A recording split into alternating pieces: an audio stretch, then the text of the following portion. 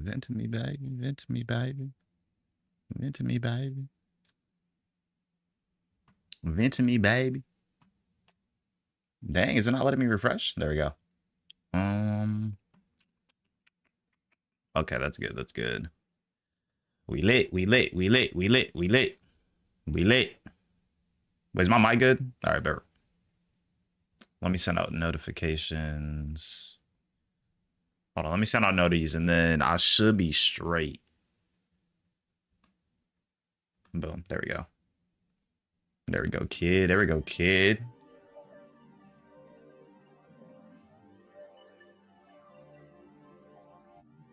Hold on, hold on, hold on, hold on.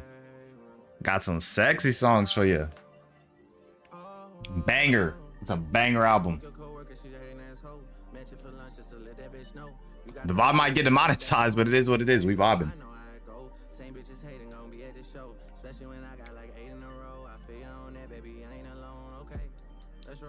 Yo, what's good, Jose?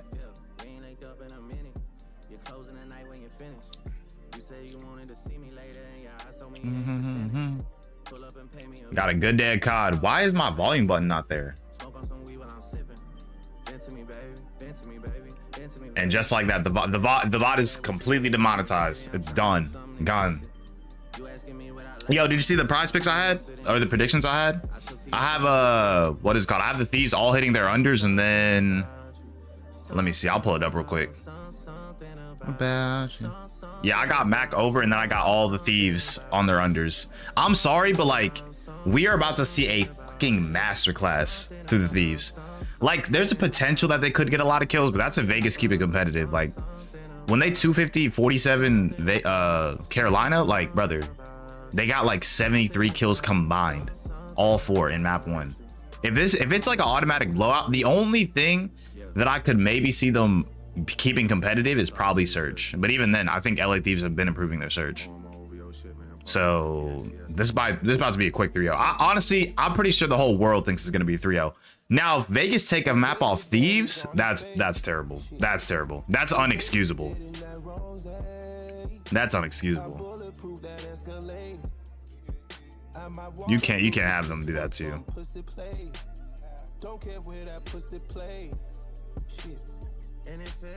NHL, NBA. But I'm about to switch songs. We got 50 seconds till they start the headquarters thing. This is probably the earliest I've been like starting my stream. I usually start like 10 minutes before. I don't normally start like 20 minutes before. But I don't know. We got some good matches though. I think I kind of want to see how Vegas go against somebody like you know, the Thieves. I don't know. Have they played? No, they got 3-0'd by FaZe, did they not? But that was when they were kind of at their low point, so nobody was really like in my opinion, at least for the Thieves, they've been consistently like towards the top. FaZe had a couple of rough weeks, and then they like started to tee up, and they actually improved a lot. That's why I'm kind of interested to see how they go against the Thieves, especially because the Thieves are everything the Vegas isn't good at. Like, I'm being straight up, because in my opinion, the way obviously FaZe sort of separated themselves from Thieves is because of their search and destroy. But in my opinion, Thieves is the best like respawn team. If I were, because I think obviously FaZe is competitive with Thieves in respawn, and Thieves aren't as good as in respawn in the beginning of the year. But in my opinion, they're the best respawn team in the game. So it's going to be weird to see them go against Vegas, because Vegas is terrible at respawn. Vegas's only strong suit is S&D. That's the only thing they've been really like winning maps on. They won their first control this weekend, no?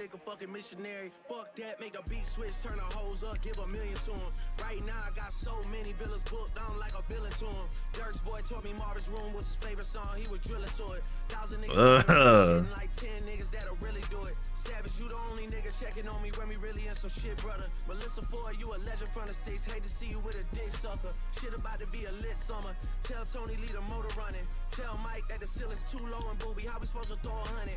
Maven Sunday. Oh, he's on the desk. Wait, I gotta hear this. I gotta hear this. I feel good, honestly. I feel 40, I guess. No, I'm a little tired What's your favorite 2 overs for map 1 only for this first series? You see, that's the thing though. Like, is anybody gonna hit their over? I don't think anybody hit their overs. If you're gonna do overs, so I'd say probably scrap. If we're doing overs, then probably like scrap and maybe Xnid, maybe. I think we might see a 250L, no cap. We might see a 250L. I'm not even bullshitting. I say unders. I say unders. There's no way Vegas win this first map. I put this whole house that they don't win the first map. I put this entire house that Vegas does not win map 1.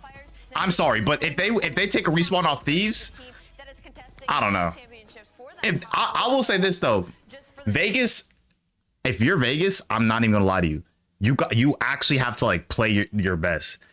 The rest of the league does not scrim y'all because they think you're trash.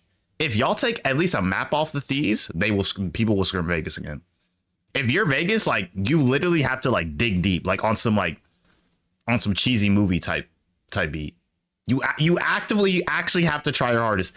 If you get like absolutely dog watered by Thieves, y'all will never scrim anybody again. I'm being completely honest. That's like the best way. That's like the best case scenario. Y'all cannot like fuck up. That's the only way this all happens. They're about there. If they I'd put everything I own on that Vegas does not win this first map. If they win this first map, then I have the greatest YouTube video of all time. And what's so crazy to me again about this situation is just the fact that Vancouver Surge leading up to this was one of those teams where like we're talking. I'm interested to see Vancouver. I haven't seen Neptune play with them. I've seen Neptune play in challenges, but I haven't seen them play.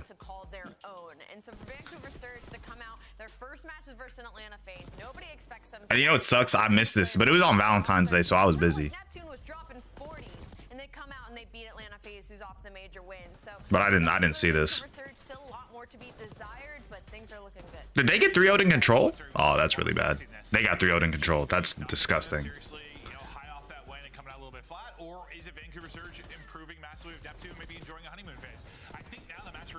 It might be a honeymoon phase. I'm not even gonna lie to you. It might be a honeymoon phase. But if they have, like, if they beat FaZe like that, like, how bad is Optic then? That makes me worry a little bit. It's like they bought FaZe and FaZe 3 Optic. I'm like, uh-oh. Neptune coming up from Challengers makes his return to the CDL for a third time, and this time he is finding his form. Let's take a look at what he's got in front of him. Cloud9 today should be a game. What's their record, Cloud9? Yeah. If you're looking at the rest of the room, this isn't terrible. This isn't terrible. Especially getting that win off FaZe. This isn't a terrible record. Kind of get worried about is that LA Thieves if you're Vancouver Surge, but you just beat what was supposed. I mean, Miami is doable. LAG is definitely doable. Cloud9 is doable. Minnesota might be doable. Honestly, this isn't a bad schedule. They might have a good seed.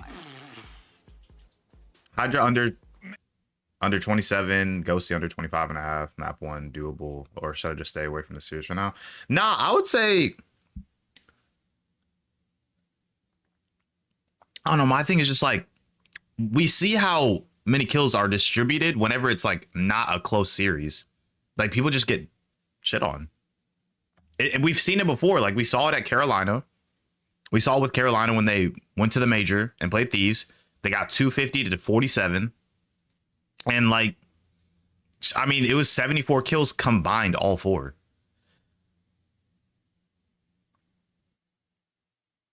I think if anything, like if there is one over you might want to take, then I could see it maybe being scrap.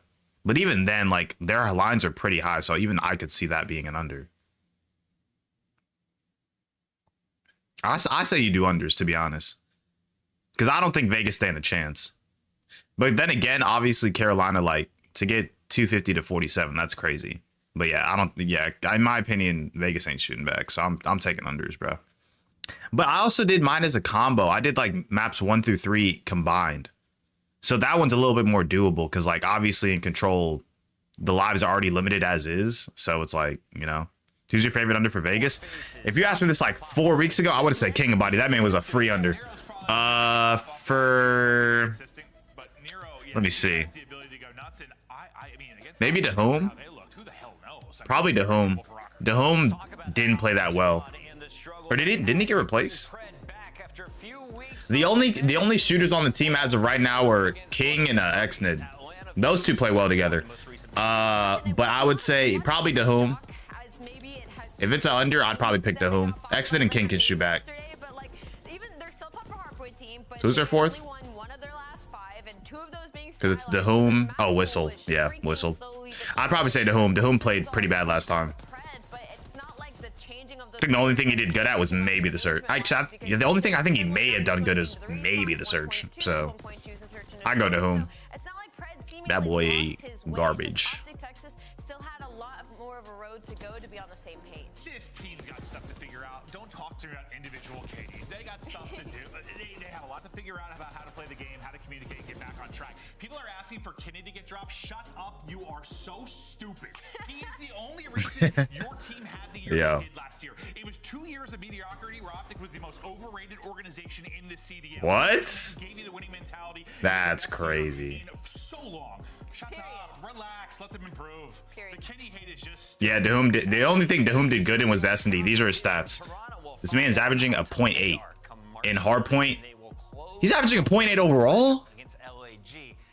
True or false? The current LAG lineup will be what? On that stage when they play against Optic for the final match. I think so. I think I would keep their lineup. I don't really see a reason not to. It's the same situation where, like, you have talented players, you're just not doing anything with it. So I mean, shoot, he's getting kills though. I guess he got 62 in the series. What was this? What was his map one? What did he get? 28. All 12 teams will be in attendance. Your top 8 starting the winners bracket. Bottom 4 starting the elimination. Oh, this is when Rokkr was still on the team though. That don't count. Fuck no. This event, Clint. Why are we that don't count. Excited for Major 2 hosted by Optic Texas? Well, I think Optic know how to draw 22. their majors have always been a fantastic time. Seems like it. Yeah, 22. That boy averages a 0.8. That's crazy. Yo, who's going to Major 2? Who's going to Major 2?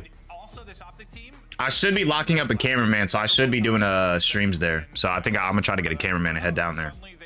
So maybe that's what they need to get this team starting to click. I'm excited for it. I haven't been to a Texas event. The only event I've been to is Champs and MW2. That's the only CDL event I've been to. So it should be fire though.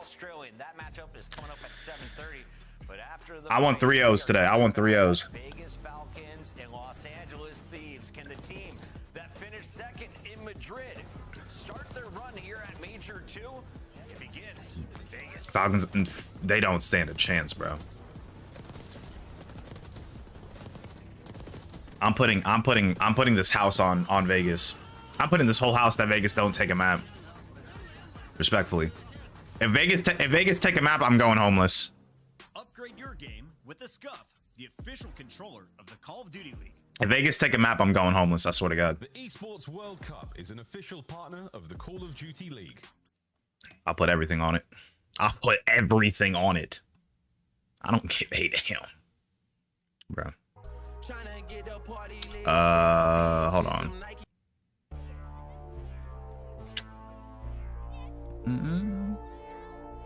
Let me see. What do I want to... All right, are we about to start? Oh yeah, we got 4 minutes. I thought we were going to a break. They're just doing intros.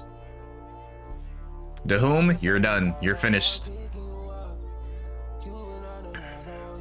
That's saying. Yo, what's it called? I got some new Tims today.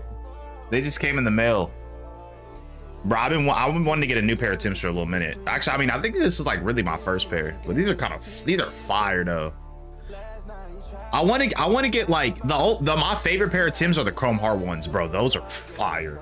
If y'all have ever seen like Chrome Heart and like what they do with like specific shoes, I want some Chrome Heart Tims. Those be fire. We're not doing Vegas's intro, I guess. I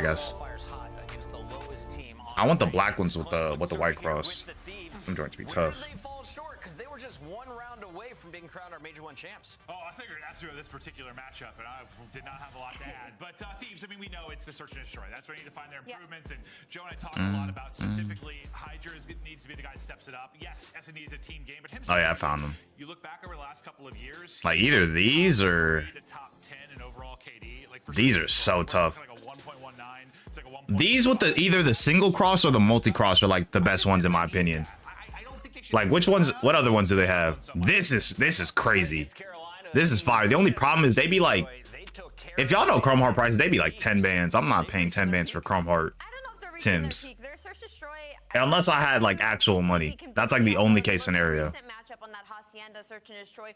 But the multi-cross ones, those be fire. Could I do a custom order and just give them to Chrome? If I could actually do them custom and pay for the patches, because they be charging a decent amount for the patches, but I'd be willing to go give them my stuff and actually pay for the patches. Don't know if I believe in the word evolving, Chris. No? Maybe changing. I feel like it's better than the start of their original roster and the second iteration of the roster. I don't know, Chris. They stink. I want Wow. to see these guys improve. I don't know. I'm at the Chris, brother. They can improve. They can improve. It's just like, it's really hard for them. That's where I'm at, Chris. And they got to put it together. The honest truth. What would Maven do? Get rid of all 4 of them, Chris, and start over. Like, Facts. What ticks me off is just seeing even like the players' reactions, like when they're. I'm built like FaZe Banks, so they won't sue me, brother. FaZe Banks be wearing Chrome Tims all the time. Done. From what I see, he be wearing like Chrome Heart and like Tims. I think it works for taller dudes, like high tops and stuff like that. It works. Yo, Maven's crashing the out. He is crashing out. Dude, having like boots and high tops, that works for like taller dudes. Or are you talking like old FaZe Banks, like 2015 FaZe Banks? If that's your case, then like, yeah, I kind of get it. If you 6'5", a little lengthy, you got it, bro. That's why I stopped wearing Jordan 1s, bro. I promise you, like, if you're a short dude, you cannot wear Jordan 1s. And I'm not even that short, but I still don't like how they look. That's like why I refuse to wear Jordan 1s anymore. I got rid of my breads. Like, I could not do it. I gave my breads to my homie. Like, I can't do it anymore. It's just the way they look. But also low key though, what just happened? I'd like to begin with you, George Washington. Do I actually pick? Who are you feeling? Who do we think I'm picking here? Are you going LA Thieves? You can be nameless today. Yes, I'm going Thieves, Chris. Okay, Rosalie? I'm going LA Thieves. I too would like to go LA Thieves. Clint, do your thing. I would really like to flip these, but that's just cruel. I don't have it in me. Let's do it later. We've got a few more to go. That's just cruel. The judges being kind, lenient. These two are ready to go, though. Let's send it over. This is about to be a blowout. Hi, friends. Good to see you. It's been a heck of a weekend, like Ali had mentioned, kind of in the intro during headquarters. We've had some upsets. We've had some thrillers. We've had some 250 to 248 hard points. This series may not provide much. Low key though, now that I think about it, never know. That's the biggest thing about Call of Duty. Jordan 1. I mean, that's also kind of why the style was different too. So I could probably wear Jordans with like baggy jeans, but I probably just stick to like boots now and like other stuff. I still like Jordans though. There's some. It just depends. I feel like Jordan's kind of losing their aura, bro. Not enough good story amongst the products. Every color's been done. Like, come on, bro. I think their marketing's also kind of suffered. That's why the suffering this All-Star Weekend's been really good. What card is that? Like the breads they came out this last week. Those are actually, that's actually good marketing. 40th anniversary kind of creates some hype. That's actually good. They gotta actually produce more stories. About is this super team really all that super? And I think the thing that was really impressive about their run at Madrid was not just, of course, the Game 7, but I actually get to go back to the winners finals, the map 5 that they had versus Atlanta as well, where again, back and forth series, winnable for both the squads throughout. Oh my goodness. And really outside of the matches versus Atlanta, LA handled their business, man. They looked really clean throughout the major, and they started off this major series with their really clean 3-0. What card is it? Is somebody just come? Yeah, the good thing that they relied on the major was just their respawn gameplay. Oh, shoot. Unbelievable in Hardpoint, No, unbelievable in that's control, but search and destroy. We heard it in the Envoy interview versus Carolina. This is what their main focus. Oh, the whom's not locked. You see, yeah.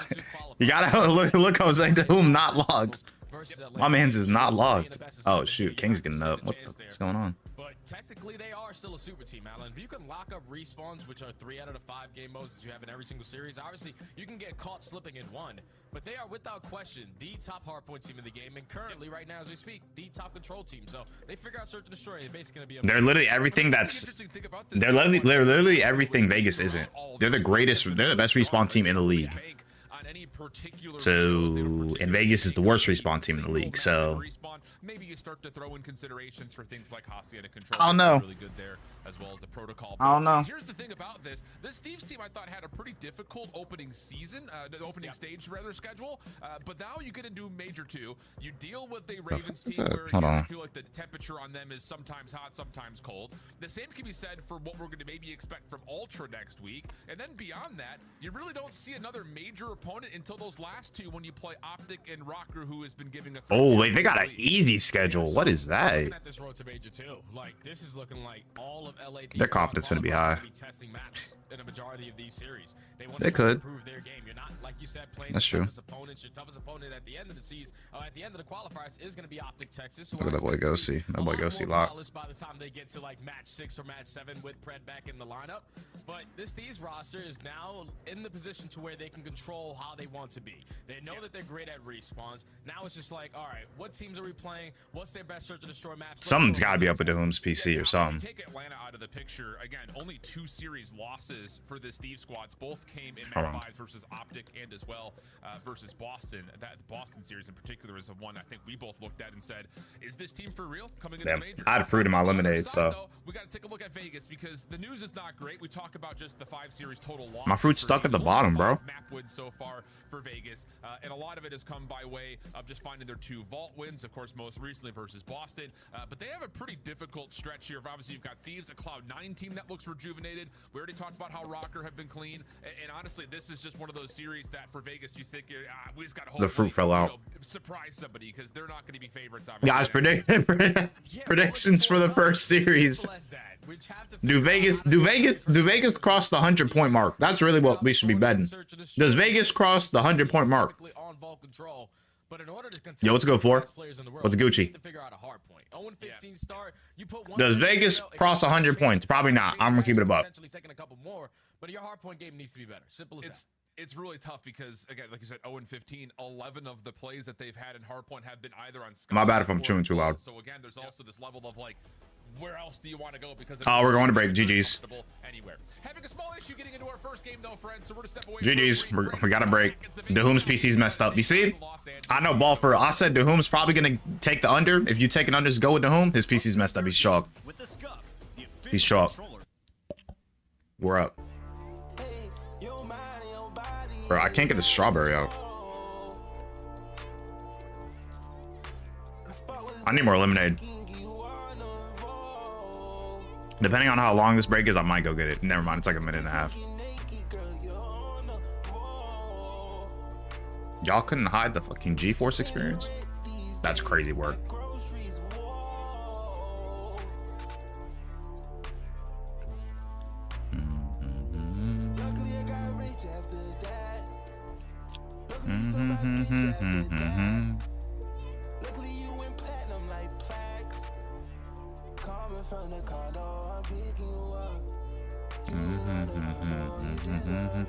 Guys, real quick, to reiterate, I have 2 predictions for today. I don't think you can bet on the Thieves series anymore. I have Ghosty, Hydra, and Scrap on their under. Listen, the last time, honestly, this is about to be a blowout of the century, if we're really being honest. But the last time that they played a team this trash, I mean, let me not even say a team this trash. When a game is not, or a series, if a series is not competitive, less kills will get distributed on the map because the game is not competitive at the end of the day. So they're gonna 250, probably 30 Vegas, only get like what, 70 kills combined map 1, and that's all 4. This is obviously for 3 players, so that's even gonna be less. You think about Ghosty today? I think if anybody were to hit their over, it's either Scrap or Ghosty, because I mean Ghosty's line is too short and Scrappy's obviously really good. So that's the only like over I would even consider for me personally, because Ghosty's line is pretty low, so he could hit it, and Scrappy's good enough to where he could obviously get a lot of kills. But other than that, I would stick with unders. Like, I don't think the series is going to be competitive at all. They're going to blow them out, and that's going to be just less kills on the map. Like, if a map goes 250, 249 in Hardpoint, like, it's going down to the wire, and like there's just more time being distributed because nobody's getting blown out. So obviously more kills are going to happen. Oh dang, are they back? Yeah, like Ghosty over, like his line's low, so you could see it. But also, like, whenever I look at stats, you kind of want to look at the person who has the higher OBJ score, but also the lowest amount of damage, because that means they're sitting in hill. If you have the lowest amount of damage but the highest OBJ score, that means you're a hill kitten. What the fuck? Message retracted. What the fuck happened? Why was your message retracted? It wasn't. The message wasn't bad. No. I don't know what that was, but yeah, that's why I'm like, for me, like, I could see Ghosty maybe getting some kills if just people come his way, but aside from that, that's why, like, you just got to look at stuff like that. So, but they might be getting shite on. We might see a 250-0. Nah, I'm lying. That'd be crazy though. If we saw a 250-0, you got to drop the whole roster. You got to change. Never mind. I was gonna say change ownership, but I mean, we know that Vegas is at least wanting, or at least had the idea of, you know, buy, or was it a Gentlemates? I guess, was it Gentlemates that, who gave him the money, the offer? Was it Vegas or was it, oh no, it was Gentlemates. That's what it was. Okay, so I guess Vegas technically wasn't trying to, you know, pay like the big dogs. But I mean, overall, I think it should be interesting to sort of see how this match goes, especially in the S&D. I feel like Thieves obviously are improving at S&D, but that's like also their worst game mode. But is it bad enough to where they'd get, you know, they'd lose to Vegas on a map? Because I'm not gonna lie, if I'm Hydra right now and I'm in his mind, he does not want to lose even a map to Vegas. Even if, and I'm pretty sure they're probably testing their map pool. They're got to be testing their map pool. Like they literally allowed Skyline S&D, bro. To that vault control. Obviously Vegas finding their win in their last series earlier this weekend, but this is a map that LA has not played in quite a long time. So when we actually get to that control, it should be, I think, intriguing just to see what this Thieves team has cooked up for us. Guys, I said it earlier in the stream, I'm putting my entire house down that Vegas don't take a map. If they take a map, I'm homeless. Not one that you like to see if you're Don't tell my parents though. Don't tell my parents. Yeah, they only have one rep on it. Now it's versus Vancouver. I'm just saying, bro. They're not taking a map. I'd be shocked. I'd be shocked. But also, what's my prediction? Prediction is Ghosty, Scrap, and Hydra under 169. Yeah.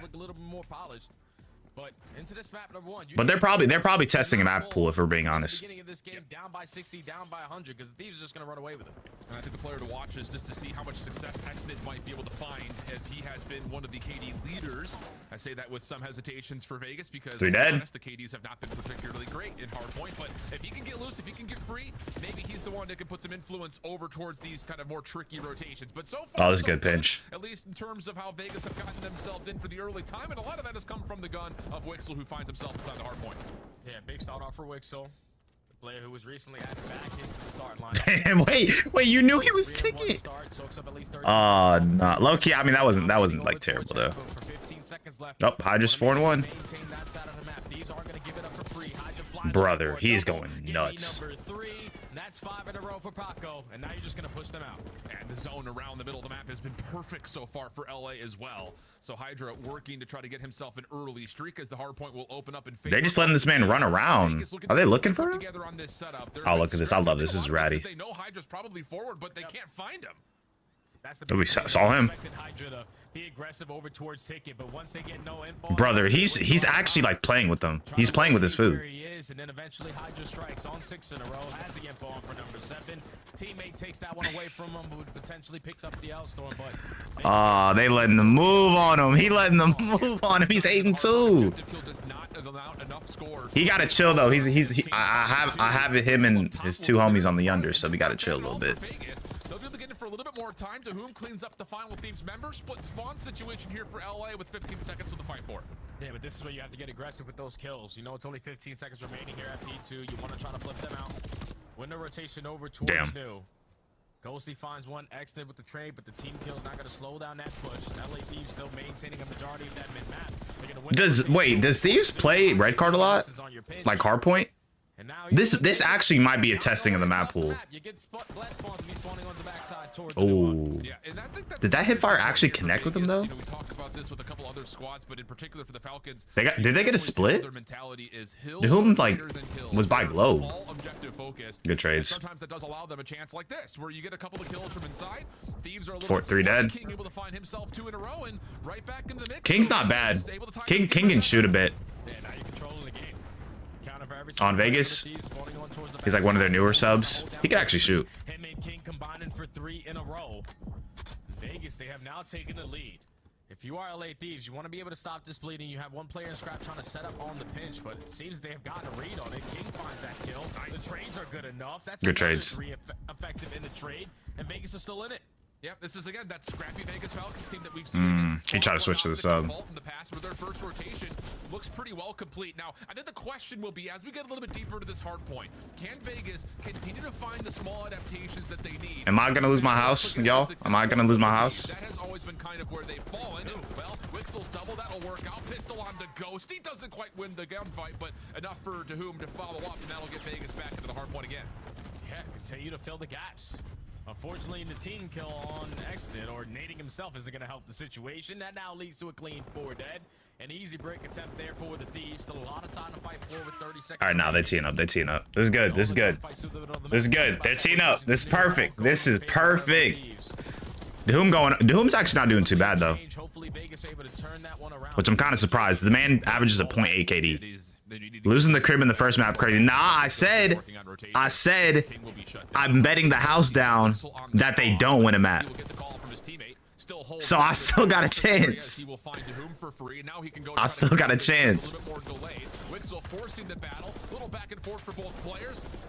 What the? Are we tweaking? Nope. Oh, they're just. Oh, he saw him. Yo. Yeah, they know they're spawning by like P3. They're spawning P3. They spawn in that little angle right there. AR starting to pop off. 2 for 1 goes the exchange. Scrap still holding on towards this front window's position though. But it's still Vegas. Good. Damn. Coming through around the backside and just leave Scrap by himself. He'll eventually be overwhelmed, and Vegas will be right back. What is the Whom doing that's good? I'm sorry, I low-key crashed out. My bad. I'm sorry. I can't. Nah, just because he averages at 0.8 KD. His only real good performances have been at S&D. Might lose the house today. Chill. Or your house, yeah. I'm about to say not my house, because we're not losing this map to fucking Vegas, bro. How about Whom though? Kind of behind enemy lines here. Oh damn, that was actually a good route. New hard point. That will allow him to come into the play for Vegas to find 2 and win back mid-map. Scrap working, got a shutdown by Wixel. That's 3 straight eliminations now for Vegas. Hydra deep over through stage. Doesn't have much of an angle here. Still is able to find 1. Trade comes through for Wixel, but Vegas cannot stay in the hard point as we continue to go back and forth. And if you're Wixel, just try to play your life as long as you can. You have King watching over you to set up these team shots. Finds that kill onto Envoy over through Hedge. You gotta take him off the hard point. Oh no. Tries to slide for the kill onto Scrap. He gets taken care of. Exit here at a 7 and 15. Oh, that's why Exit has 7. Not having the best map 1 performance. No. And the Of course, the Whom's getting kills. Exit has 7. And that's the interesting thing, and kind of why I was mentioning him at the very first beginning of this hard point was if Exit could kind of do what Snoopy does, get lost, just kind of hit routes, come up from behind, come out of nowhere, maybe that will allow you a chance to foil these. He lost some. He lost some. I'll give you that. He lost some. Not really taking the long routes, and yeah, he's getting absolutely shredded right now. 7 and 17, not really able to stay into the hard point. Finally, he gets himself 1 elimination onto Scrap, and that will be enough for Vegas to control the spawns, and with that, also the hard point. Yeah, this is a great moment right now for the Falcons. They already have been able to control majority of this B2 time. I'm very shocked to see that it's actually this competitive. But here comes Envoy in that pinch, able to work his way through mid-ticket. I put 3 OLA. I say the same thing. Up for that, GG's. An easy break attempt there for the Thieves. Oh, they're getting trapped. Yeah, decent moment from Exton there playing on the outside of the hard point, but you're absolutely right. The setup was absolutely flawless from the Thieves. They will reclaim the lead. 10 seconds left on this time. Vegas trying to fight from the backside of the spawns and also have to move across. So we'll take this as a moment to jump over and listen in the Vegas Falcons. Where they spawn? Oh, they spawn towards mid. Oh, they got us. Oh, wow. They got parallels. Get out of here. This map sucks. They straight up just got parallels in the back.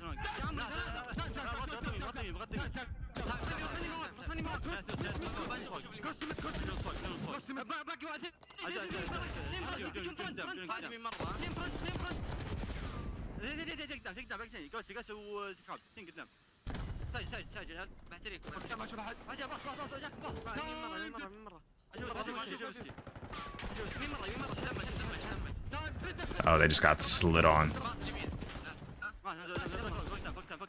Oh, that's two. Hold on, I'll get to the match. Hold on. Racist people. I know, bro. Hold on, let me see. That's not funny. Dang, mods are on top of it, bro. Usually whenever, like, last year, bro, you hear Miami last year, bro, half the whole comment section was, they were saying some crazy stuff. I'm not gonna lie. Mods are on top of it today. Probably this year, to be honest. I saw one comment. It was gone in like 8 seconds.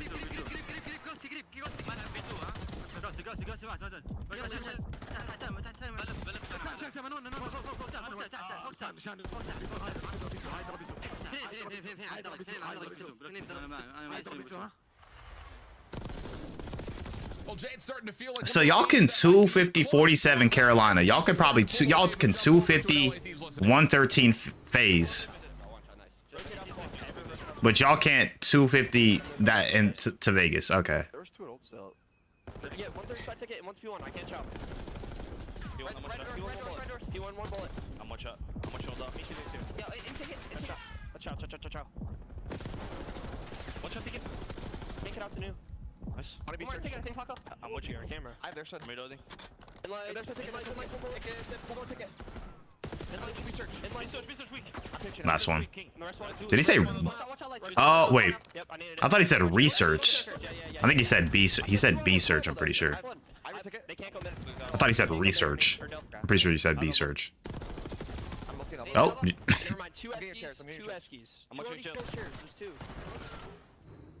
Yeah, let's stop the bleeding, bro. Let's stop the bleeding.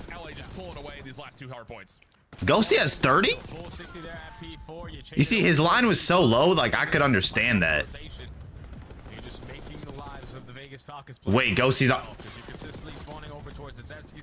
You're walking into the pre-aims of every single player on the side of the Thieves. And now they only need 22 seconds to take map number 1. But to go back to Vegas Falcons, listen a little bit again. This is something that they're going to have to learn as they continue to play with each other or just continue to play in general. Is that when you have frantic callouts, it requires... We just got to stop the bleeding. We got to stop the bleeding early. This is fine, though. As long as we get a fast control, we're good. Someone is saying, okay, one could be steps, one could be this way. But if everyone's reacting to it, you're giving up something for a slight second, and unfortunately, you're getting pounced on it. It's just like, with them being a new roster, those are the little things that continue to hold them back. And immediately, I think the reaction to that is you go and take an no, my prediction was a combo. It was Ghosty, Hydra, and Scrap. 169. That was the line for those 3 combined. It was a combo. So it's fine. It's fine that they have a solid game. It's fine.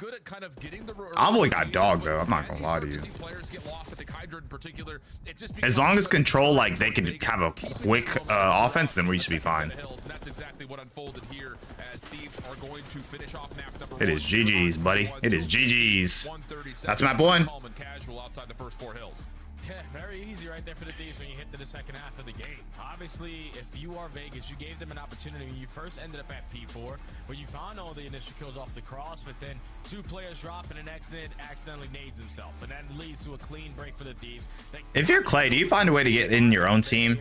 Actually, I mean, I guess that's what he said. He kind of wanted to teach them how to play COD from the American perspective, so I guess it's kind of cool. We're going to be able to trap you towards the front side of P2. You'll be laid off the rotation, or we'll allow you to break through the front side of P3, but then as soon as you do that, we'll flip you guys to the back, and then we'll chain it over towards P4 and P5. It was just a step ahead of the game. Actually, a couple steps, not just... Oh my God, excuse me.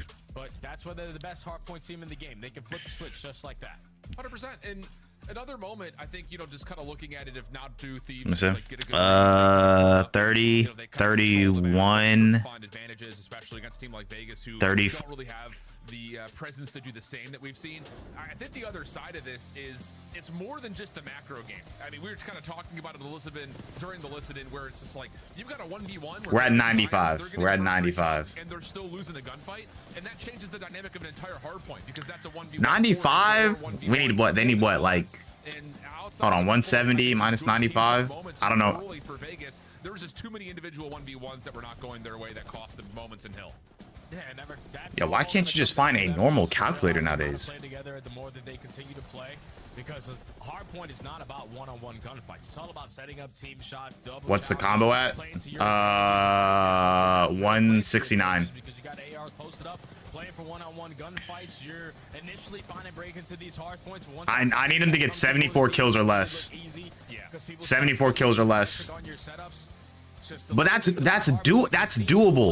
That's doable. As long as control is like a quick 3-0, then it's doable. Like they could hit the under. I just don't know why Envoy had to struggle. Like, of course the play that's not on the combo is the one that's struggling and that I needed to struggle the most, or at least have the least amount of kills. They got to be testing out the map pool though. They got to. Let me see their stats. Is maybe the slowest in the league, especially when you're comparing it to, again, you know, you go back to the opposite narrative. This Thieves team had a moment. Let me see their maps. I'm actually about to see this right now.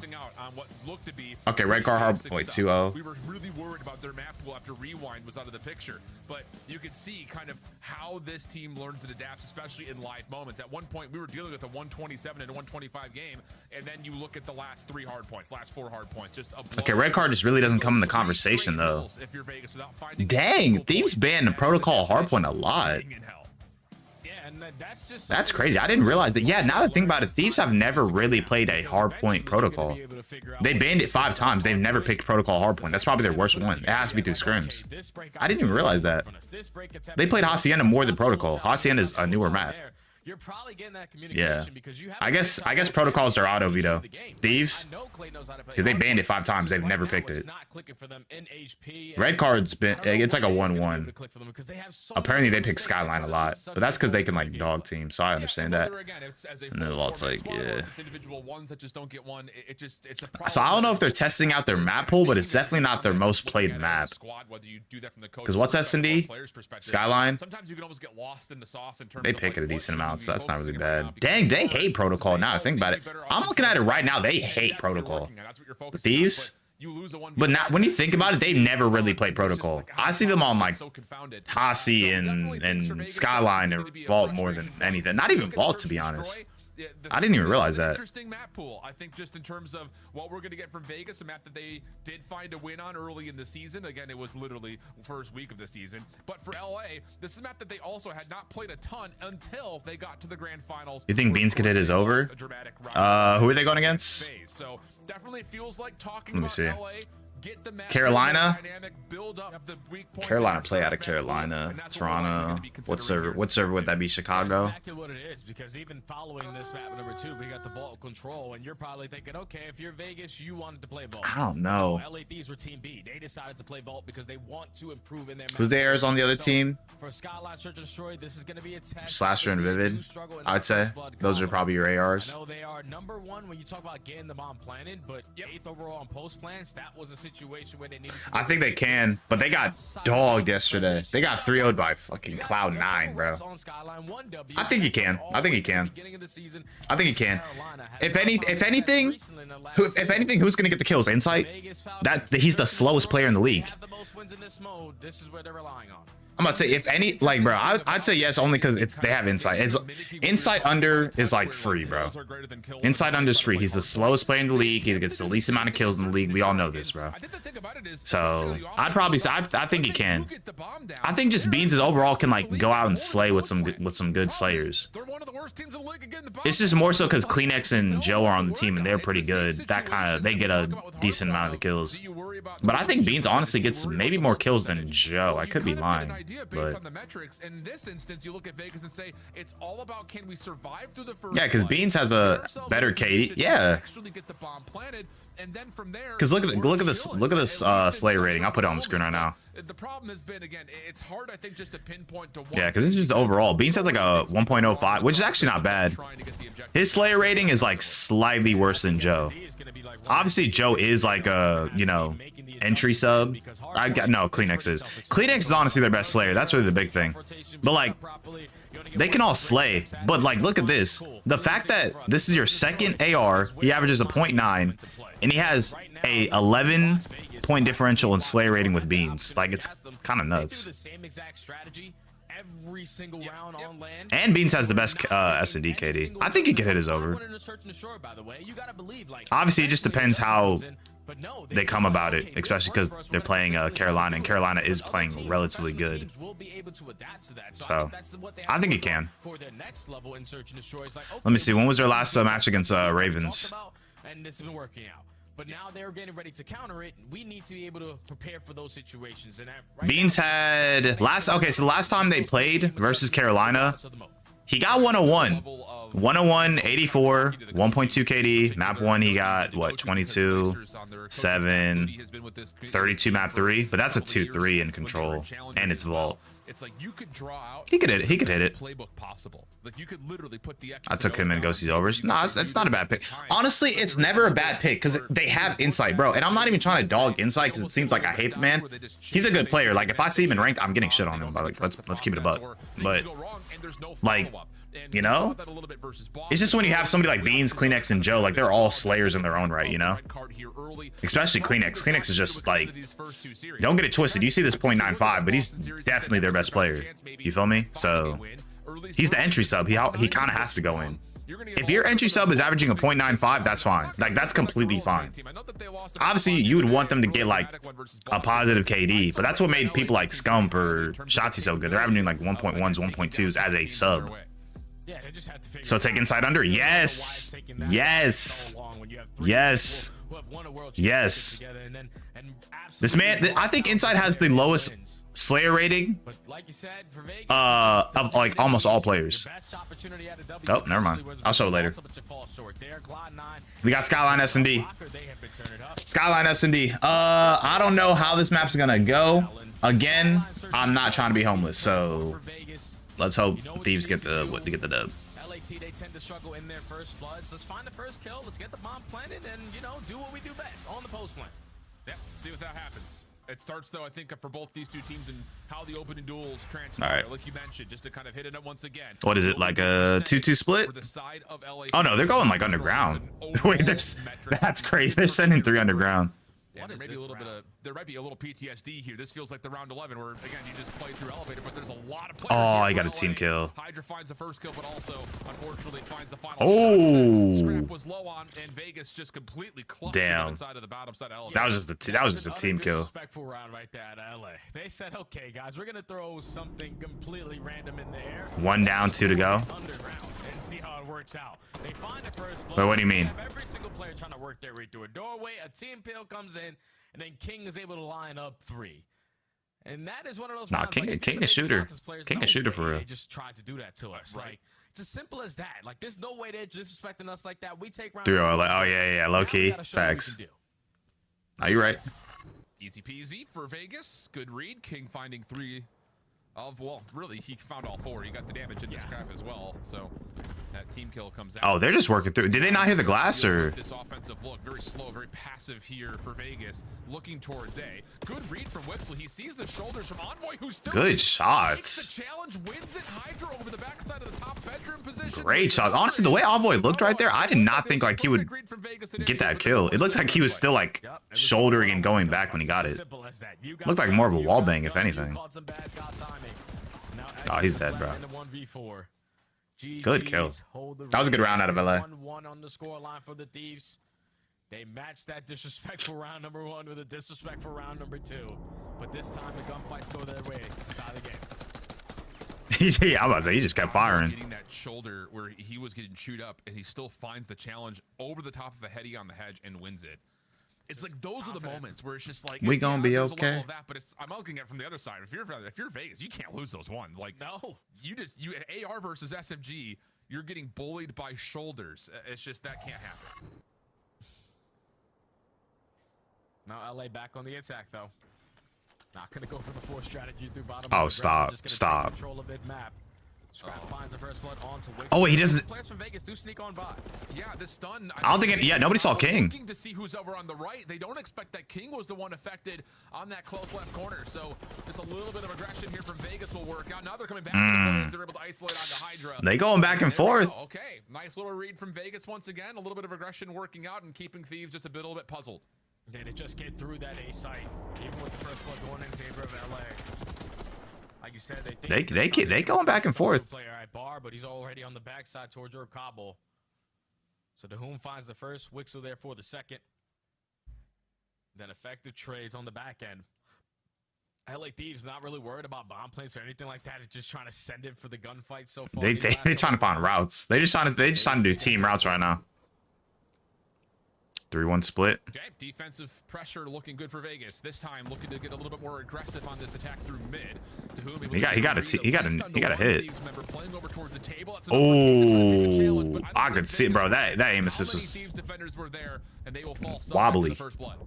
Yeah, first blood in favor of LA. Information already gained onto Exnid. Now oh, GG's. That's crazy work. He's gonna catch a timing, but Dahum in the perfect position to make it into a 3v3. He is on 4 in a row. Remember, Exnid is still pushed up. Scrap bottom hot tub and a little bit of trouble here. Damage onto multiple Vegas members, but cannot escape. Leaving Ghosty now by himself, 1v2 situation. Cannot follow up on the damage. Ghosty, do not lose this, bro. I want to live in my home, bro. Reset things completely, and the bomb is also going to be don't do this to me. Now in the 2v1, Ghosty left the clutch on up. How did Dahum and Wixel decide to play this? Dahum going to be pushed out over towards table, playing the timings, able to get the info and line up the kill. Dahum came to play today so far. He had his moments in map number 1. He ends that round on 6 in a row. He's finding opening kills, effective on the trades, also getting the objective down, having the SMG in the back pocket to close out the round. Okay, Dahum, I see you, man. You know, that's the other side about it. We haven't talked about this maybe since, prior to the major, but Exnid has stepped up. He's kind of claimed the star role for this Vegas team in a lot of ways. It's based on the numbers. He's also just kind of looking at the cameras and listening to the listen-ins. He's been one of the vocal leaders, it seems like, for this Vegas team. We obviously talk about Kicks being statistically one of their best players, but they need someone to step up, and maybe it could be someone like Dahum, who's on 6 in a row. Exnid quickly, topside bedroom. Does he get a read and the player's down low? Doesn't need to. Wixel finds the first, plus the bomb does get planted in the same. I like that. Let's play ratty. Let's play ratty. Let's play ratty. All right, not that ratty. Combined for 2. Now it's all up to the Hydra. He gets taken care of, and again, Vegas off of the first blood. Played to their man advantage. They realize, okay, Thieves are not sitting around bar. They not pushed up towards the backside of their Cobble. Eventually, someone has to try to peek. Do not do this to me. Do not do this to me. Preams are already set up. Vegas find the initial 2. They cannot do this to me. Damn, I need a haircut. But they cannot do this to me. Defense have been treating Vegas well so far in this skyline. And, Jay, I kind of want to get your opinion on this. I think are, maybe a little bit post-traumatically stressed by that round 11 from the grand finals where Hydra just kind of runs forward into elevator and it's just offensively Thieves just can't get anything going.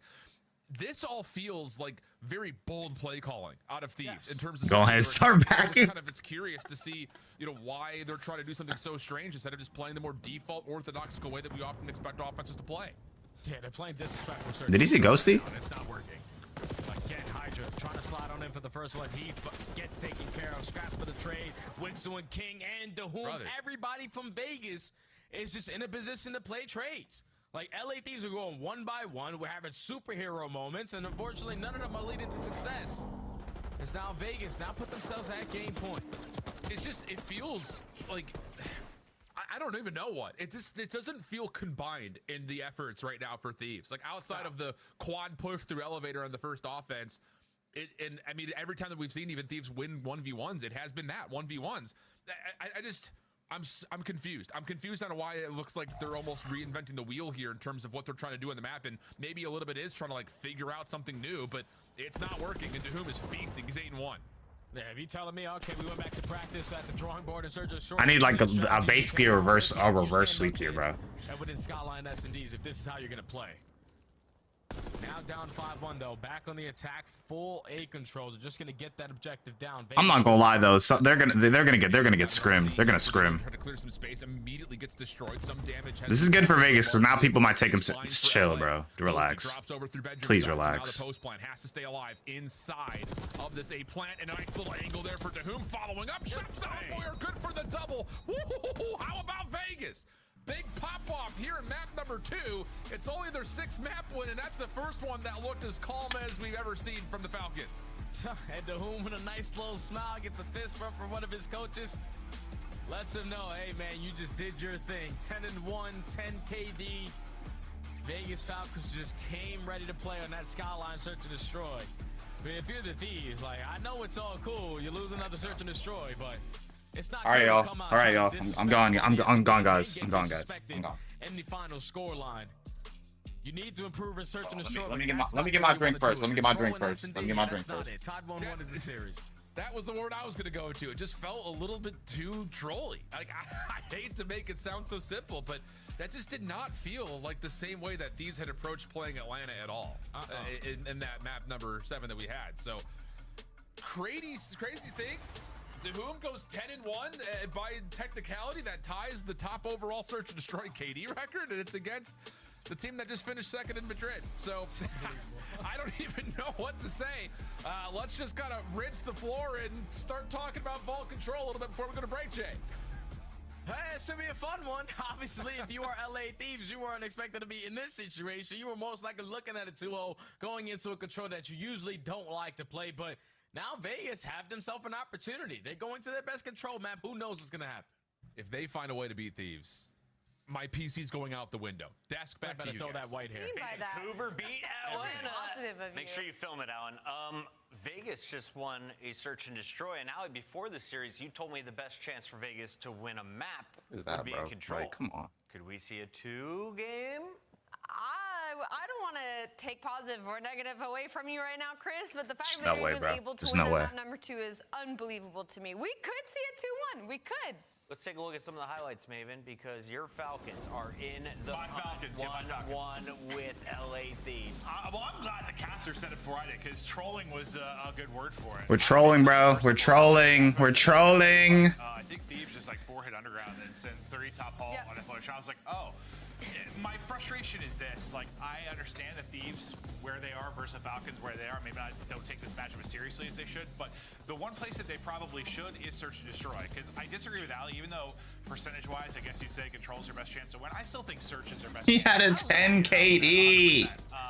They've had some really close search matches. That's where they've looked their best. The respawn's been the biggest question mark. So He had a 10 KD, bro. I think a Thieves team that's What are we struggling talking about? That's probably the one mode you do want to dial it in. Yeah, it seemed trolly. You should dial it in no matter who the fuck you're playing. To be honest, that's just the way I look at it. Well done to the Falcons over in Saudi Arabia. They don't have a lot of competitive respawn. It's just search and destroy. Yeah. That's true. That is crazy though.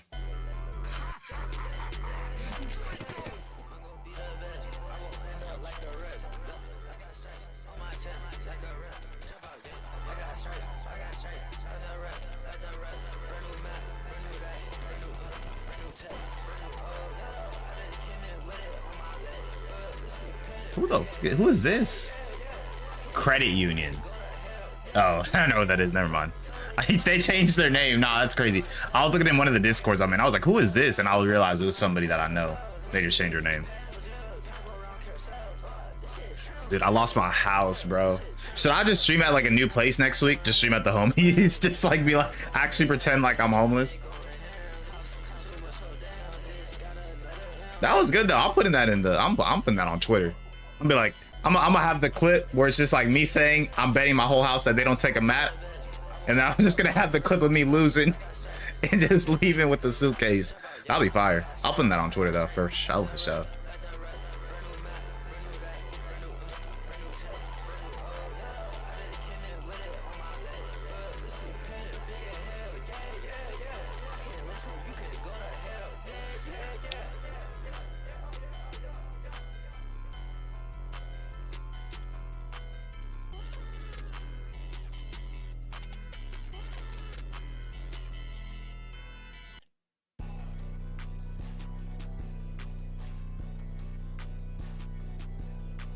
This man fucking Dahum is going nuts.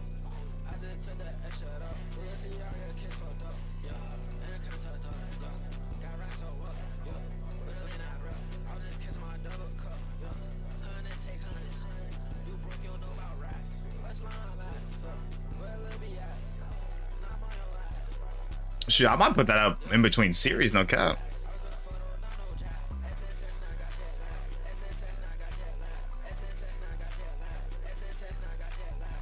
Wait, that's actually good. Wait, hold on. Wait, that's actually good. Hold on. What were high? My mic fell. What was Hydra's and Ghosty's kills and scraps? Because somebody had to have dropped a breadstick. Somebody dropped a breadstick. There's just no way.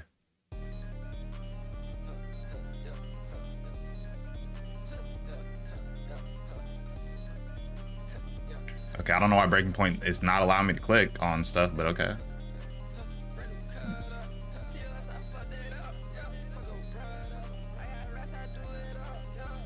The fuck? That, shit, my browser's fucking broken, I guess.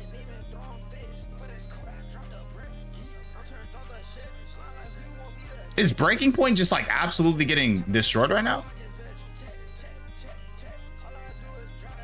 I can't even click on anything in matches.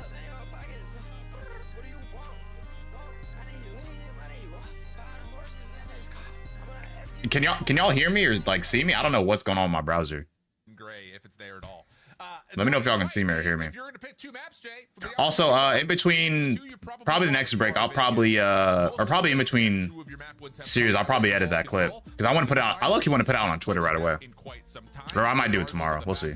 Their control as a whole has been really, really good over the course of the last month and change. And then the Skyline Hardpoint, you have the most reps on in your Hardpoint map pool if you're Vegas. The problem is, Thieves are not bad. You can hear me? Okay, bet. You know, it's not easy. I just wanted to make sure because I literally Breaking Point. Okay, Breaking Point's down.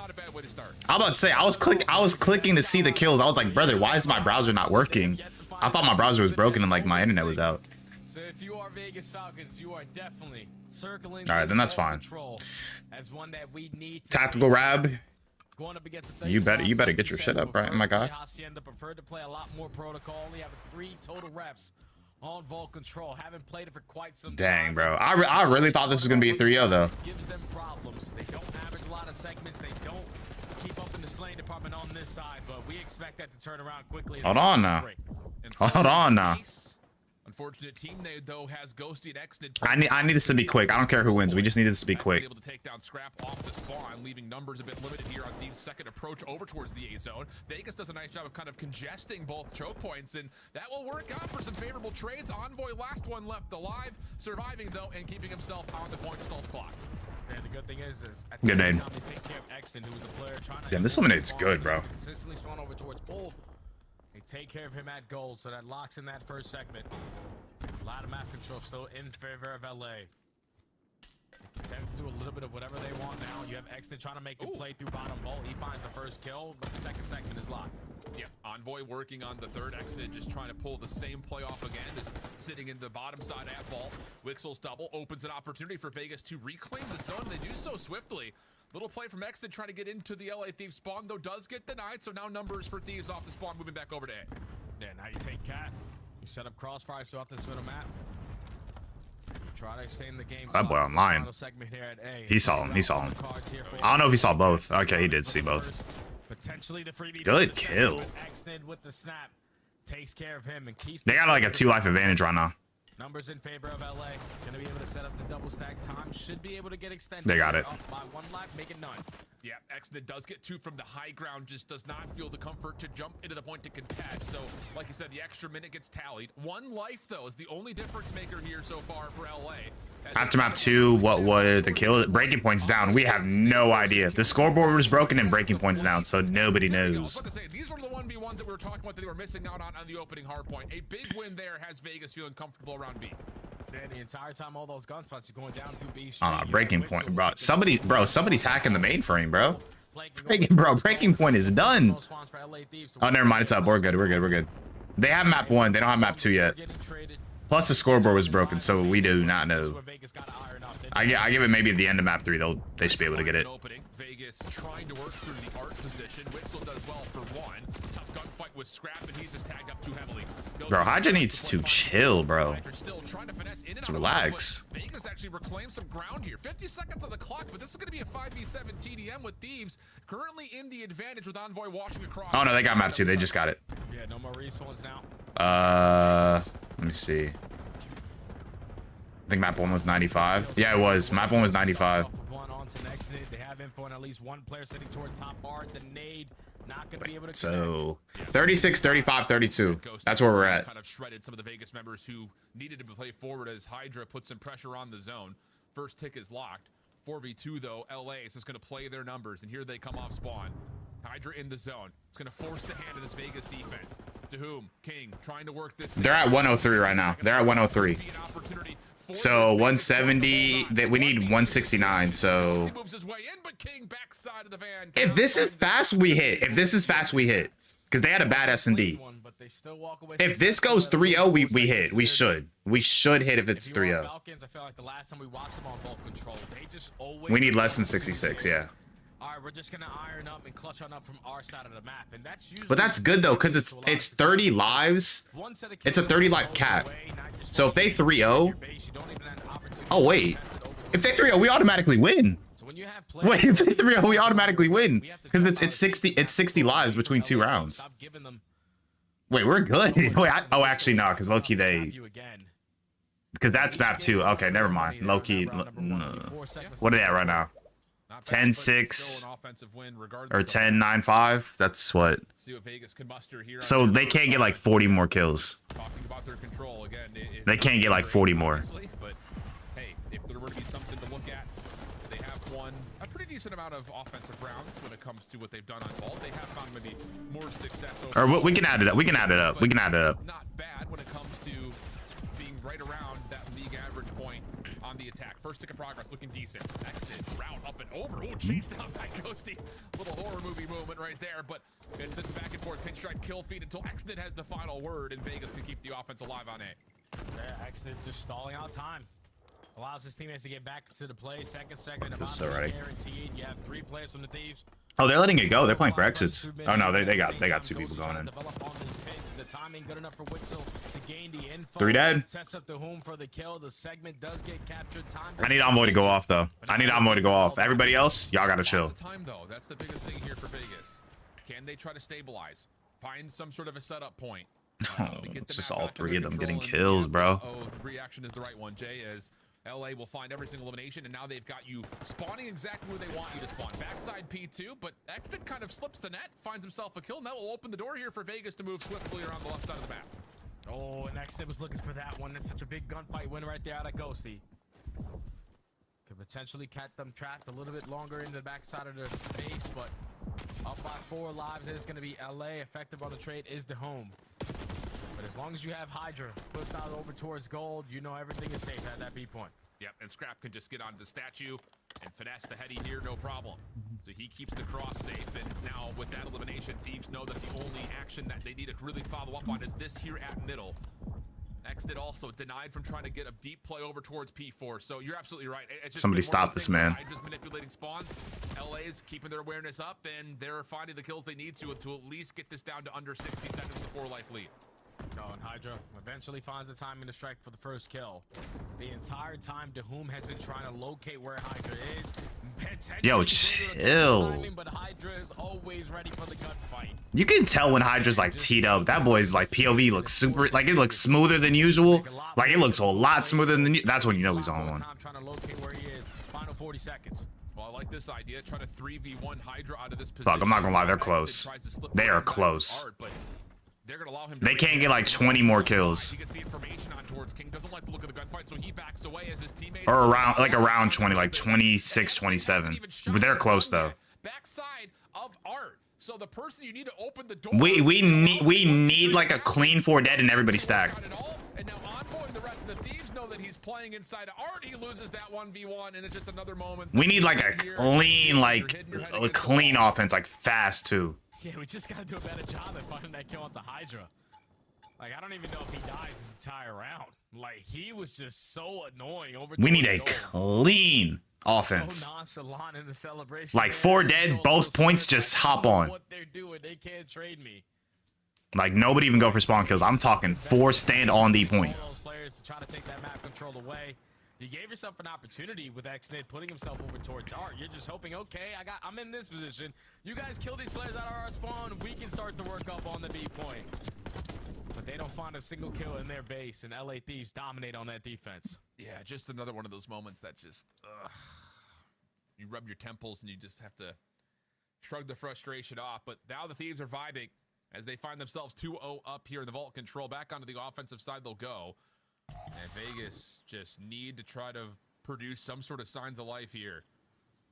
As their first defense was not bad, like you had mentioned, just 4 ticks had been allowed before. It came by way of eliminations, and it was a tight 1v2 to kind of finish. Somebody got to get dogged. Somebody has to get dogged this round. But like, they have lost track of what's playing over through poolside. Less than 21. Okay, they need less than 21. All right, so. Yeah, I love the route right there to Hydra. Okay. They needed to be clean though. Like, be clean with it. Do not BS with me. Just get the offense and like chill. They have to win. If they don't win this round, then we lose. We're getting pinched. No. Top cat with XNID finding a double. You don't have a single segment to show for it. So if you're LA, you better slow it down. Yeah, definitely feels like one of those moments where again, LA try to do something a little bit different off their break off. Try to hit that long run, maybe open up space, try to get to B early, but it's not working out at all. Vegas clean in the kill feed, 26 playing 18, 35 seconds left on the clock. Exton's back in your spawn. He's getting to work, finds Ghosty for the another elimination, and look at the kill finishes. Vegas all the way throughout. Whom's on 4, King's on 2, Wixel's Yo, on 2, chill, bro. Backs against the wall here in this offensive attempt. All right, Scrap finds a double though, so at least his teammates have a little bit of ground they can retake through the middle of the map. Just need to find these last second trades here. Exit still here to contest. It is so raps, bro. Actually, I don't know. Oh, nah, low-key. Nah. Gonna be guaranteed. The stack is already in. Time. Oh, wait, hold on. It's a 4 stack. It's a 4 stack. You get 4 dead. You get 4 dead. You run and stack this point. Big advantage here though for Vegas in the life count. 7. You get 4 dead, you all stack. Do not go for spawns. I don't care how bad it is. No. Just Ghosty by himself, who cannot take the 1v1 versus X did. 55 seconds to play. 18v9. Already behind. Oh, we need a clean 4 dead right here. 2. Bet perfect. Either one of those kills. And now Hydra already gains info onto the 3rd player. You have a player in towards Art as well. No. You're kidding me. Yo, you're actually kidding me. Clears a little bit of that space out. Now can allow Vegas to just focus purely on it is 13-6, bro. Wait, that's 2. That's 2. Envoy, turn around. And look how fast Thieves could get on to be off the spawn. And now Envoy's getting to work. No, they got it. Stop. No. Wait, that's Envoy. Wait, it was Envoy though. Wait, it was Envoy though. Wait, it was Envoy though. He got the 3-piece. Wait, it was Envoy though who got that 4-piece, and he's not on the card. Wait, we might have hit. We might have actually hit. We might have like hit by like 1 or 2. Somebody check, bro. Somebody check, please. We might have hit because Envoy got all those kills, and he's not on the card. Wait, that might actually work. Wait, 58? Couple sloppy situations, but when they Wait, did we get it? No, they were able to do it at the very end of those last 2 rounds. Hydra on the defenses just being a nuisance. Wait, we got it? Oh my gosh, we actually hit. We actually hit. Don't bullshit with me. We actually hit. I think it hit. Oh my gosh, no, I really know ball for real. There's no way it actually hit. There's no way. Vegas falls short. Now down 2-1 in the series. And it's just dog, I was scared in my fucking boots, bro. You're doing so many things well. You're doing so many This is wrong. They'll update in a minute. With a difficult situation. We talked about Hydra in round 2 playing in your gold building. You got to deal with them. You can't just let them sit there. Oh my gosh. I need an official confirmation before I change the record. You can't let Envoy sit up top. Not for that. You have it at 58? Perfect. So well. Perfect. Oh, it's another frustrating moment. Hold on. But for Thieves, like you said, dude, yo, that's actually insane. Now, as their control continues to look like one of the best in the league. That's just another game. Oh my gosh. Yo, and that's not even considering how like competitive they kept it in Hardpoint. Oh my gosh, that actually made me sweat a little bit. That's not even considering how competitive. If they got dogged on Hardpoint, we would have been. That was free. I was just surprised they kept it competitive in the first map. I'm like, brother, Dahum has a 2 KD. What are we doing? Not the ideal situation you want to play. When you find yourself up by 6 lives, we don't have to play a tight setup. We can get loose. We can oh my gosh. They got 161 perfect. The line was at 169. They got 161. That's perfect. That is perfect. If the gunfights don't go your way one time, you are trapped. That's just, again, another situation Vegas need to learn. How are they dropping 95 on record? That's what I'm saying, bro. 95 on record. So y'all able to 250-47 Carolina, but y'all let Vegas cross 100 points. Sure. All right, buddy. This saved us. This saved us right here. The fact that Envoy got that 4-piece, that saved us, and then he stacked it too. That saved us. Envoy popped the 3-piece. The one guy who's not on my line is the one who got all the kills at the end. And even in those highlights right there, it was a 14v7 when Exnit slides his way through mid-connector to find a double. that was crazy. You're shutting down the play already. But instead of him taking the oh my gosh, bro. You really can't make this up. You really can't. It's just something that you feel, bro. Because they don't have to worry around or turn around because Exnit has wrapped his way back to spawn. Just those little mistakes right there. If he finds that double and pushes forward instead of backwards, you're probably forcing an extra round. Yep. What is it? Damn, there's a lot going on. But that's the way it goes. And now we find ourselves on to map number 4. We should be 3-0. This should be a 3-0 to be honest, but I mean, I guess. This is another map that has been very well rehearsed by Vegas. They've had a couple of heartbreak losses where, again, they get to like that 180 mark. It looks like they're going to have a rotational win, and then things just kind of go wrong. And I think that's, you know, maybe the better way of building a synopsis for we got it though. We got it though. When they're put into a difficult spot, I'm still homeless, but we got it. We got it though. No, the fact that the under hit, now I can buy my house back. The game snowballs against them. We saw that right there on the first map. Where that's what we're gonna do. We're gonna buy the house back. Ghosty 55, Hydra 59, Scrap 47. Yeah, that's less. That's less than 169. When they're put into bad spots, which every team I think, you know, has a. You said what, 161? Yeah, and it doesn't get any easier though going into. Yeah, 161. Yeah, and the line was 169. I said under. Oh, let's go. All right, perfect. Perfect. Perfect. I just need my record. Honestly, like y'all know this too. Like I don't put any real money into this. I really don't. It's like rare. Like it's rare that I actually put money into this. Again, tell PrizePicks to send me the deal. But it's more so the record, to be honest. And that's only going to be difficult. I want a good record. 16 for 28 is not terrible. With how much I've been, my losses are not bad losses. They're not bad losses. Would you take TJ Halley for 60 versus Toronto? I'm gonna pair it with that inside under. I think so. Until Gwyn shows us that he's back to his first 3 weeks and how he's been doing, TJ's been playing really well. That is not a bad pick. I would say really either one of the subs, to be honest. Especially just because Gwyn has been kind of getting tucked a little bit. Yes, correct. That is exactly right. And on the other side of things, there is a level of you look towards this Vegas team, and again, we talked about this a little bit after the red card. It's like, where do you start? Do you work on the rotations? Do you work on the holds? Do you work on the breaks? Because all three of them have been obviously. Shout out Thieves. That's literally my goat. Back over some of the highlights, like we talked about. It's one of those things that I feel like we see this every single opening map versus Vegas. They start off so Tej my go for real. Shout out Tej. Competitive, or even with tough opponents. I mean, talk about. I think you go back. This was disgusting. This map was actually disgusting.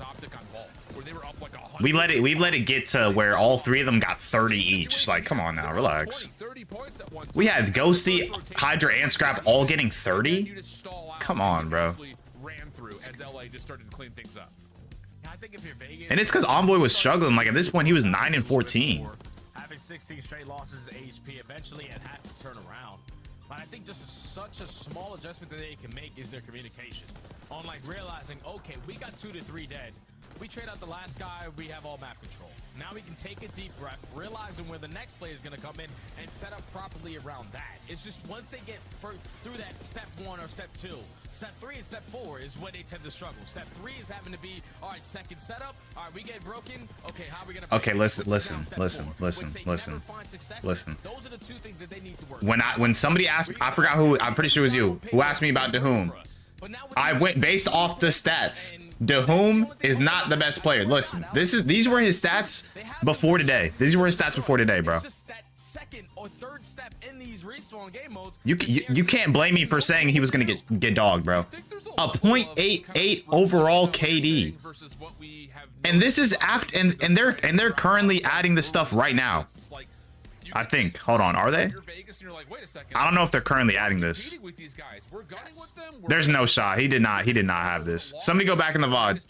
Somebody go back in the VOD. He did not have this high of a KD. I think they're updating it as we go. But listen, he has a .8 overall. You cannot blame me for saying that this man was going to get dogged on. This guy is basically becoming the next Jesus Christ. I'm sorry, but this kid just he's off the G Fuel. I don't know what he popped this morning, but he's going off. If you, for some reason, unfortunately lose a 1v1, look at this. Your teammates could quickly look at this. That just has not really been the case with this Vegas team. Yeah, I think that's this is today. No, they're adding the stats. They're adding the stats. They're adding the stats. So this don't really count for real. We can take this off. 0.96, 0.69, 0.69, a 1, 0.8, 0.7. This allows us to have 15 to 20. He is not that guy. I'm sorry. Gunfights are a lot more difficult for them, and we should be properly. That's his highest KD ever. But for Vegas, when you and that's not even me trying to be a hater. Like I'm rooting for all players in the league. Like I don't hate any players. But brother, I went off the stats. That man was kidding. That man is not him. Not being trigger discipline in certain situations. Then it definitely we need a PC check immediately. Like you said, they were basically tied game until we got to that second half. You get over towards the P3, you win the rotation, you know that they're forcing towards the back, but then one long route comes and develop that you didn't see. Send the PC check, bro. We don't know what Clayster's doing in that camp. It completely just breaks your entire game. Then people start to shut down. We start to try one-on-one gunfights. We throw every single ounce of teamwork out the window because we just got caught off guard. But you need to be able to stabilize that moment. Take a deep breath. Okay, that didn't work out for us. Let's completely reset over towards the next hill. That's the thing that they tend to struggle with, that they get chained on some of these money hills. And it was a it was a .07. It was a .07 before that map. And now he has the before that map. Now he has the number 3 KD in the league for S&D. Oh yeah, exactly. Look. He was averaging a 1.07 before that second map. Now he has the third best S&D KD in the league. Sure. All right. Dudes get a 10 KD. All of a sudden they're top 3 in the league. Fuck right that. Get out of here. Absolutely not. We get a 10 KD. Now we're top 3 in the league. In that search destroy. Now you just need to have strategies. And the rest of this series, unfortunately, not trying to go to 0-17. That boy got the codcaster. What's it called? I forgot the specific term in codcaster. Regardless if you're in challenges or not, you have to realize what's winning COD and what's useless COD. Like winning COD is situations where you're finding yourself not really getting kills and still finding a lot of success. I feel like the teams who barely have to find gunfights around the map are the best teams that we have in the game. Obviously, there's certain situations where you need that raw talent, you need that double to come on in. But the more time that you are not having an engagement, the better that you're playing the game. And I feel like even with Vegas, when they find themselves, okay, a clean 4 dead, they're playing for that second wave of gunfights. He only played 7 maps? Oh, yeah, that's another reason, too. Oh, yeah, because he came in halfway. I'm tripping about that. I forgot. You see, that's what I'm saying. More reps, we're fine. More reps, we're fine. More reps, that KD is going to go lower, lower, lower, lower, lower. It will go lower. But they stay in a map at Hardpoint because they're so good at playing around the zone. No. So we can all agree this is like the end of the series, though, right? We can all agree this is like probably the end. Unless they keep it competitive, I don't know. If Vegas go to map 5, they're getting scrims all week.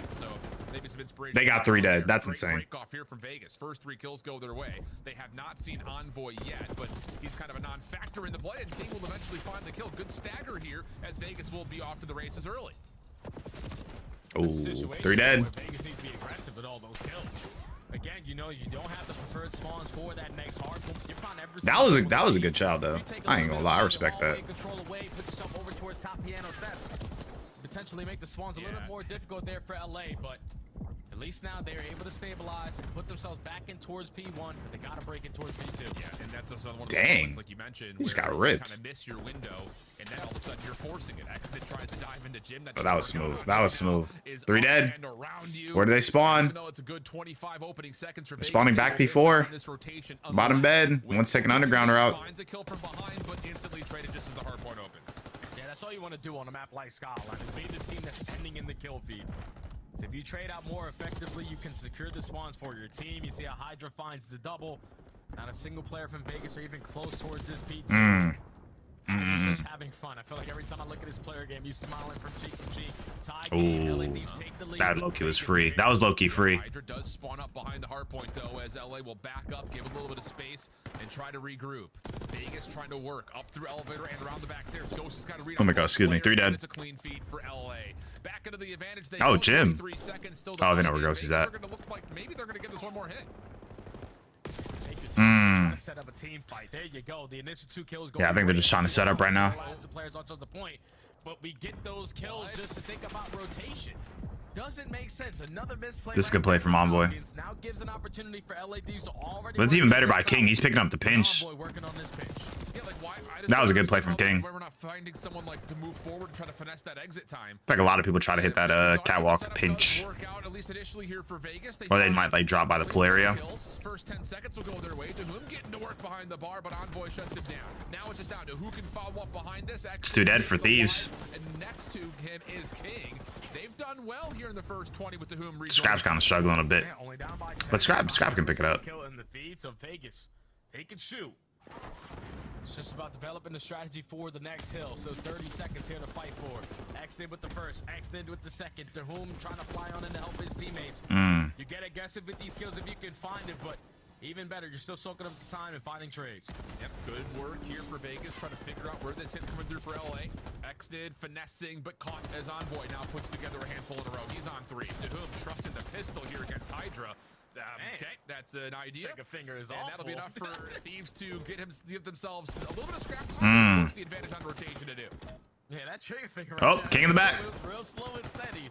Trying to line up that kill. The whom? Did that clip? Now right Nice. through bottom bed, LA Thieves are Alright, this is good. every single kill on the Perfect. backside. Alright. Hydra lines up 3 That's a good setup. through top cobble. And now Vegas forced to try to break on in. Everyone slow down. Let's execute a team push here. Looking to play this from bedroom side right now. Our Vegas Hydra has Is the wave ported with Gain Twist now? Because it's usually compensated with long barrel, but obviously it got GA'd. So is it now like ported Gain Twist? I've not touched the game since the GAs, so I've not actually tried it. He'll work out with combination. Is now all of a sudden you got Vegas lined up inside bottom bedroom. Hydra looking for possible streaks, but does get pushed off. Won't make much difference though in terms of the game as LA find themselves. Yo, the fact that he was gonna win that, low key, I actually thought he was gonna win that, even though he was like YYing, had his knife out, and he just jumped off that little like platform. I actually thought he was gonna win that. For someone to try to develop on a pinch route, like all of LA were focused on top cobble. No one was watching over towards low kitchen. You can add someone out that way to potentially play for the spawns and at the same time for the kills. But a full 60 for the Thieves. They're at the money hill at P4. Allows them to have the 40-point lead and continuously growing. Now they're in Good kill. P1. Hydra's at 19 and 10 before he does get traded, but they're just allowing LA Thieves to start to run away with this game. Yeah, sure is. Scrap has been the only one who has not found many engagements, but 8-13 working on his KD with 2 in a row. Trophy to keep him safe inside a hot tub for now with his teammates watching over the top and on the rotation through mid. And he's going to pop up and find 2 on the rails. 3 from Scrap. Oh my goodness. 5 in a row now. 11 and 13. Now they flip. Blown the lid off this game, and they're going to win rotation to new. Damn. Aggressive with their kills. He's on a 6. Going down on 6 in a row. Oh. Potentially gonna line up a couple more. You got the assistance on a Ghosty. That player is absolutely one side towards bottom kitchen. You're winning the rotation over towards P2. And every single angle is currently being cut off. Hydra, your time to have it filled. They only able to take down 1, but the score is just damn. getting worse. And they double slid. Damn. We'll find Scrap down low. Hydra Ghosty right there with him. Envoy, next one in line as he's got to read that Vegas is right underneath this backside stairs. Now he's in the hunt for Exton, who has come off a double. Not able to reset his health pool, though, and LA will stabilize. Spawns are still good. Scraps continuing to rip apart this Vegas approach from up top. Damn, they're teeing up right now. They are teeing up. Trying to break. Just one-on-one after one-on-one gunfight. Exited now the last player up. He's dang, Hydra's 24. Yo, I actually thought he was about to take him hostage. I was not even gonna lie to you. I actually felt like he was gonna take him hostage. For the final couple of 10 seconds. Now the 100-point difference in the game. Vegas found a lot of success early on at this P3 HP. Dahum finding 2 off the rotation. They should get some good time here. Yep, this is the only hard point they found good time on outside of the opening 25 seconds on wow. P1. Oh, well. Yeah, that's a hell of an opener. Envoy, Ghosty working together to try to break up this setup. Vegas still hanging though. Hydra now running through mid. King, good response. Backside bar, a really solid look at that as he finesses and turns that into more. He's now on 4 in a row. Alongside him is Exted. Again, the SMG's getting to work here for Vegas. Damn. It's starting to turn up. Need a lot more firepower to bring this game all the way back. King, unfortunately, is not able to line up that 6 kill in a row. But this is another misplay right here to Vegas. Good kills. We know that we're finding honestly, though, if you can find a way to put these spawns in for Vegas, I mean, Scrap spawned out, but you can get somewhat close. We can get control of this next P4. Now, even though you're walking away with this final I mean, Hydra's blocking right now, so they're not spawning back there, but. And this is exactly what you mentioned. That boy got ripped. Just throwing in one player. We've got what we want coming up next. Let's just throw Ghosty forward. Let's see if we can find a couple of kills and make Vegas really suffer on rotation, and that comes through successfully. 180 plays 123. Yo. Yes, it was a good P3 for Vegas, but rotationally again, just. Oh wait, hold on. Yeah, now they're working their way through kitchen. Not a single player showing presence over towards half plat. Sets up on board for the free double on the pinch. Nade, Kobe. Oh, he didn't even hit Ghosty? I thought Ghosty would have got hit by it. From LA already sitting on the top side. Effective on the trade 2-2. Damn, I'm with a 2-piece. One-on-one, but with Hydra in this position, yep, teammates still spawn here. Yep, exactly right. And the awareness from Hydra is I know my teammates are going to spawn here, so I'm going to start to play forward, give us a chance to get some more time. Extent's weak inside of the closet. Envoy following up with extra damage, but good kill. Maybe a chance to break back through. Well, bump him. The gunfight comes out and it will favor. Did not have ammo. No, he still had a couple bullets. Oh, Hydra's hitting a major pinch. And we're headed back to P1 where they've lost track of Hydra behind the setup. How have you already lost track of Hydra? Oh wait, red dot. Never mind, that's 3 dead. They're spawning bed. Hydra. Yeah, somebody just peeped. I think they're just trying to figure it out. 25 seconds to close out this series, and Vegas forced again to find another break. Yeah, and Scrap is now behind enemy lines. It's just the matters continue to get worse. Extended weak but stays alive. Backside piano. Ghosty eventually gets the kill. Back to the pistol. I'm surprised I haven't seen anybody's like body get shot. I'm actually kind of genuinely shocked. They have a really solid setup inside of P1 to put this game away. Damn, 3 dead. GG's. It's over. It's over. It is over. You see, look at this though. This is like 23, 33, 23. But y'all wanted to get 30 each. Map 1. Only one of them hit 30 that time. That was a good series, though. That was a good series. I mean, again, let's just put this into perspective. This is one of the top teams in the game versus the worst team in the league right now. So, again, the results, I think, will... All right, guys. I wanted to do this middle, like, through the map, but I forgot to do it. I'm going to post my Discord in here. Guys, free prize pick slips every single day for CDL. Pin the message. Go join the Discord. All the uploads, YouTube streams, Twitch streams, YouTube videos, TikToks, all that stuff. That will be basically alerted through there, the Discord. 6-1. Respond in the control though. Potentially start to add that to the map pool, or at least play it throughout the rest of Major 2 qualifiers with the Hardpoint staying true. They're the best team in the game at it. You win the rotations when you need to find breaks. You're setting up team pushes. You have your SMGs popping off on any given moment. ARs holding down their lanes. Best team in the game at Hardpoint. Yep. Successful in the series, and Vegas just keep on messing up. It's as simple as that, Alan. Yeah, you're right. And, you know, I want to kind of revisit a conversation that Joe and Clint had a couple of weeks ago when we initially had this 2-point swap. Wow, that's crazy. 2 points within the last 3 hills is kind of nuts. You feel like you almost almost have to fully reset again when you make big roster changes like that, where you're not, you know, sticking with a solid 4. And I think there's a level. Oh, you know, goodness. Hold on, let me turn off my fan. As It's not cold. commentators throughout, you know, the elites where it's Actually, let me get my like, blanket. there is a level of you're trying to find the right. Actually, I'm gonna get a formula blanket. first, but I'll be right the back. frustrations I think that are kicking up for this Vegas team are multifaceted. The roster in the first place doesn't feel like it's working. It sucks because your best player in Kicks, he's been missing. And Exton steps up as soon as Kicks kind of goes off the roster for his personal reasons. You start to think maybe if Kicks was here, this team could maybe win a couple extra maps, have a chance at a series. But now you're bringing in players that have barely played outside of the Saudi Arabian region, let alone in European challengers. And it just feels like they're just throwing stuff at the wall and seeing what sticks, Jay. Yeah, it's tough, man, for this Vegas squad. There's so many little things that are such big things to players who've been playing Call of Duty for such a long time that they have still yet to figure out. And they're probably going to need a lot more time before they can even get close to figure it out. So back to the desk. Enough from us, Alan. Hydra figured it out. He knows what he's doing in game. Yeah, I still don't think we've seen his peak, but maybe he's getting closer and closer. No, I mean, this is a side topic now, but I still think Thieves probably have the highest upside. I'm excited to see when they hit it. LA Thieves dropping the search and destroy. At least that was a 6-1.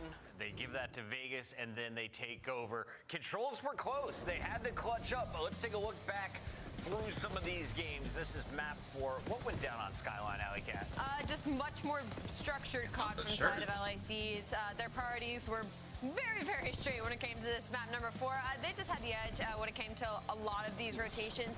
Falcons tried to kind of keep themselves in with a lot of really good kitchen hill holds, but the setups from the side of LA Thieves, especially near that P4 side of things, were just real cozy vibes. I might throw on my hoodie too. I don't know. Way too many My fan made my room a little bit cold. Obviously, the slang from side of Falcons unfortunately took a huge dip as this series went on. Yeah, we talk about like how the game can be really fast for people when they get to the pro level. Like you come from challengers, or heck, even if you're like a god, just someone that plays pubs and you hop in against pros for the first time. Like the pace at which they play is insane. And I think this was just a good example in the Hardpoints of like how slow the game seems for Thieves and how fast it seems for Falcons. Like it just seems panicky at times. It's almost like Thieves are playing in slow motion. Like I know, listen, their POVs look cracked and stuff. Don't get me wrong. It's not really what I mean. Just like their setups, their rotations, their decision making, it just all seems so easy.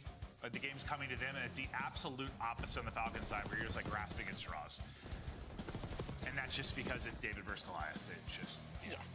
LA Thieves taking 2 hard points, and they also take the control 4 maps later.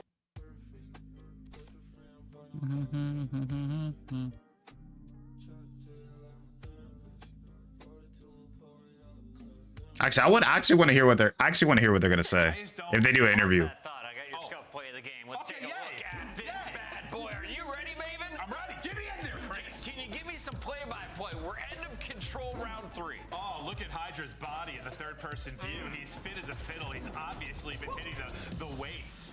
But no, this guy, listen, we have not seen his final form yet. I think Hydra is one of the biggest threats we have in this league, and as he continues to improve in this title, it's going to be insane. This sequence from Envoy as he killed the entire map was disgusting. Kind of reminded me a little bit of what we saw yesterday from Draza, honestly, when he had that big play versus Yeah. These guys all have pop-off ability, and it's, honestly, I love seeing Envoy play well, just because I was, That's true. almost like my Kenny rant earlier. I want to do the same thing for Envoy a couple times the last few years. Yeah. Like, he just gets flack, and I'm like, shut up. Shut up. Shut up. You don't even know his role. Let's talk to a guy we know his role. He's the main AR. He goes by the name of Dan Ghosty. That boy Ghosty. Kitten, soaking up that time. How do we feel about today's matches, and what's the vibe been in your LA camp after Madrid? Today's match, you know, definitely trolling. For sure trolling in the search. No, no way. No. Why'd you waste 10 minutes of my life in that search, man? I mean, that's on us. Seriously, you know, we were definitely having a bit of fun. One of the control rounds got a bit sticky because, you know, we were just sprinting around. But, you know, good series. Vibes are high. We're just practicing every single day. And, yeah, just grinding. Well, I guess I'm kind of curious. I mean, obviously, this is a very lopsided matchup here. And we've seen some teams playing against Falcons, maybe not taking it as seriously just due to the Rainbow. Is there anything you do try to take away in a series? Is there a new Rainbow Six Siege? Oh, X, whatever. I don't know what that is. We're continuing to do what I don't know what that is. I'm guessing it's like a stream or something. Okay, that's kind of what I thought. Okay. Well, I'll take take a different angle, kind of absolving the search and destroy in this series. I'm not even going to talk to you guys about that. You guys are worse than the league at first blood, Stan. How do we fix it? How is LA Thieves going to fix this?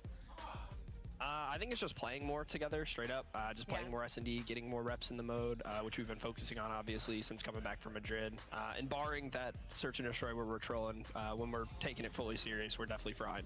Well, I guess I kind of want to know for you. Listen, Hydra comes from a team that it seems like really tried to set him up for success in Search and Destroy. Scrap comes from a team that was kind of similar in a way. Like, they were superstars in their own right. And I'm not trying to take anything away from you, but like, is it kind of difficult meshing those guys in Search and setting them both up for success? Is that part of the trouble or not? I feel like playstyle and personality-wise is less of the clash, more so than the maps, and just how S&D's played. Okay. Like, straight up, like, we got 4 First Bloods there, and we threw away the advantage because they're literally camping spawn. And that, in this game, works. We've seen it happen all year long. Camping spawn works in this game because the way the maps are. Yeah. Because the maps are small. You have to adjust to it, and that's that. We're going to let you camp some spawns. We got to keep this show moving. Congrats on the win tonight. Thank you. Have a good night, y'all. See you, bud. LA Thieves still fighting to prove they are the best team in the league. They were 1 round away from doing it back in Madrid. When we come back, it's match 2 of 4. Toronto, Carolina. Beat down, but so did Carolina. Today, one of these teams is getting their first. I'm excited to see Neptune. Neptune looks crazy on this game, and I didn't watch the one on Friday. That boy debut. Look at my goatees. Look at my goatees. Look at my goatees.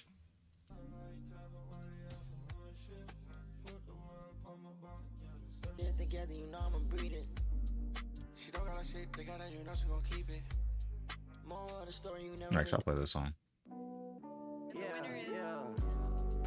Head keep player. Oh, you got 2 minutes? Any predictions for this series? Any bets that y'all might be doing for this series?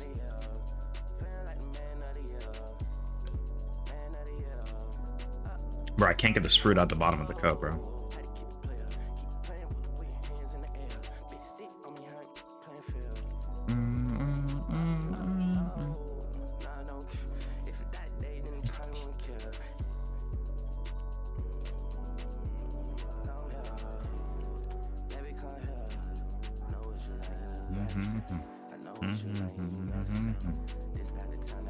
Oh, we're leaking. We're leaking. We're leaking. We're leaking. We're leaking. We just leaked the whole server. Boys leaked the whole server. F's in the chat for respect. They just honestly leaked the lobby. They're probably resetting now. Yeah. Watch only on YouTube Gaming. Dang.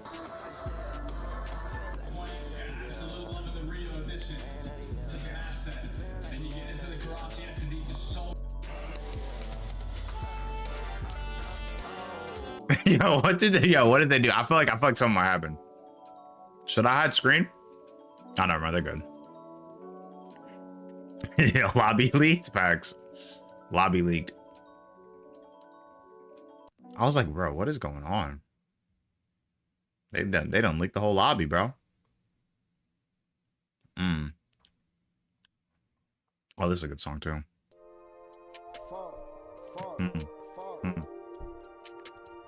Oh yeah, the audio might be messed up.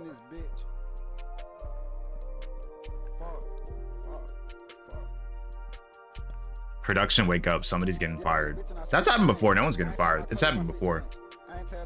They've leaked lobby codes before. That's not even, that's normal. Bro. What's my next prediction? I think it's oh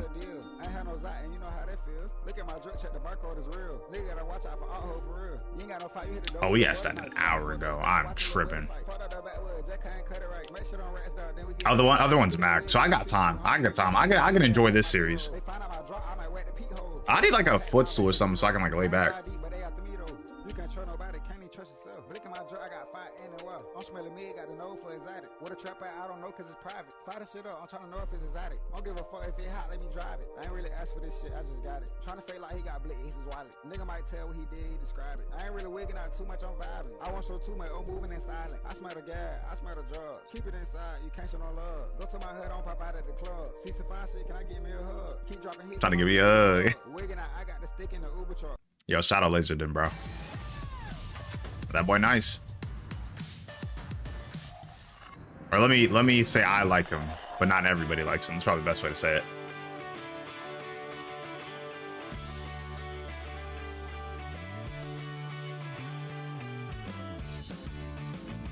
Oh, I got update title. I got update title.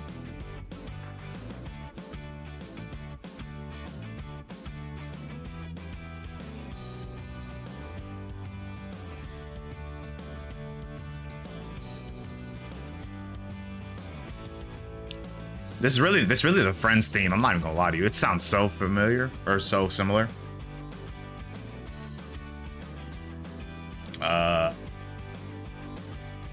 Carolina. All right, I got it.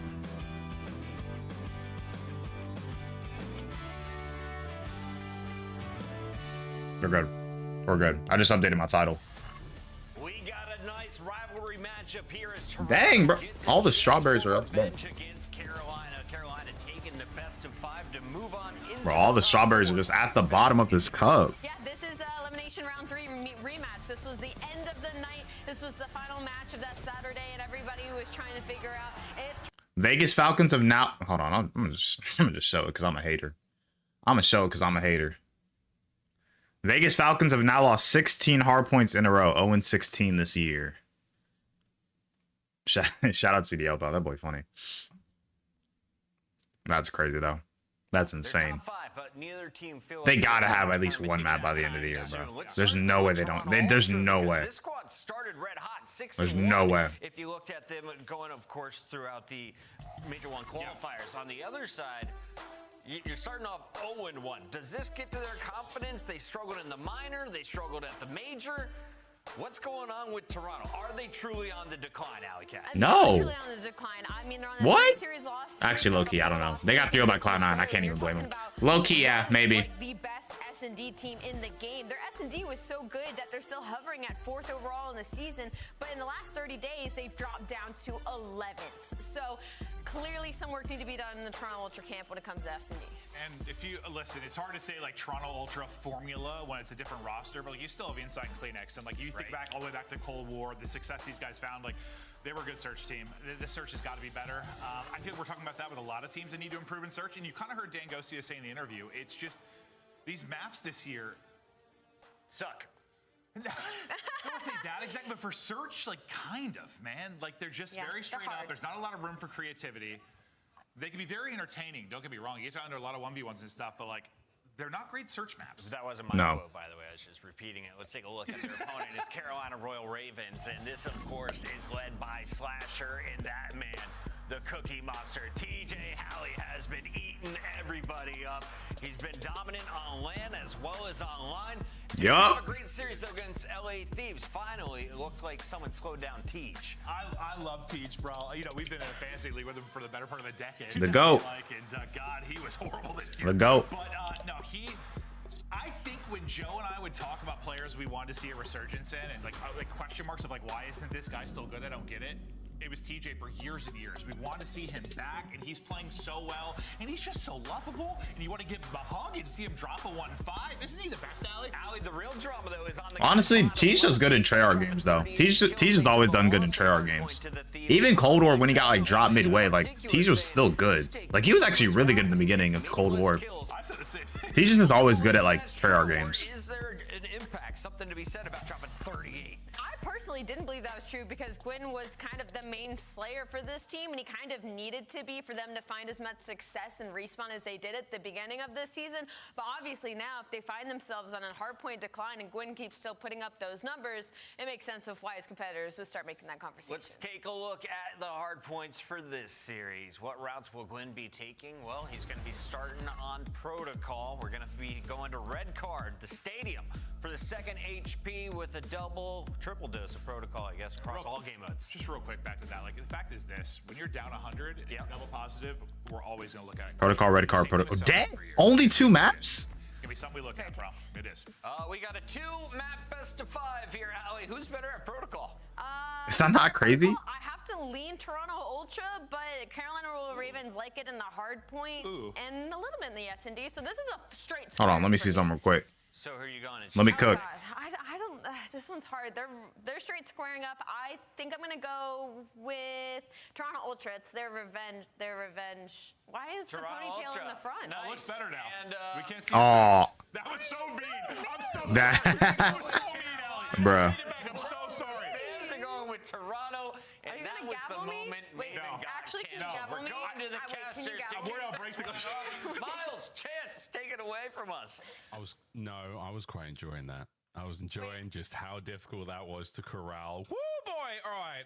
What? Cleanser time chance. Here we go. Should be a great series. 2 teams who have just had the snot beaten out of them. Who's going to be madder? Who's going to really hold on to this loss and not come out hot today? Any predictions? Any predictions? Being played as well, so I'm excited just to be looking at the mini map for these 2 squads. But gonna be an important bounce back.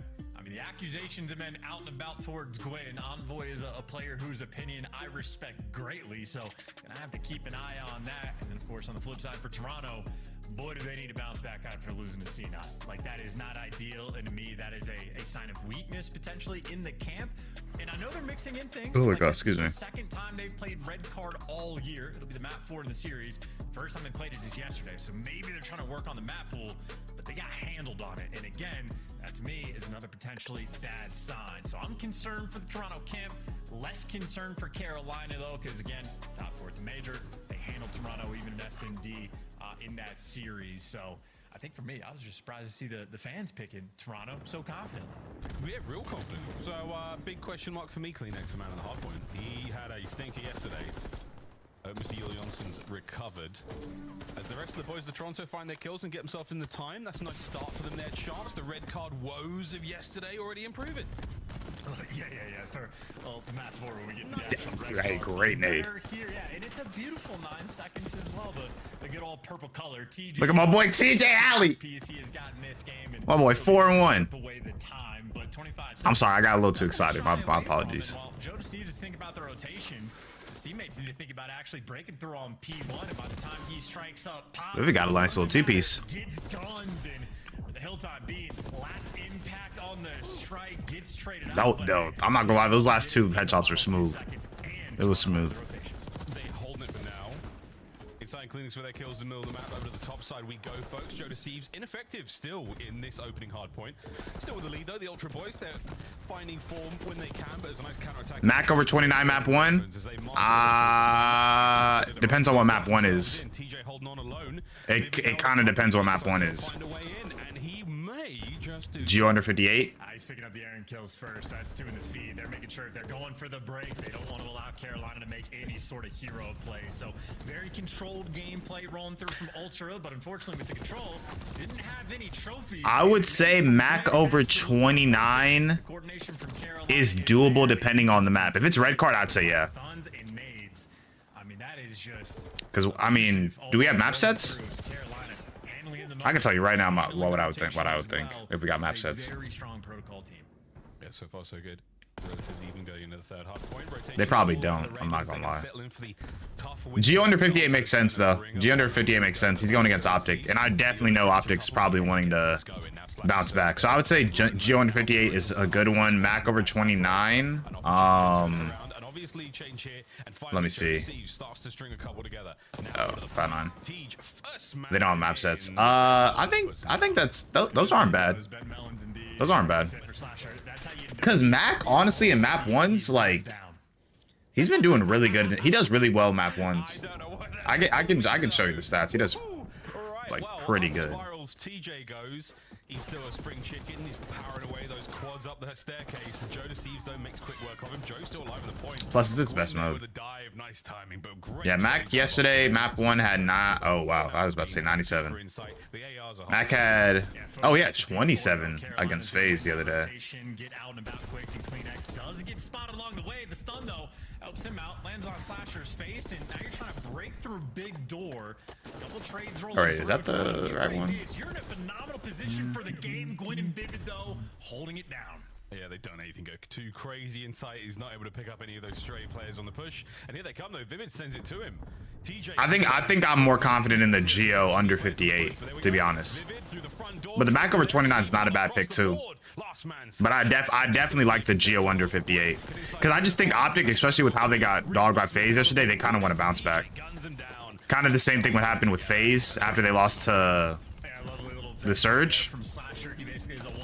Shotzi and Pred are going to be wanting to get some revenge, so Geo under 58 is definitely a good pick. Mac over 29 depends on the map set, in my opinion. It depends on the map set. If it's a high engagement like map, then sure. Like if it's Hasi, then yeah. I would actually like, if it was like Hasi or something like Red Card, I would say yeah, over. But if it's something like Vault, I don't know. Yeah, Rokkr going great. Ultra with a nice lead going into the second set. Superb, yeah. Not a trophy to be found, man. Beans now top grannies looking for literally anyone. Beans doing good, 14-8. Who said Beans over earlier? I could probably just look through the chat. Let me see. He's got the opportunity to keep his boys safe from this side of the map. Gwyn's going to check it slowly. How fast will he bang that door? Oh yeah, you think Beans can hit his over? Yeah, it was 414. Yeah, no one was there for the trades either, so they knew he was up top. Simply haven't been able to handle him. Finally, he's taken down. Yeah, I was about to say. Nah, he's having a good start.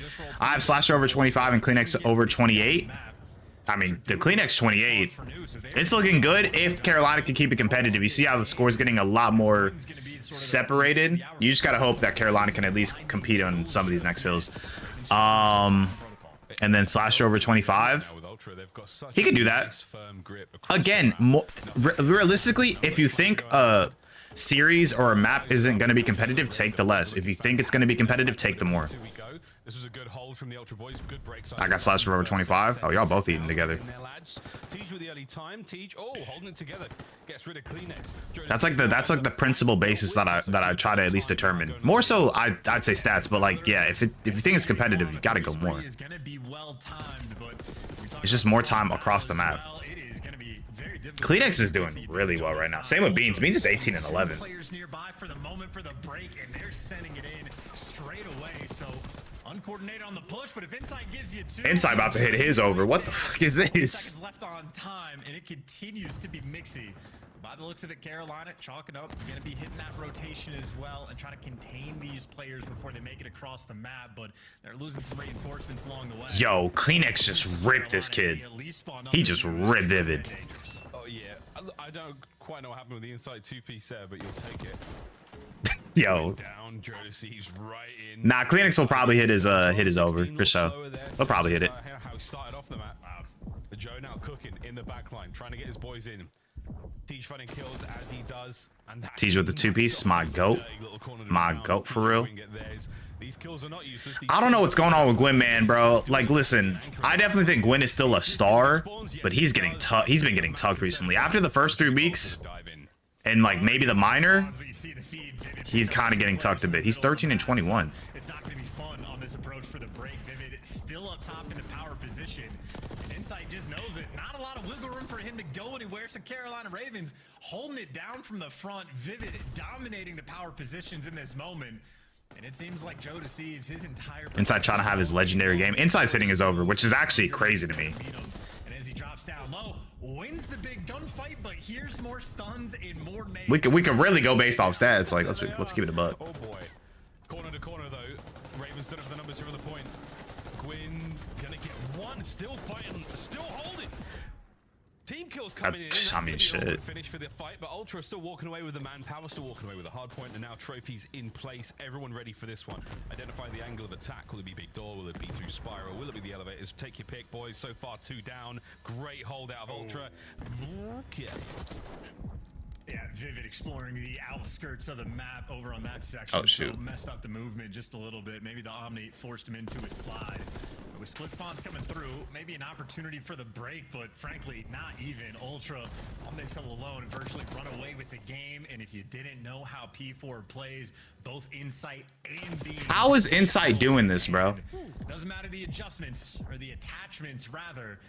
I'll pull up the stats because I was saying this earlier about Insight and his under and how it's free, but apparently this man wanted to wake up off the G Fuel again. Every single, P4 to P1 rotation. Like, in what world does Insight have more kills than Gwyn? Like, let's go. I'm sorry, but like, what are we doing? Picks up an AR, much more familiar with that. As everyone's spawning up with those Jackals, still aware of spawns, and he's being a problem now, trying to deal with the rest of the members of the Ravens off spawn. You have to deal with it, and Tej cannot. Insight on a 6. I mean, this is looking hopeless. Yeah, Insight's just big chilling. I mean, he gets to just sort of, control the map, tell everybody where they need I'm not to gonna go. lie, that's kind of a free kill. Opens up the power position, gets you over towards that time. Beans over here attempting to be a nuisance. Big Bean. This man Insight has the same amount of kills as Kleenex. I'm actually done, bro. I'm actually done. He has one less kill than Kleenex. All the guns gonna be coming. Gunfights to the front. Way up front. Nice last bullet there. Oh, Kleenex, they're just walking right into him. Finding a couple there. Final 10 seconds on P1 is great. P2 all secured right now. For This is perfect. This is literally perfect. They're all spawning heli. Fantastic turnaround from yesterday's performance. Joe, he's clawed it back.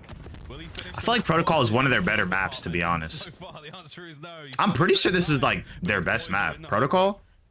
Like record-wise for Toronto? Like especially like Search and Hardpoint? I think this is one of their better maps. But this is looking like just a victory lap moment. Carolina Ravens, I mean, I don't know how many good plays they were able to find the entire time. A couple pieces from TJ. Inside 24 was free. I think ultimately I always pick under for Inside, so I low-key, I sold somebody's, you know. I'm shocked. He has more kills than Beans.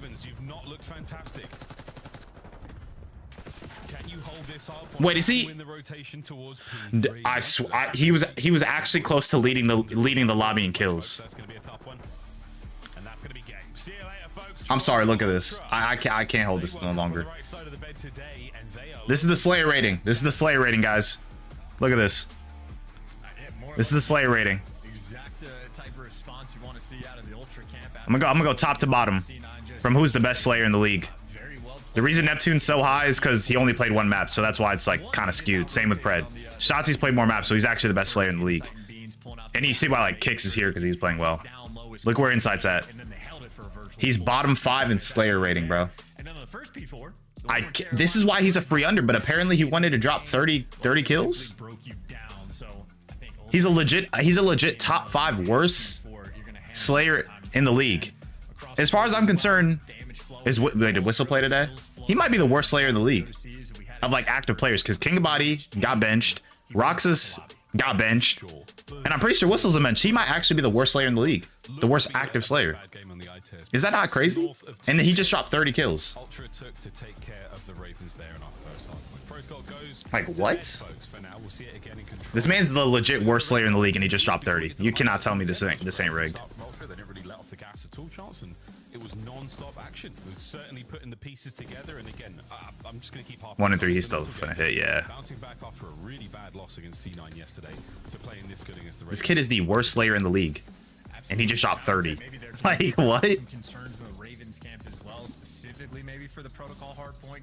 That's how day-to-day COD esports is, though. I feel like it's so day-to-day, bro. You don't know what you're gonna get. But that's like betting on anything. You could bet on Tyrese Maxey to get like 5 threes. That man's going to the rim every time.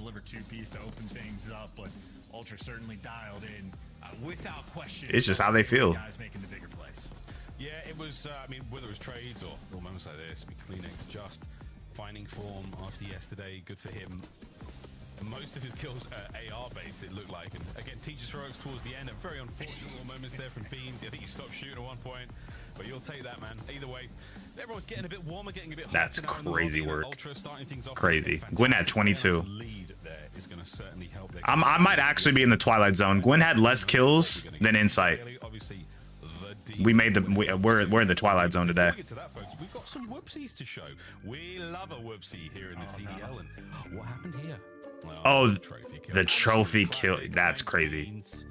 Cheers, mate. This is the one I didn't want to see. This is just. Oh, that's so rough, dude. Yeah.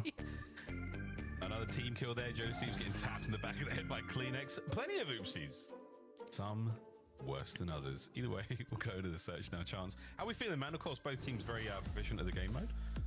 Before we get to the game flow, which was open and shut. Oh no, it's over. And again, the open and shut case, I think, is this first go around over towards the P4, the P3 to P4. That is Carolina getting there first. Very easy hill to hold, one of the easiest if you get the full setup on it, but they only got 20 seconds, and Ultra were there to match them with the same amount of time. So they Where is Gwyn on Slayer rating though? Because Gwyn was the #1 Slayer in the league for the first 3 weeks, and after the minor, he kind of started getting tugged. So where is he? Yeah, I'm about to say he's 8th. He's 8th. That's how good Gwyn was in the beginning of the year. The fact that he has been declining after the minor and he's still a top 10 Slayer in the league is nuts. Kicks don't really, I mean, oh wait, am I tripping? Oh, that's KD overall, my bad, I'm tweaking. Okay, so he's 12th. That's still good out of the 54 players that are in the league. That's still good. He's like 12th. When they met up at the major. So we know it's going to be competitive. So what is it? King, Lin, Scrap, Nero, Snoopy, Kismet, Kleenex. That's another thing too. Kleenex is a top 5 Slayer in the league. And Neptune really don't count and Pred don't count. So like he's kind of like top, might be top 2 amongst like active like players though, like active players that have actually like played a good amount of maps. We've got some nice looking stats for both of our boys who have been very, I think, you know, dangerous players. Chance, I mean, Joe's been a welcome addition to Ultra, a little slow in some of the maps, but again, a very, very explosive player. And Tej, what more can we say about Tej? Maven brought up a ton of good stuff about him being lovable, very friendly, a compassionate man, and presumably a very generous lover. But right now, Tej is just a fantastic S&D player. And he's a great person to be compared to as well. So if Joe Thieves is getting this side-by-side graphic, that means he's doing things right as well, but very comparable stats straight down the line. TJ Hallett maybe just being a little bit more... And then inside to have 2 kills to map 2. Chirping it for Joe Thieves. He's one of the most objective players in the game, specifically for S&D. Oh, you took his under for like crazy. You took like the under like maps 1 through 3. He doesn't actually just do all of the default plant Building your own. He will plan Well, in my bad. situations to allow his teammates to clutch. So even for the little things, he'll give you a little something extra. Joe Thieves is, I know it's a weird thing to say at the pro level, but That's crazy. Yeah. I mean, I don't even like. Occasionally, That's not even a bad pick. You feel me? Like, it's just he literally had a good, you know, he had a good map. It's never happening again. But you know, just had a good map. Beans at the major was solid as you could ask for in the search and destroy. 2 clutches to his name in what felt like quite a short tournament for them out in Madrid. We'll see if things can change coming in a major 2, but until we get there, let's get through round 1, and we're going to meet up in the middle of the map and say hi to Leon. Nobody knows Tej gets some damage, no kills. The opening exchange was a fun one indeed, and Gwyn, well, he takes the lead there for the Carolina boys in the life department. This is where Carolina have their success. Slasher always going to be playing over towards stage or lower A. Inside does get caught in the flank, and this is shaping up to be dominance, but TJ and Gwyn always working through middle map and ticket, and able to mix things up depending on what he wants to do. Watch the flank, help the boys in mid, help Slasher over towards field. So it is a standard setup from Carolina, and they simply do it the best. Beautifully. My bad. I look. He wasn't paying attention. Mac over 29.5 map 1. I think Mac can do it. It just depends on the map. If it's high engagements like Hacienda, Red Card, and like Skyline, yes. If it's a low engagement, like maybe like Vault, I would say no. But I mean, if anybody's sitting there overall, it's probably gonna be Mac. So I say if y'all can find the map set before.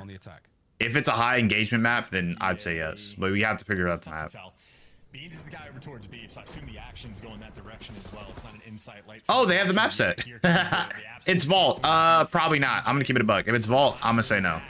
They have a little bit of support, but Slasher might not need it. There's the first blood. Do they have any stats on Vault that I can look at? I'll see. Good work out, Beans, though. They're 1-1. TJ hops into the fight, traded out immediately. Once again, it's your man Beans finding those kills. I'll try to look for a stat or something. Vivid still has everything to throw here at this bomb site. Will he be able to get the damage? He does. Their Vault's a pretty big map. That's the only thing. Do you put Mac on AR because he's the flex? It is Vault. It's a pretty big map. Gwyn in the close corner. It's 2 ARs. Oh, wrong thing. Taking on Gwyn right now. Vivid on the reach out. Gets himself into the site, causing some damage. Oh dear, chances of retreat here from the Ultra Boys. They've given up a lot of space. I wish they played like CS2. Oh yeah. This is fine. You want to Aren't there like bets like different? Check bomb very easily. Slides out, gets the clearance. Insight turning heads. Beans. He's on a head on a swivel as well. But he's gonna They get got it. tagged up, and there you go.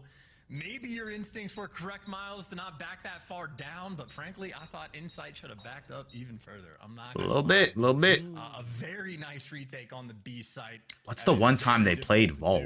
Vivid and Gwyn pulling off a little bit of magic.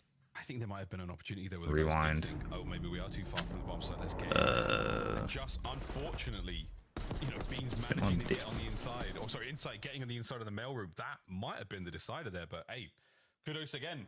Yeah.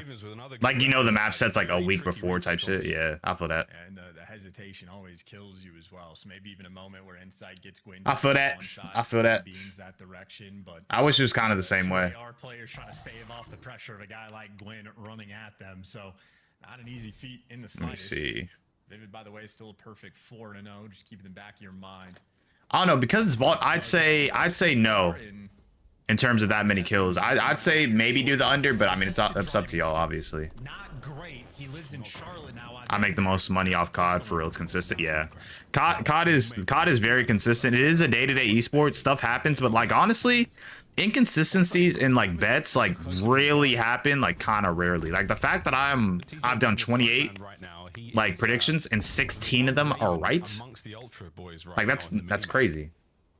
Actually, that's still low-key almost close to 50%. That's kind of bad, but I don't know. This is the Raven special. It's 42 seconds left on the round. I don't think anybody's shooting bullets yet. It's just silent.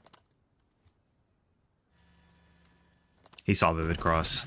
They're just letting him cross and getting the intel. Yeah, finally someone shoots their gun and Gwyn just gets caught. Yeah, main advantage. There is not a lot of time for Carolina. Nah, we're in the red for sure. Teach pounces. We'll take it. 2v2. 2v2, 20 seconds on the clock. Beans got another. End it right here and now. The bomb is down on the ground. No one there. Teach has got to recover. Can he win the fight? The answer is no. Ooh, that would have been clean. Play the Ravens very patiently. They get on the board. Am I tripping or does Kleenex's hair look like dyed? Hold on, let me see this. They absolutely had to. It's not like positions are getting revealed. I'm thinking with TJ. Never mind, I'm tripping. Looks like his hair is darker. I don't know why. I don't know why I thought his hair. I know it's a random like sideways comment, but I was like, this man's hair looks a lot darker. Gwyn's the first player that wants to make a move, but Beans is able to just read him, and it's not like Gwyn had a ton of help on that section of the map. So not an ideal round, but Ultra just playing their opponent happy to be patient. Will they be patient in this round though? Again, this is 3-1. And they are flying. 3-1 split. They're running. Haven't met the usual nade interference here by Steph, so they might be pushing forward with a little bit more confidence, knowing that the Ravens aren't here. I think we might have seen Vivid there. Yeah, Vivid's backed on up. Beans in a position to maybe get some damage down, but all good shots out of historically one of the more accurate players in the league, and Slasher backs him up there. It's a lovely first blood. Yep, just great coordination. The teamwork always there from Carolina. Vivid gives the call. Slasher there to finish him off, and I think it was a jump scare for Beans as well. But plays being made. Jodeci is looking to find routes. Good kill. The exact same thing, but now in a 2v4. Balls in 1v3. hands. Everybody gets traded. He picked up one in the feed before he fell, but the trade's instant. That's a round for Carolina. We're outside of TJ, singular kill in the middle of the map. I think everybody getting an assist, padding the EKIA stat. Showing off the goods there. It's structured gameplay from Carolina. You know what their game plan's going to be. That doesn't mean it's easy to stop. If anything, harder to stop. Easy to read, difficult to deal with. And the Ravens starting to come to life here. Hardpoint wasn't so kind to them on that protocol. Next time we see them play a hardpoint in this map, it will be on a red card.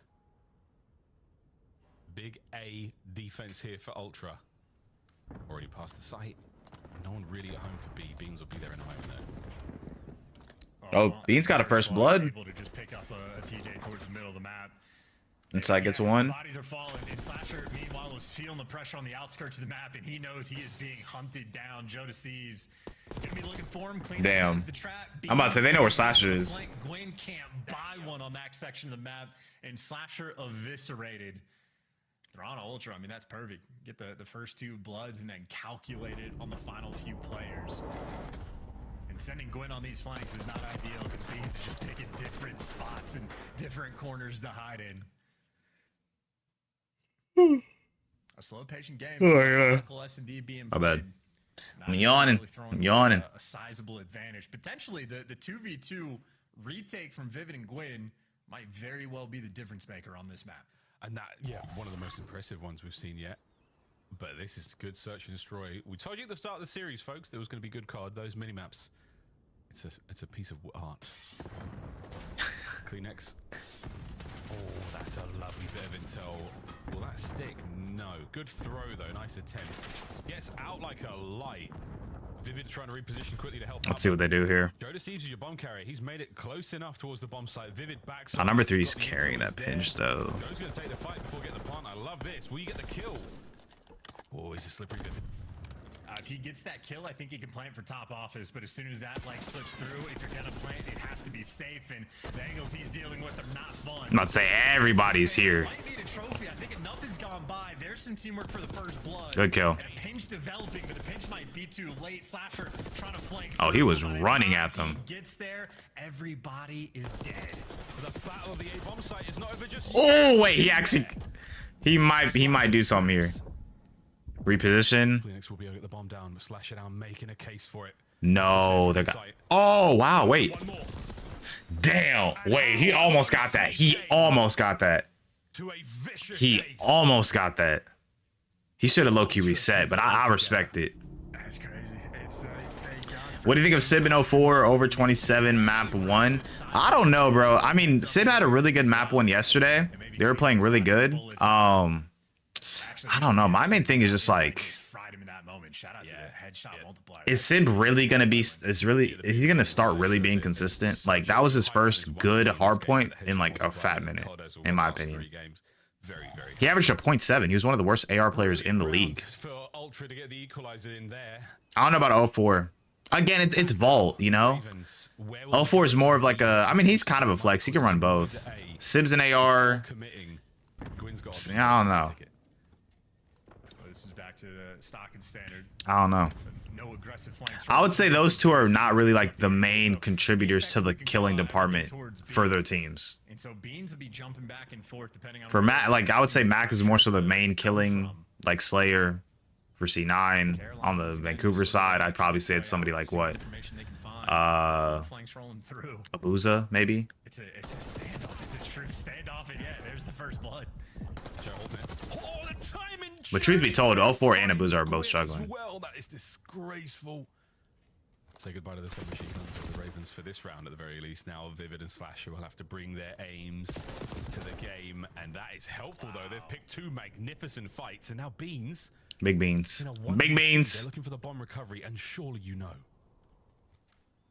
Oh, surely you don't. That was actually the mess up then. They didn't realize they had bombed. They gotta go. Receives tweaks and tries to run through mid to pick up a trade, but plays into their hands. He about to turn around. Isn't even going to be able to catch these players off bomb. So even with 8 seconds left, Beans is bamboozled. Still thinking it's over towards A. I'm about to say there was a lot more time. He has a frag grenade though. Oh, he got a sub though. Okay. He's got PDW. This might be okay. The nade has to be perfect, and he has to capitalize on the damage instantly. Shoulders thrown. They saw him. They saw him. They saw him cross. Saw him. Relays the intel to Vivid, and another nail-biting, magnificently annoying round. Good search. Yeah, Insight Kleenex, I guess, just maybe getting picked apart a little bit. Oh my goodness. Held the B bomb site down, but then even after they got the bomb, just trying to be a little bit too gung-ho, going for the trades and in a patient game. I guess we're finding out which team will come out on top. Carolina, when things are slow, they are happy for it. Give them time to think. So, bro, I did 2-leg on Ravens and C9 today. Oh, fuck, hold on. I'm trying to pop my knuckle, low-key. They had Vivid for 5.5. Should have took that. Oh, like his line? Yeah, he has 8-3. He's going crazy right now. T's kind of struggling. 2-leg on Ravens and C9. What's the Ravens? What's the leg side of the Ravens? Oh, they definitely. What you got? I wonder if they cleared out though. Either way, TJ has been effectively neutralized so far this game, so maybe that's part of Ultra's game plan. But Gwen just waiting for a little bit of noise, but once again, it is so quiet on this map. Oh my God. Or is it like a bet just for them to win win the map or win the series? I'm my bad. Goes forward, gets the kill, as does Vivid. He goes down 2, so now Slasher. I'm not gonna lie, I'm not mad at if Toronto wins this. I'm not gonna lie. Just a bet? Nah, okay. Exactly where he'll be. It's not bad. I don't know. I kind of want Toronto to win this match. Honestly, I just want 3-0s. I'm gonna keep it a buck. And that's COD timing. He still thinks he has him trapped. He had no idea. That's COD timing, folks. That's unfortunate. I think they might have lost track of Slasher as well. So now the setup from Ultra. Let's get some 3-0s. Watch the All-Star game today. It might be buns. It might be good. I don't know. GG's. They know where you're at. Good gunny either side. A lot of damage dealt. I want 3-0 over game 5s. And that is the round. Ultra. I never won a game 5. The only game 5 scenarios I want if it's on lane, if it's a banger series. That's the only scenario when I would want a game 5. Like, I'm sorry, bro, but like this is like online COD. You cannot tell me online COD we like this, bro. We deserve more. We need LAN COD back. Perfectly timed up and unfortunate for Slasher. How to play your that's crazy. Fancy movement as well, just to get up top. I'm back after I lost my house. Yo, same here, bro. No, honestly, because of the Thieves under combo that I hit on, I got my house back, so I'm good. We ain't gotta move no more. We ain't gotta move no more. We're good. Kleenex is struggling, brother. 2-7. For a tied up game 4-4, you're looking for a little bit extra in Carolina. Maybe the first aggressive strat they have over towards this A site. All 4 players. Dude, Kleenex, I don't know. Trying to speak it into existence. It's gonna be a slow. He's like he would be, in my opinion, their best S&D player. He's just so good at like working around the map. I don't know. I think just red card in general, it's like kind of a weird map. All right, guys, we'll hold these lines. Oh, until the submachine gun player gets involved to try to cause some damage. TJ's the man at that moment. No, I'm yawning, y'all. My bad. A little hotter for now. Gwyn and Tej going forward. They're trying to catch inside out. They don't know if they've got Kleenex there. That's the opening salvo. The suppressing fire just to get those submachine guns a little closer or to draw those Toronto boys closer. Oh my gosh. What a standoff this is. Did he see Gwyn? That's crazy work. That's crazy. He definitely saw he saw a name tag or something. There's no way. He saw a name tag. There's no way. That's so painful. Just on bomb. Yeah, great pick. Yeah, gets a little bit baited. TJ knows when to get active. And now inside in a bit of a tricky spot. You get the bomb down for the 3v3. He's holding this as tight as he can. The flank is covered for now. They've got no idea that the remaining Raven is in front of them. They've got eyes on 2. That's a lot of damage inside. It's not going to win this fight. Slasher sends Who got this map? Shoot, we don't know. It's 4-4. It could literally go either way right now. Picking up the pinch from behind. Enough damage into those 2 players, but 20 seconds for Vivid to stay alive. Oh. No, they found him. All the instincts were good with the frag. No one on the defuse, and that's going to be the kill. Joe deceives. Good stuff, Joe. Good stuff, Joe. Let's get a nice little 3-0. Let's get to the Optic series. Let's be honest. That's all. That's basically what everybody watches day by day for, an Optic series. Let's be honest. In that round there for the trades. Great job. Y'all can't lie. Y'all can't lie. Again, y'all, like I always say, y'all are not Boston Breach fans. Nobody woke up a Boston Breach fan, bro. And solidifies the round with that kill on Vivid as well. A tale of 2 different SMG players right now in this lobby. Joe Deceives for the moment has their number, but it is only for a round advantage. Toronto, though, looking to snap their 4 S&D loss spree. And what a great game this has been. Map point, folks. Will the Ravens defense get them around 11? That will be the question. 3-1 split side to side. It's going to be a lopsided battle over towards A. Oh, and great nade by Gwyn. Great nade. He saw Vivid, I'm pretty sure. I'm like 90% sure. Look at that flock through the middle of the map. They've read this brilliantly. Nice 2-piece from Gwyn. Oh, it's around 11 and 6'4"? You think so? Oh, that's so good. That's such a good strat. I think that is a I don't know. work being done on inside. Could they get this 2v4? Players there to nade him down. Why is Kleenex on AR? Yeah, I'm about to say Kleenex is on AR. He does not feel comfortable. The 2v3 clutch or 2v4. Has he been running it AR? Because I'm pretty sure I saw him on AR and Protocol. Like, they're not, I know they're definitely not like, I know for a fact they're definitely not role changing him, but like, is he been running an AR more? Oh, he's dead. He is for sure dead. Why is Kleenex on AR? I feel like you'd want him to be sub. He's really fast paced. I don't think he's going to be hitting it though just yet. That's perfect timing from Slasher. I think he may have seen the top of his head. He did. Yeah, I'm about to say he did, bro. Round 11. Round 11. I'm gonna be honest. Let's just give it to Toronto. We need a 3-0. Treated to some good search here, folks. Maven Sundays. They're always brilliant. They're always brilliant. This is good too. Again, I love the homework being done by Carolina. We're digging deep. Like the prep is shining through right now in this game as well. They both Thieves. I mean, they're common trying to figure out Who you got for map 3? What's the third map? As well. He's kicked back in his chair. But here we go for the round 11 on red card, Miles. Let me see. Let me see. From what happened at the major. Should tell me that Protocol. The same scenario. My goodness. Toronto. Oh God, here we go. And we are. I think Toronto is just one of the better Protocol teams in the league. I'd give it to Toronto. The first at the very least, a perfect nade. Gonna flush Joe out, but wait, playing damage and somehow TJ goes down without a fight. Vivid now has to. Okay, listen. I like that Toronto's winning, but I don't like how they blooded Tej, bro. Come on, let's relax. Oh, it's so anti. Come on, Gwyn, move faster. Gwyn does indeed move fast. 1, 2. That's a huge 2-piece. That's a huge 2-piece. Has got to back up. It's Vivid and Ultra have pushed them out. And oh my. Oh, we're trolling. We're trolling. We're trolling. We're trolling. We're trolling. We're trolling. Yo, everybody's mad confused. On his head, but someone lagged out of that lobby. I didn't actually catch who it was. I think it might have been Slasher, but I'm not entirely sure. Nah, everybody mad. Everybody mad. They're like, nah, dog. The referees moved real quick on that one, so good job, everybody. We'll be getting this round started ASAP. And Slasher is in true disbelief, mind blown. If That's crazy, bro. Leave those eyebrows, Austin. They're professionals. They can do that for you. I hope this doesn't ruin the scoreboard. I was trying to see how many first deaths DJ had. I feel like he's gotten picked quite a few times in this game. And Oh, let me check some real quick.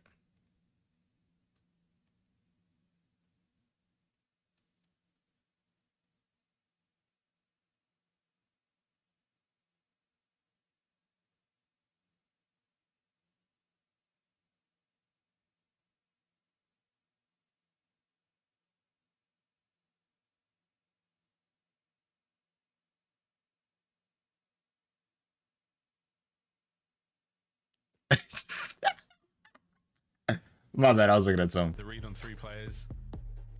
He was unable to pick up 2. I can show it. I can show it on stream. That was, I mean, everything was going so brilliantly for both teams, and then the read as well. That we've lost the fight over by, well, we lost the manpower over by. Oh my goodness. Let's just keep moving over towards A, and then what? The Ravens, they wrap out. They leave the B-bomb site. They leave A. Are they like fully reset? They can't fully reset the lobby, or did they just pause the game? Actually, no, they reset the lobby. There's no way. Because you wouldn't draw it. You would just sort of be like a pause. All right, round 11. That's crazy. Nah, because you got to think, especially when it comes down to momentum. Like, and it also sucks because it was later in the round. That's what kind of sucks. It was later in the round. Like, you can't really do that. Like, it's a 2v2 situation. They're locked at that point. You're locked if it's 2v2. Inside is obviously known for being one of the slower players, so if you want the patient play, you just work with him on the map, and you can absolutely manage that. If you want to fly, Joe Deceived, Kleenex, and Beans will absolutely hit the go button, so they're capable of multiple different styles of play, but when you need to get active, they're popping pieces. This would have been the call game moment if Slasher would have been able to pull it off, but Insight in his ones, as nervy as it was in that final moment, he delivers and keeps things honest. And maybe from Ultra, this would have been the round where one of the rare mistakes being made, a couple players just getting picked apart, left Beans in a bad situation, but outside of that, it's just been great gameplay on both sides. I think outside of maybe one round, it's quite literally... What did inside end with? Ends up executing it. I'm sorry. The map's not finished yet. They reset the lobby. We're still in round 11. Does not see the bomb get dropped there, and he pulls away from. I don't know why I laughed. I'm my bad, bro. But he just misses out on the very crucial intel there. Oh, this is so tough. And it is there. Yo, bring the play that would have totally changed that round and sold out, man. Not the win out right there. So, boys and girls, what a match this has been so far. Of course, their first hard point feels like a thing of the past now. Chance like who cares about how protocol went? We will be playing red card as well. There's no guarantee actually because we still haven't finished around 11, but. Hey, we'll see what happens. We're going back to protocol for the control. We'll play red card hardpoint. I know it needs to be over, bro. How we feeling, mate? Talk to me, bro. How we feeling? Well, just to further home, like in a S&D battle like this, of how like detail oriented you need to be. I made a comment about Joe Thieves, like how even his plant spots are typically on point, and he's willing to give you extra like when he needs it. Not the one moment where either I think it was TJ maybe or Gwyn trying to go for the plant, and CleanX just zaps him through the net, like hits the wall, bang. So the details really do matter. Where you plant matters, the timing, everything. How many stuns and nades you save. That's facts. It is high level Call of Duty. And I just know whatever happens on the control, I'm expecting CleanX to go berserk because I think he's probably tired of the patient play. Patient play. Well, folks, we have to ask you to be patient for one more moment while we get this round 11 lobbies. Bro, I don't even want to hear it, bro. I'm not even blaming Miles. Shout out Miles, but god dang, bro. We doing too much.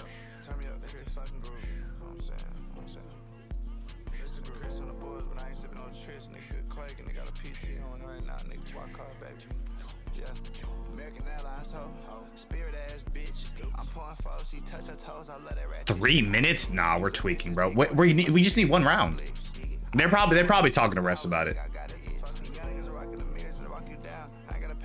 They gotta be talking to the refs about it. Cause I mean, obviously, I don't know did anybody have a streak? That's the hard part. Like if somebody has a streak, you're kind of just like, bro, like I have a streak, there's no shot. Like, come on now. That's like the only case scenario where it's like you kind of have to talk to the refs, in my opinion.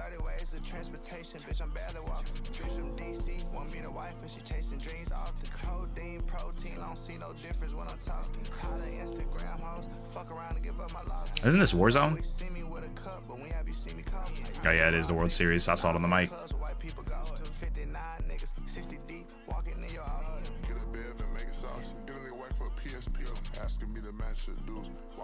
This stage is actually kind of fire though, I will say. This is kind of a fire stage. It would have been cool if it was like in a circle though. Like everybody just talking to each other. Wait, yo, real quick, how do y'all feel about MW2?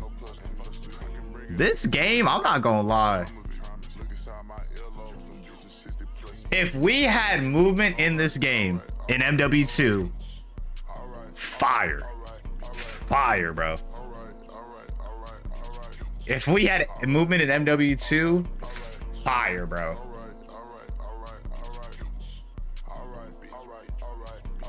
Yo, I need all y'all to, stop sleeping on DC2 Trill, dummy. Real fucking shit, dummy. I'm tired of y'all niggas sleeping on him, yo. Like, yo, are y'all fucking dumb? He's fucking Whoa, that's crazy. That's insane. Wait, someone tell me how Muck kills Joe. That's not English, bro. I swear to God, that's not English.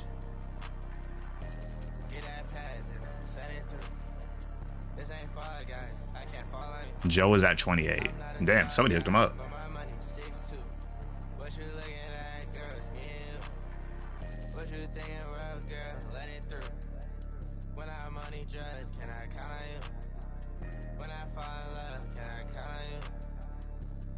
So much, but I hate what you do. I say when my minions feel like group. I'm so high, bitch. I don't know what I'm gonna do. Feel like I could fly, bitch. Go with me. Two. Hopefully they get it all settled out before we figure out what's going on at the end of this timer.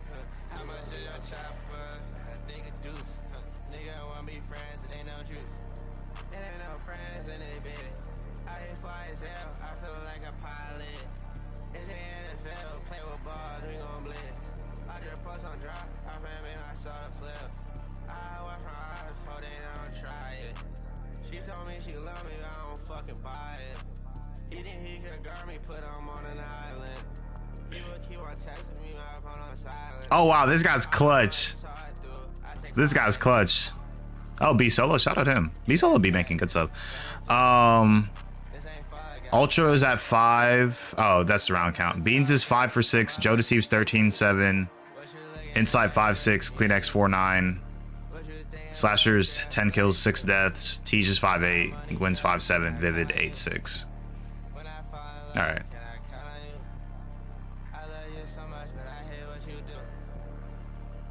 Going at each other in Madrid at Mayor 1, and it was one hell of a tournament. And this was the way that the red card S&D went down there. It was again around 11.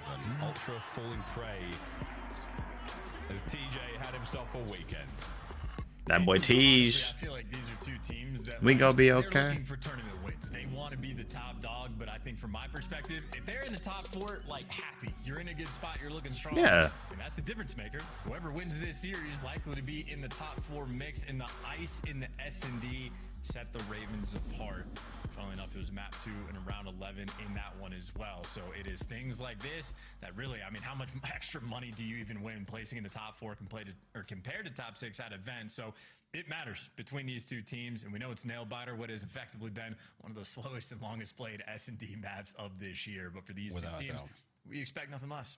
No, we expected the goods. We didn't think it'd go on this long, though. That's the little gift we've been given. But yeah, I mean, I think for both organizations, chance. I mean, Toronto Ultra looking to get to the heights of yesteryear. I think for the Ravens, though, this is the best the organization has looked consistently ever. Which is Oh my gosh, that's so sad, but like that's so true. Think about any Ravens roster in the past, it was relatively short-lived after, and think about how good they were. The only one that's actually hit this peak as a good Ravens team was maybe Vanguard in Major 1. Because they had top 4, and that's it. That is it. This is probably the longest Ravens have probably looked good in a consistent basis. The fact that they're still good for like a whole qualifying week season and the major, that's so sad, but it's so true. We're going to try again, folks, because it's a one and done. And it is going to be an absolute delight. If you did miss the first attempt at the round 11, it was that is so true. I feel so bad for the Warwick. Potentially getting a plant over by the A-bomb side for free, but you never know. All I do know, though, I think whoever gets first blooded is going to snap their headset. I think is what's going to happen. Oh, yeah. Sat and waited 5-10 minutes to get low key. And if you get blooded, like if you just die to a frag grenade, like there's not going to be any trophies on the reset, I don't think, because I don't think it was a pause. Like if you just get naded off a break, slamming headset, like it's going to be, or the camera, I suppose. Players been mixing things up. We used to have chair punches back in the day. Now we're snapping webcams. So, new out. He talking about Dashy. Some of my all-time favorites, Illy's headset spike, legendary. But a quick refresher, folks, on the way the Ravens have looked so far and where they will be going next. And look, it's not been fantastic. They got absolutely chokeslammed by the Thieves. That's not great. Ultra will still how this one goes down. Rokkr coming up next, Feb 21st, and the next day is, of course, a game against Optic, Texas. And then we roll things out. They get to play the Falcons just before moving onwards to the major. It's going to be spicy indeed. If you want to go to the major, we know how the Ravens are going to get. Oh, never mind. Your journey from wherever you may be in the world will look very, very different, but you can still get tickets. There's not that many left. Of course, Optic put on a great show. We're going back to Allen, Texas for this one. It's going to be an absolute delight. Tickets are still on sale. Grab them while you can. Optic.link/major2. You're there for champs, you know, folks, it's an iconic venue, the Credit Union of Texas Event Center, and what a name as well. Set up an incredible box in the center of the stage. Everyone having a good time. It really, really was an amazing time. It's a loud This is room. wild, like, bro. What is this, bro? It's a great arena. What is this? Major 2. You saw the dates. Oh my gosh. /major2. Tickets are still That's available, wild. folks. This is the way things have gone so far in Search and Story Chance. First Bloods have Them been boys chasing the camera. outside of How does that even come about? Does like the producers just go outside and be like, hey, y'all want to be on like CDL broadcast, just like chase the camera? First blood. So Ultra have been better in that category, but once or twice they end up letting it slip. Of course, Trey's rolling through. It's a fun comment about the credit union. It's I wild. I realize how American I am and like my perspective. What happened with S&D? It still hasn't started yet. I don't know. They might be talking to the refs. Maybe there's some lobby issues. Oh, they're getting back into it. They're getting back into it. This is beautiful. I could walk anywhere. We're playing one last round. Somebody lagged out map 2, or not map 2, round 11, the last round, and now we're actually about to finish it. So this is the last round. I'm about to say, low key, if I got blooded right here, I'd actually punch my monitor. I'd be like, there's absolutely no way I waited 10 minutes in a crucial round 11 just to get blooded. Like $1.45. It was phenomenal. Either way, folks, we're going downtown here on Red Card. Round 11, take 2. If somebody lags out, I say we just cancel the whole match. You get nailed right off the rip here. It is going to be phase through a monitor time. But there we go. It's not going to be, no, it maybe will be an exact mirror of how the previous round went. Well, the previous round was a bang out towards the B side, so definitely not a mirror to that one. This is very much round 1. We have to dodge all these nades inside the spot he got naded. When mine and raisins, shoot, I mean, fuck it. I just want a 3-0. So 30 seconds have gone by. Yeah, whoever gets blooded, they need to crash out immediately. It looks like B is getting the call. Insight starting to creep his way up the map, taking a good chunk of space. You imagine the bomb is going to be following him up here shortly. TJ, that is so uncomfortable on those stairs. Yeah, really uncomfortable. Not an uncommon spot, though, so... Oh, he's giving it up. He's giving it up. Crash out. Crash out. They know about it. No wait, this is the same thing. Teach got blooded last round. This nade is going to matter tremendously. Slasher throws.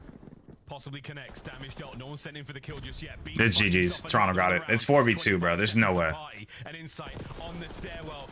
Wait, do you get aim assist through the stairs? Oh, that's so trash. It's GG's, bro. I'm glad. Let's get a 3-0, bro. Wait a minute, folks. Ultra survive the long break. And it's a 2-0. And we about to go to another break. Low key, just go to the next map. I'm gonna keep it a buck. Yeah, I mean, just the head snap back when he got naded. Just like, oh, come on, man. Why's it gotta be like that? But hey, for Ultra, it is in fact like that. And I'll answer the question, Miles. That is absolutely not a stair glitch in any way, shape, or form. Good. Did not go prone up to it. He did not pull a Paco insight. A gentleman in this league, but 2 clean games. You've made amends for your round 11 loss. That's crazy. We waited 10 minutes just for a reset. Fuck it. And it's protocol. I mean, Toronto's a good protocol team. This should be a 3-0. Let's be honest. In this entire series is in fact protocol control, so they might be on top of the bounce back from their C9 game yesterday. Might have a hot oh my goodness. Oh, a hot 3-0. Is it even possible? Puckett and Pals, what do you think? I think it's incoming. Puckett and Pals. Break and then losing round 11 after 3-0, I get my house back. I already got my house back. I got that Thieves joint. You feel me? I'd be pissed if I was Carolina. Yeah. I'd be pissed too. We waited 10 minutes just to get blooded and not even get a single kill? Absolutely not.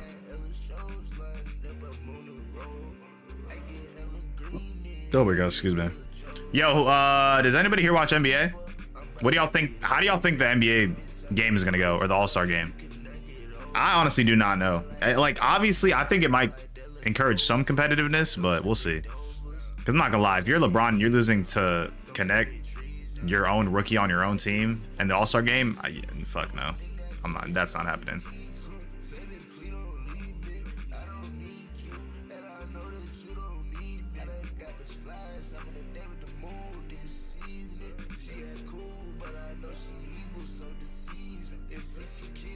That makes every day Halloween. Then they're playing only for the memes. Low key.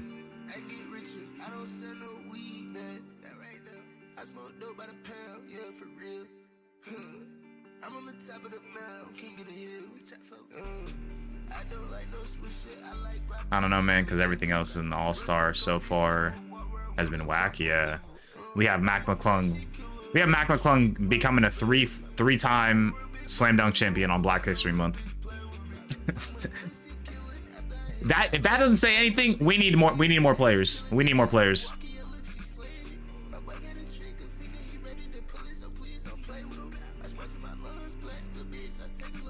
We need Vince Carter out of retirement.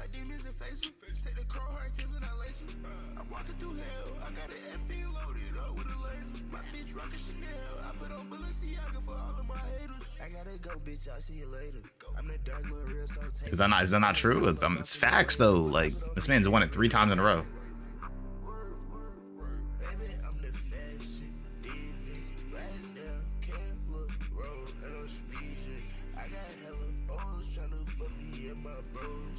I got hella shows lined up, I'm on the road. I get hella green in, I get hella chose. She nigga green as fuck, I'm about to get over. No bitch, I'm not green enough, you cannot get over. I just like the ball hard, Ball like that, look Dover. Don't shop at Dover's. don't shop at demons. Don't commit treason. Everything I do is for a reason. Everything I do is substantial. I forgot we don't be doing fucking full breaks.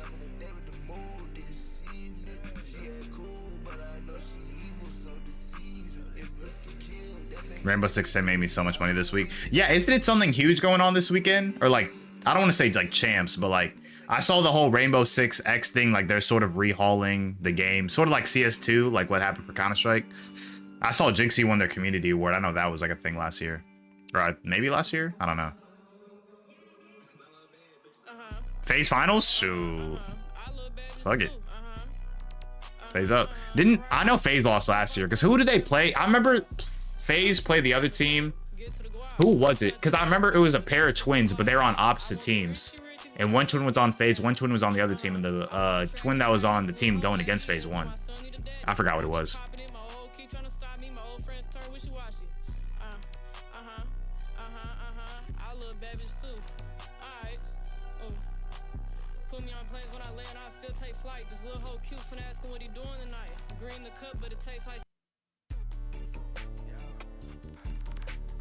My bad, I'm honestly just vibing.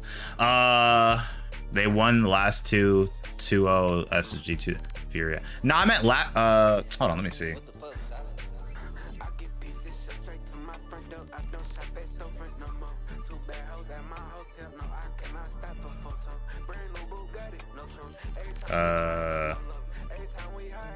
Was it W7M? Hold on, let me see. It was W7M. Yeah, that's who it was. It was W7M last year. They lost 2 in the grand final. That's what I was thinking about. Honestly, I'd be down to do more esports. Not like betting, but just like being there. I don't know anything about Rainbow Six. I know a little bit, like very, very little. Insight for under 19 and Nicky Cash. Fuck it. It's Control. Hopefully they get like blown out. Oh, bet we're going map 3. Ravens look fantastic in search, and you know, ish happens. And I will say, I know there's a lot of players, or people, excuse me, that watch like the CDL and they pay attention to the player cams. Believe it or not, TJ is just that blurry. So that's not like a camera issue. That's just his natural state. If you see him in an event, it's wild. 3-0, please. 3-0. Please, 3-0. I mean, I'm not sure what or how wide. We need a quick little 3-0. I think they should, though. They're a good protocol team. I mean, I feel like Protocol is just one of their better maps. Obviously, in terms of like spawn killing and things like that, I think it's just generally like I would trust Joe and Kleenex to spawn trap on this map versus Tej and Gwyn. You feel me? Put yesterday behind you. Start thinking about tomorrow. Here we go. What do you think about my 2-leg? Hold on, I got you. Nero plus Geo under 118. Dash going less than 59. That's a good leg. I actually like that. I actually like that. Imagine Carolina coming back. Shoot, I mean, we've seen reverse sweeps, so it's doable. Somehow finds the route to get through. I think Carolina maybe caught That's actually good. Off guard, but they do solidify a tick of progress, and they're staying on top of the kills column. Yep. Oh wow. Okay. Because low-key, Estro's been killing it. I think Geo is the like best player, is starting to become the best player on Minnesota, but it's really between him and Estro that like be going back and forth. Plus, I mean, Nero is going against Shotzi, so he could have some difficulty, and I feel like after how bad Optic got beat, they definitely want to harp on a lot more of their, I guess, fundamentals, like whether it's respawn, search, you know. So that's good. I like that leg. That's actually a good leg. bit slow, but finally Vivid overwhelmed. Simply was not bought enough time in that moment, but all's well that ends well, and you still have Carolina on top of the kills. Oh my goodness. Third tick of progress. It's going to be close to see if it's going to fall. Kleenex is going to be jumping over his head here in just a moment, but not before the point gets secured. So Ultra looking good right now. Yeah. This is good. It's good. Yeah, it's good. Advantage is one thing. Nero feels like a feast or famine player. Nah, for sure. Nero's a hit or miss, to be honest. I definitely think he was one of the better control players in the beginning, and then he started slowing down. But for Nero, it's like it's hit or miss, bro. It is hit or miss. Dealt with there in the Ultra spawn. So now a lot of space to be played with here for the Ultra boys. This is just going to be a slow-paced gameplay, right? You got insight in the depths of the spawn, just about watching a deep left flank side of the map flank, and that's the type of style that Ultra's going to bring. So you got to reorchestrate yourselves and figure something out. Middle of the map being controlled though by Carolina. Seven made it into your house though. Actually get through, so he's in a spot where oh no, he is a bullet. And that's certainly when Gwyn is at his best. He's a stone cold killer. It's a shame his teammates have been brought down around him. He's got the opportunity to soften up these defenders. Number one. And he's going to get the capture going as well. Still a 1 life differential. As he's doing it all alone. Ultra now on the counter-attack. Joe sees, trying to sniff him out. No hope there. Slash has got the coverage. It's a slow capture chance, but it's working. Yeah, you saw Slasher. Yeah, Slasher had mid covered from sort of lower boat as well. And this is beautiful. Gwyn's the guy you want to get him in position, let him play for the kills, and then everybody else snaps after that until Kleenex bodies him, gives you two, and makes this zone a lot more. Oh, he got out of there too. And he had no bullets. He's looking for a third here. I mean, Tej. It's good centering, it's good coverage to stay alive there, but there we go.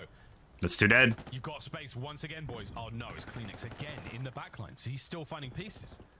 Trying to clean up this. Might lose 2 houses. Finally catch him just in the nick yeah. of time, and a 5 life difference right now. Tej gets done. The zone is still good. No. They got double lives. This is hard because if you get like a 3 dead, Carolina could still win this, or Toronto could still win this. Flank though, so if he's quick enough, he can make the impact. Vivid gets caught. Now the lives getting drained on the other time, but every single kill is massive, and no more Kleenex in the picture. Yeah, he's out. Top side of the minimap, dangerous place to be right now. The Ravens got free reign to do what damn, now 2v7. They got it. They're gonna just run it down. He gets a bit of damage. He's got no help though, and that's it. The round. Good round. Complete. The Ravens succeed. That's the weird thing about Protocol now. Now that they moved the B point from like the bottom by where boat is and Big Door to P2, I mean, you could just spawn traps like the defense. They have like a lot less space.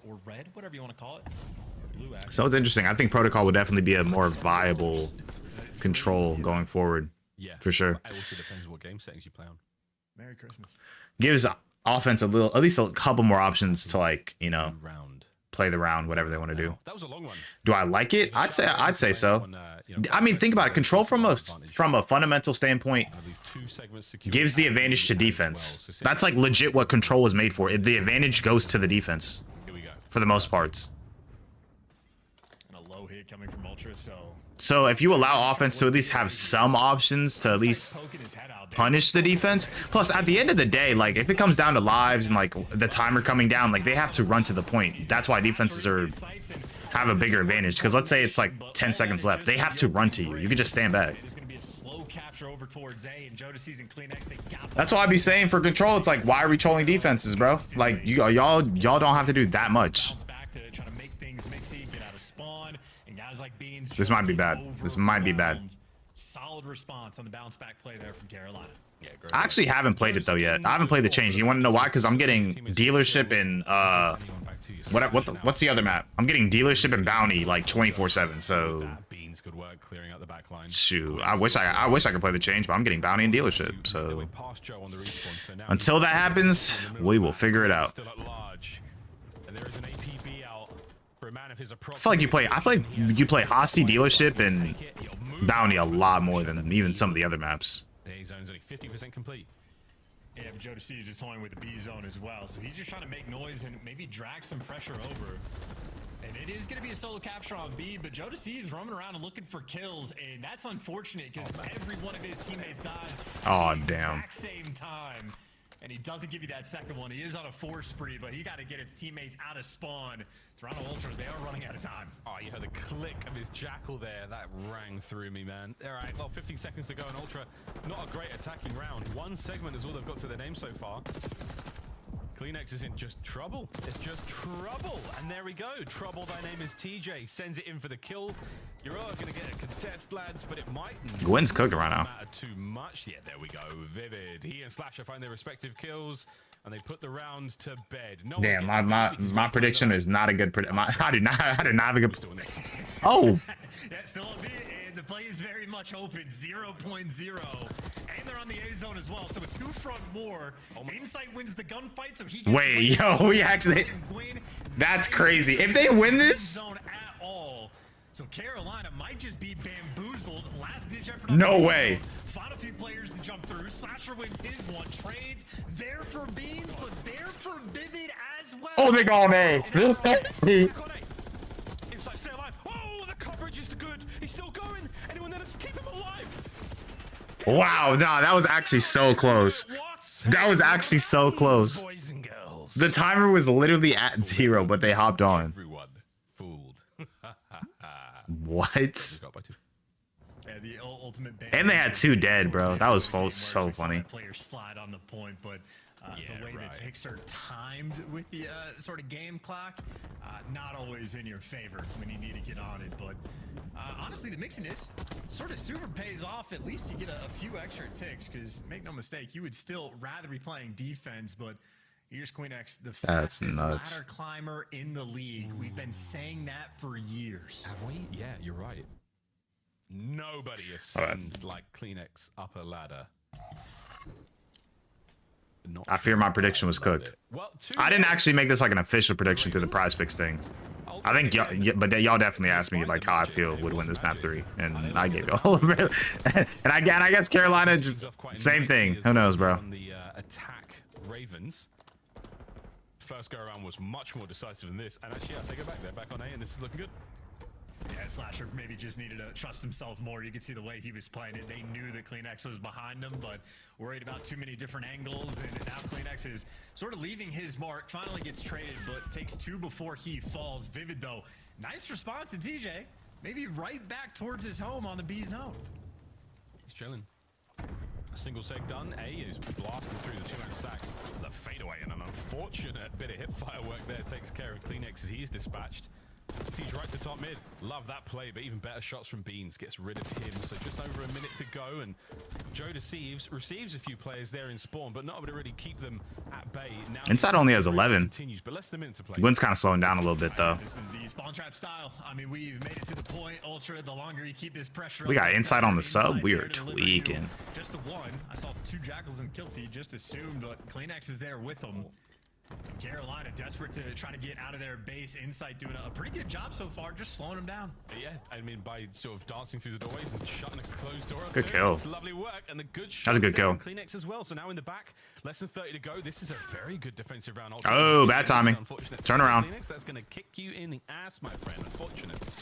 Go to Thieves though, keeping this play alive. Less than 20 to go. Yeah, it's a great play, and he's in prime position as well. Any player that sets foot on his own likely to fall. Gwyn might have to do it over towards B, and maybe just try to open things up for his teammates. And Carolina needs to figure out what direction they want to go. Good 2-piece. You see in the feed, Gwyn is that was a good defense. In the A zone. Well, Beans and Kleenex, they have it under lock and key. Here's the ladder, though. The ladder of hope, as we've always called it. Always. Slasher with the jackal. He trying to show us off the goods. Are they close enough? Yeah, they got A. Or they were close by A. There you go. Vivid falls as well. No last-ditch heroics on the offensive end. We blow the whistle. Ultra get themselves 1. A quick rehydrate, boys.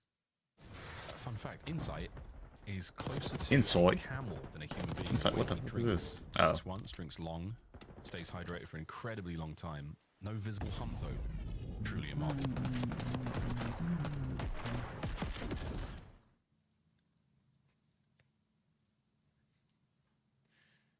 On to round 4 we go. I got nothing for that. I tried so hard. Absolutely no jokes, no goods from me. It's fine. I was waiting. It's all good. It's all good. Oh, my nose. Big round though for Ultra. You True. did. Can you now attack? Well, Miles, unfortunately, Defended, Ultra's did. attacking routes have been dry as a desert, so this is going to be a problem. I want some food, bro. Yeah, I mean, 30 seconds later.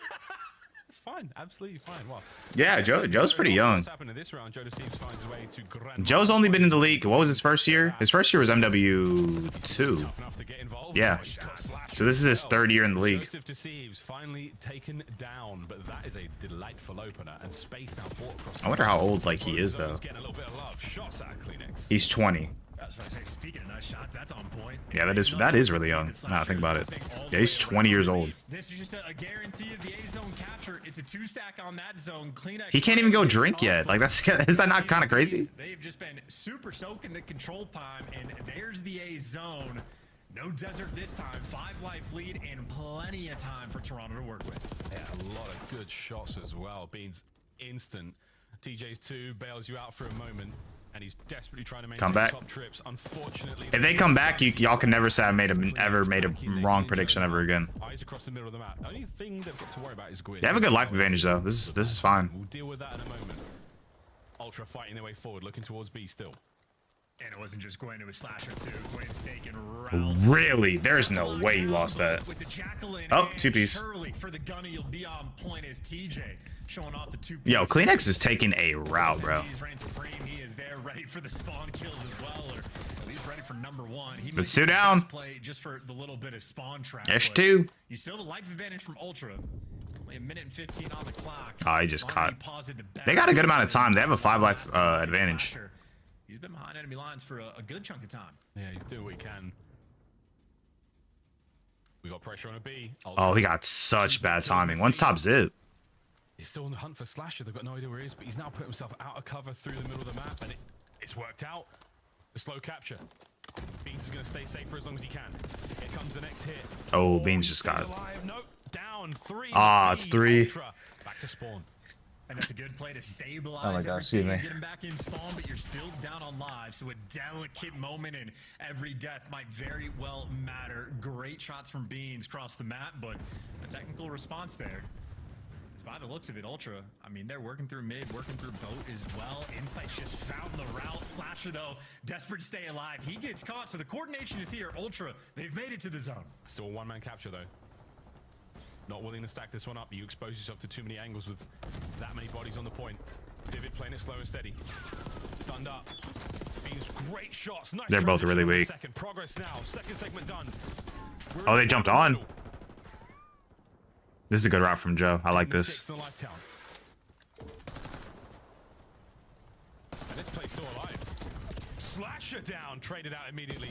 Joe Thieves. Oh my. Oh, Lives, that's done. It's over. lives for the Ravens. It's over. It's 20 seconds. They can't get over there that Got such a fast. journey to make, boys. Do you have the time? Oh, Gwyn pulls Actually- up. Shots, it's so close. 10 seconds. There's no way they get Nah, to the zone. they're not Using close. The ladder again. Nah, TJ they're not kills. close 5 enough. seconds. Done. Over the top. Damn. If he had his knife out. If he had his knife out. And it is not enough. The Carolina Royal Ravens. That was close though. They almost went to round 5. By themselves, another hard point in the series. Yeah, I'm telling you, the zone of when it actually registers you being on it, it's just a split second behind. So the Dolphin dive would have been a great attempt, but just not enough time. A game of margins, though. That was a good one indeed on protocol. Heyo, what's good, Anderson? Getting switched up massively. How you living? Beneficial for the map. Makes the That's attacking wild. rounds Wait, did I hear easier, something? But still, the advantage on defense towards the The end, fuck? absolutely there. So potential reverse. I have Toronto to win looking good. Yeah, I mean, I wanted a 3-0, but honestly, they could take the next map. They know it's crazy though. They're no longer undefeated on protocol control. Because I have the stats right here. They were 2-0 on the map. They're not undefeated on it no more. Yo, Tactical Rap, what is going on with your website? Is Breaking Point down again? Come on now. They played it for the first time yesterday, took an L on it, and well, frankly, they're just trying to square up again. They keep choosing it, so they know something I don't. But for me, that remains to be seen. Everybody wants them reps, man. Oh, here we go. Putting the work. It was taking a minute to load. You also have Vancouver Surge. The gunny was certainly there. Let me see. 3-0. 2-piece. Where is it? 0.0 stop here from Kleenex. Unbelievable. The fact that they got Yeah. the as well. They're 2-1 on it now. It could have been Because they just lost it. We saw it once in MW3. Once. Right here It was a for high Toronto. control. They're really good. They're honestly just good on protocol overall, to be honest. I mean, 3-1. It was 2-0. 2-2. But I remember this one. This was against Minnesota. Minnesota be doing dark magic to win their map 5s. They do some weird ritual in between games 4 and 5, because I don't know how they win as many map 5s as they have. What else? That's really it. I mean, in terms of this red card, the stats show that it should be Ravens, so we might go map 5, but honestly, it is also 2-1. I don't know, because who did they play on this red card? That's the real question.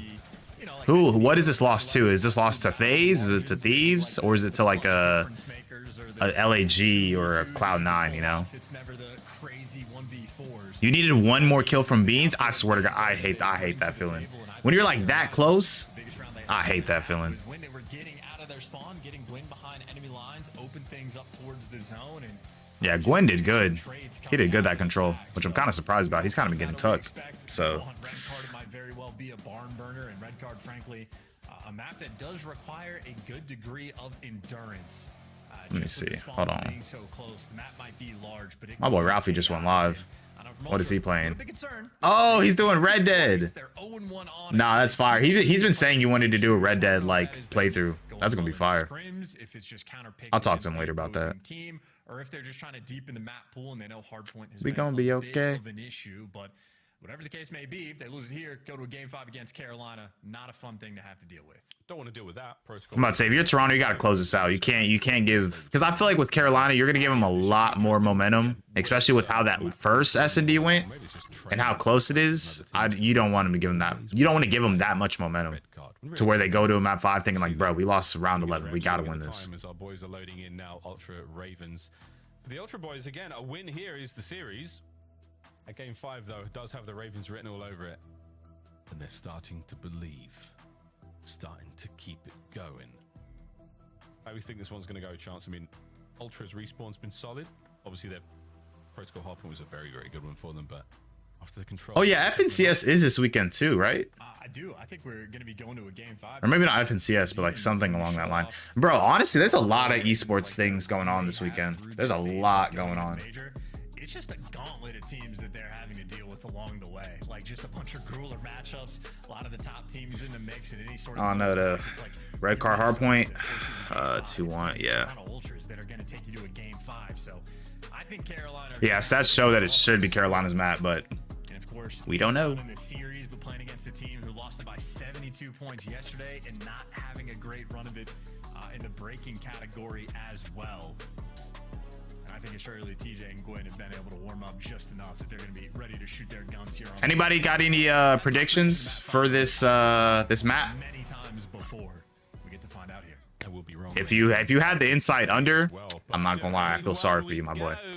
I said that shit was free automatically. He became the next fucking I don't know who, bro. Mans was getting as much kills as Kleenex. Like, come on now.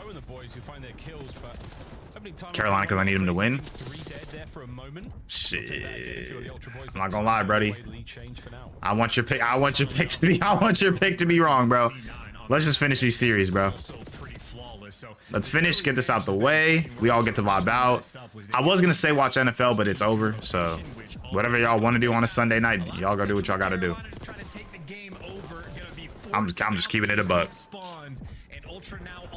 This is my weekend. This is my weekend. We get 3-0s all day. I enjoy my weekend.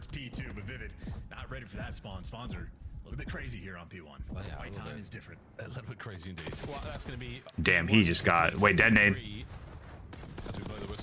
I'm about to say, I was wondering if whoever killed Beans ran over his nade because it was going to fall on the floor. I guess a little squirrely, the aim, but Joe looking good. Hardpoint, though, still in the hands of the Ravens. Joe's about to hit the top rope in this one. Checks everything and somehow still gets the kill. Good stuff, Joe. Lead change back in the hands of Ultra. Spawn still in the back, though, the Ravens. They've got the reinforcements here to contest the point. Yeah, Ultra looking for a set of kills and really trying to set up the. I forgot. Beats is like the only one in the league that rocks that like circle side. I feel like. Just win another one. You see, TJ wins his one, and yeah, both of those players fall. After the last game, all right, bet. The spawn trap, but they should be able to manage the time. That is a good final 25 seconds to collect. Ooh. And you see slash off spawn as well. T's just getting kind of dumped on right now. But with Gwyn there to join them, maybe they do get old, but this is just an opportunity for Ultra to overwhelm the new time. I mean, they got the numbers for this break. Yeah, they're spawning out towards mid. That's a really big kill. Wait, where was? Oh, Vivid is like on the complete other side. Beautiful shots there. Either way, a nice gunfight win, and now some space to work with. Ultra, damn, Joe's 9-3. And he's on a 5. Spawn still on the back there for the Ravens, but the front has been crushed. Yeah, Gwyn, last one on the engagement. It just wants to stay alive. Wait, he lost 1 HP off that. Great damage and handles the gun. Good kill. That's 3 dead. Gotta find the last one. We're looking for 1. That's 4. And they're spawn. Oh, that sucks. That sucks. Yeah, right. 6 in a row for Joe Thieves as well. That 11-3 is incredibly close. Damn. And now has a Hellstorm to play with. I mean, they have rotation though. I'm about to say if you can chain these next 2 hills, if you're Toronto, you basically got the game on lock. Again, they are in the right place at the right time here on red card. Joe Thieves has had a streaky moment on every single map played as well. Went on a 5 or 6. He's on 30. He's 13-4. Both respawns, he's been on point as well, and he is delivering again. And such a nice guy, Joe Thieves, getting the hill time. Good trades. Well. Mr. Do It All, but where his teammates fall, good news, they're quick to spawn up as well. Kobe. A square up pressure battle over towards stage. Huge kill. This man cannot die. This man cannot die. Oh, never mind. I lied. That's low-key caster curse or like that ain't even my fault for real. That's a caster curse. Blame the refs or whoever's controlling this. Very, very tricky for the Ravens. TJ with a slow on 4 and 10 as well. I will not take responsibility, bro. Insight now push in the front line forward, trying to be as safe as possible. TJ with a dagger in the back, can't get it. All he gets is brought down in 15 seconds. The scrap goes to Ultra. And that's one of those moments, by the way, where if you're watching Insight play, you're thinking he just let all of his teammates die twice, like on the same hill, but his teammates get the hill, so he can play slow, but when he does, he makes it work. And of course, though, now Carolina, they've repositioned, had all 4 of their arrows around this new time, so this would be an Ultra test of their breakability. Ultra test of the breakability. Well, while would they break? Let's have a listen in the comms. GG's. Nah, bro. Nah. Listen, Carolina can make a little comeback.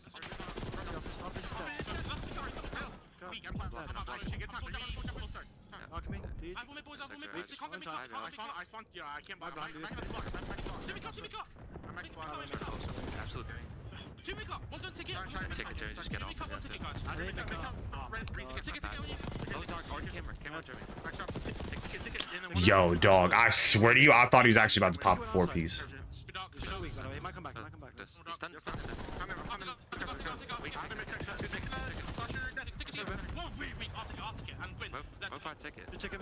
I'm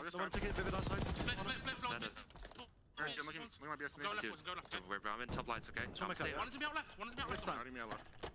Go, he's out ticket, hit me up. Flasher, ticket. Look, steps, nice, you have two, respawn. I'm top lights. One down BSC still. Top lights. Top lights, win one shot. Yeah, you run away. He went backwards. You go right head. Okay, I'm not left. Yeah, right above you. Top lights. Right above us, Jimmy. And then one AMB, bro. Win top lights. Seven. Might be hedge. I'll get some. I'm gonna get left. Yeah, hedge. One more mid door. Alright, those one top lights right now. I don't know. Top dead. I have all the left. Bro, we are getting dogged. We have 7. Weak, not weak. I killed the other guy.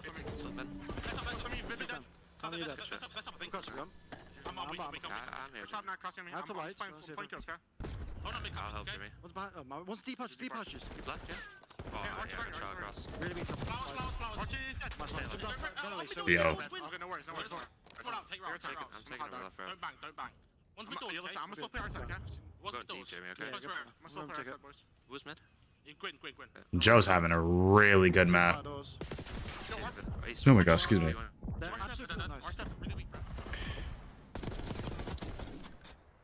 And these boys are difficult to deal with. Despite the efforts their chance to the Ravens, they're still unable to really Kobe. pull this one back in the listen in. And this is a good looking break attempt here on P2. 3 dead, last one time. The back open. Good kill. What a shot onto Tej. That's the break. Yeah. Break rate they had on yesterday, and now this has been multiple hills back to back to back that they've gotten things. Bro, they are getting ripped. Bro, I've seen Kleenex a lot on AR today. I mean, I kind of get it's red card. You know, obviously, sub got nerfed, whatever, but There's not many of those. bro, I don't know. A lot of these maps I'm seeing with the AR more than a sub, I feel like. One shot, absolute error. Hardpoint, Ravens setting up for this one. Ultra with a long journey across. This is going to be a good 10 seconds before anyone sees any action. This has been a good hardpoint. Previous set. Will it be the same right now for the Ravens? First hit from Kleenex, and that helps indeed. Traitor there. Good kill. Last man in the back. Ooh. This is spawn trap time, though. It's not necessarily aggressive in this moment from Ultra. Maybe letting the pressure come up just the map a little bit. But Joe Deceives back in his home in the stairwell. He's got the roaming support of Kleenex. Last one time. One of those a team kill, though. So maybe Oh, it was a team kill. Never mind. I lied. for Carolina, but not when Joe Deceives is 30-12. Yeah, he wants to call game here. Yeah, it was a really lovely bait and switch there on the stairwell. Here comes another one. Tej finding 2 though. Now at the front. Nice work out of Beans to, you know, keep an eye on every possible avenue of attack, but now he's been pressed down into the stairwell, dead and done. Over now to a new hard point. What a banger this is so far. And Tej, pressure on these players all across the map getting the cutoffs. That's great read. And now Vivid gets the power around. He's behind 3 different players right now, so the quicker he is, the better. And this is not a slow player, so he delivers. Gives you 2 nice comms rolling through from Carolina. And they're down Oh by my 60 goodness. points, but the man was in prime position, and he makes the play. Makes it work. Gwyn staying alive with time as well. This is huge. Attempted attack from Beans. It gets traded out immediately, so the Ravens still. Oh, Vivid's on a 6. Here comes Insight. It's a crazy best of 5. He is just on everything himself. The man just needs a little bit of help. Can't quite get it, but does just enough. Honestly, I like Rainbow Six events. Their events are pretty cool. Doing everything he can just to match the pace. I like the energy, you know, but it's also kind of like similar to like a CS event, you know. Over the old time, the new hard point is now a 1v1. What a game this is proving to be, folks. Ravens still trying to fight for that game 5. Ultra now trying to get up 3 dead. But no, you're 3 dead. Can Joe Deceives go huge? You find 1, not enough though. Oh boy, here we go, Chance. I mean, they made a comeback. As well, so this is Carolina in prime position. Gwyn gets his 1 before he gets traded out, and now you're taking slower routes. A great stun though. You think to take the player down, but TJ's got a nice nade. Trade last one. Rolling through. Hop. Last man standing. Let's go. He falls. Ultra had to take a big route to make it happen, but they got the break exactly when they needed. Oh man, they can breathe for a moment longer. 200 points now crossed. Middle of the map. It's all Joe Deceives. Nice connection on the stun as well to help Beans get the kill, and they've still got the point. Look at the P1 as well. The dance around ticket as Gwyn. Oh, spotted but not kill. Pressure on the shoulders of the Ravens. Here we go. Back over to P1, 3rd and final set. Yeah, I love the call from Joe Deceives as well. Doesn't chase the kill. Wanted to go out there for the big steps control, because on P1, that's all that matters. Ultra in this moment, it's more important for them to just to play 3-1 for it right now. To dive on the time, you can absolutely slow down. 2 dead, 2 dead, 2 dead, 2 dead. Hop on. For Kleenex, because he knows now his teammates happy in time. You get stage control as well. A gorgeous setup around P1. Thanks. In the team. Damn. And Slasher, oh man, that's nice. It's 2 dead for Toronto. It's 3 dead. They're all spawning near P2 though. We're still getting it done. Nice shots from Vivid. Again, just I'd say how much of this time are you willing to give up if you're Toronto? 20 to go. Because like you want to definitely make sure you have spawns and like put them in a spawn trap, but again, you don't want to keep them on there for too long. Worried about the close steps, and once again, you just get back down off of it. So even when Carolina on this hill were getting some of the kills, not able to effectively collect any time. 3 dead. Down in the feed for them. They're still spawning P2 though. Final 7 seconds, and Ultra spawn right on top of New. You might need a beautiful hellstorm right now from Vivid to try to break this one down. Oh, number 6. Oh, number 6 spawned in the back. I'm not sure if it's going to go for it, but we're sending this might not even work. You got to clear number 6. Just do it with the gunny. No guarantee, you might have already tried it. Either way, we're into the point, no contest. Coverage from inside pushes Vivid back 20 now for the win. Anyone able to get in close? Team nade. An unfortunate team kill. Able to keep Joe in Or team kill. I don't know why I said nade. Now Slasher with the contest finds the kill, and here come the trades. Two dead.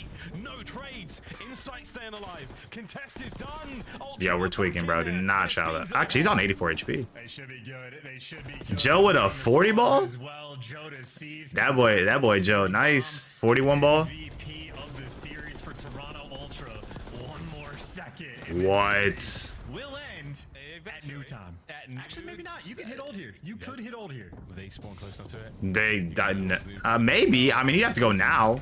Here is the chance for it. Insight trying to They didn't get it. a single second, and the win Nope. for the rotation is done as well. So If Carolina makes this comeback, no, I'm playing. I'm not in stream. Right now, just walking in there, but are they gonna get the kill? No, wait. Doesn't get it. Here we go. Spawns in the back. One more second. No miracles here.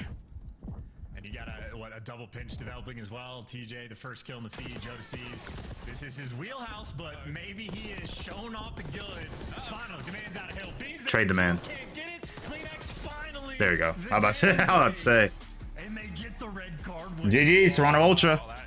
3-1. And the series, folks. The woes continue for the Ravens here in the road to Major 2. Ultra finally, though, finding a sense of self and a confident series out of them. Aside from the shenanigans and obviously getting chokeslams on map 3, but apart from that, Needed 2 more kills from CleanX.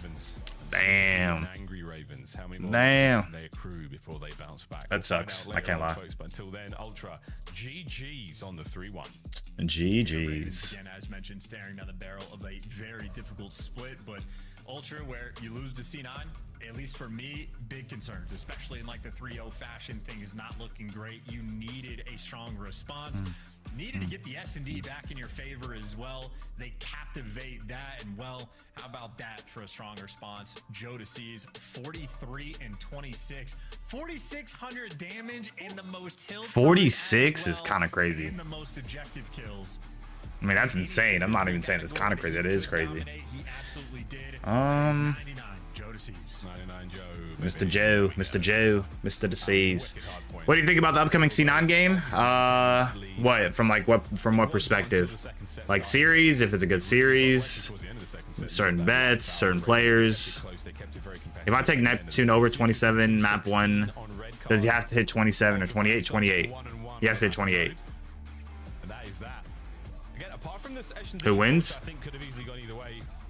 Okay, here's my theory, here's my theory, and I'm really about to put y'all on one right now. Hold on, let me see. Obviously, I've been talking a lot about the servers recently, and for good reason. I think the servers. I mean, y'all know how COD is. It's such a ping heavy game. Like you could be if you feel like you're shooting at gunfights with packet loss and all this stuff. It's kind of crazy. Let me put y'all on real quick. I've been saying that all week. Whenever Cloud9. Because they're one of the few teams that don't operate outside of Texas, or that do operate outside of Texas, they for some reason always lose to a Texas team. Now, thankfully, Vancouver actually plays in Vancouver, so I don't think they should have that many issues. But let me see if I can find it. I'm really about to put y'all on right now. Look at this.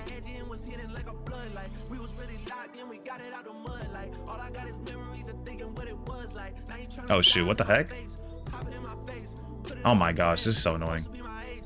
LA Thieves and Optic play out of Texas, out of Dallas. 3-1, 3-0. Minnesota, I think plays out of Minnesota. They won 3-1. Carolina, I mean, they just lost to map 5. But they play out of Carolina. But also it went to a map 5, so they didn't get blown out. LAG plays out of Carolina.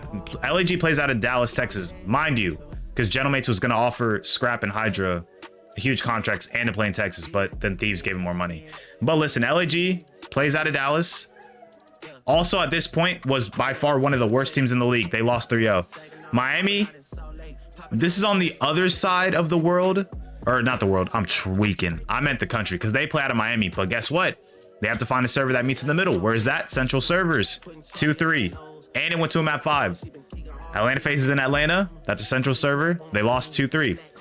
Vancouver, they won 3-0. And then Carolina, again, near Central Servers. It's the only server they could really play. They lost 3-2, and it didn't get blown out.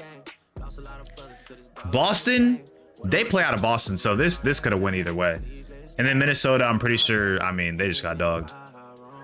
And then Toronto actually plays out of Toronto. In my opinion, this is the way I look at it. If Cloud9 is playing a team that is based in Texas, they're gonna lose. Everybody knows, even if you play COD, Warzone, whatever, the LA server is always the worst one. LA servers are always the worst ones. That's why, I mean, LA internet is just trash in general. LA internet is trash. I have homies in LA, and they always tell me that they do not like the internet in LA. Whether it's Spectrum, whether it's whatever. But obviously, they are playing Vancouver. They 3-0'd them last time. They are coming off a win yesterday. Honestly, both teams are kind of riding some highs, so who knows? Last time they played Vancouver, Cloud9 won 3-0. But now they have Neptune, so there's a lot of different variables. In my opinion, I think Cloud9 should take it, but at the same time, Vancouver is having a little bit of a honeymoon phase. And they did just beat FaZe 3-1. But again, that could just be a honeymoon phase issue. I say Cloud9 though. You did beat them 3-0. I concur. LA network is trash. What's good, N? What's good? What's good, Memphis? Nah, but I mean, is that not facts though? LA's network is trash. So why would you move to LA? Like that's why everybody comes to Dallas or just Texas in general. It's kind of the epicenter of esports. You feel me? But yeah, I mean, but does my theory not? LA is it though? Hey, what? No, it's because I live here. Yeah. Now I'm about to say a lot of my homies live in LA too. They hate the internet down there. I don't think any of my homies that I know in LA actually like their internet.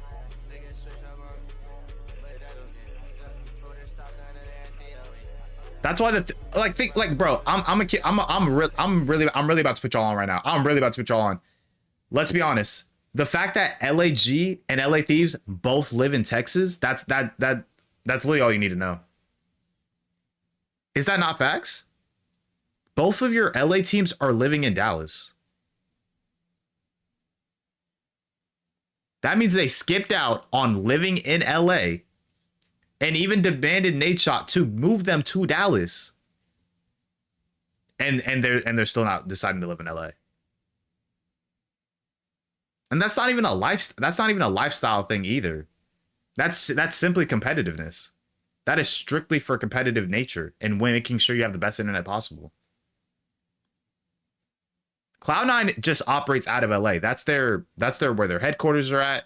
That's where they, do all their business and things like that. I guess Cloud9 probably approached them was like, hey, we want you to operate out of LA, which is like, sure, whatever. Plus, Attach and Lamar from LA, their coach. So I can see why they probably told him to do that. But dang, man, I don't know why y'all decided to stay in LA. It's like, bro. Let me see. Oh, not this.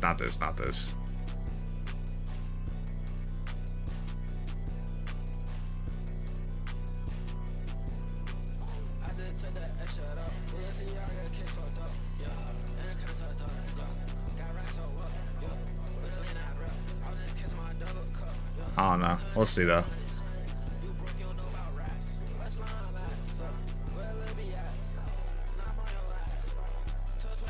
I'm gonna play some of the Drake album. This album has been on constant rotation. Let me change my title and then we'll get going.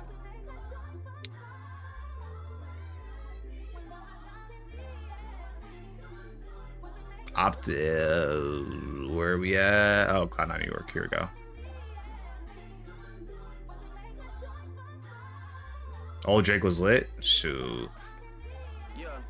Nah, honestly. Did y'all think Drake is falling off? Yes or no? Like in y'all's like honest opinion, do y'all think he's falling off?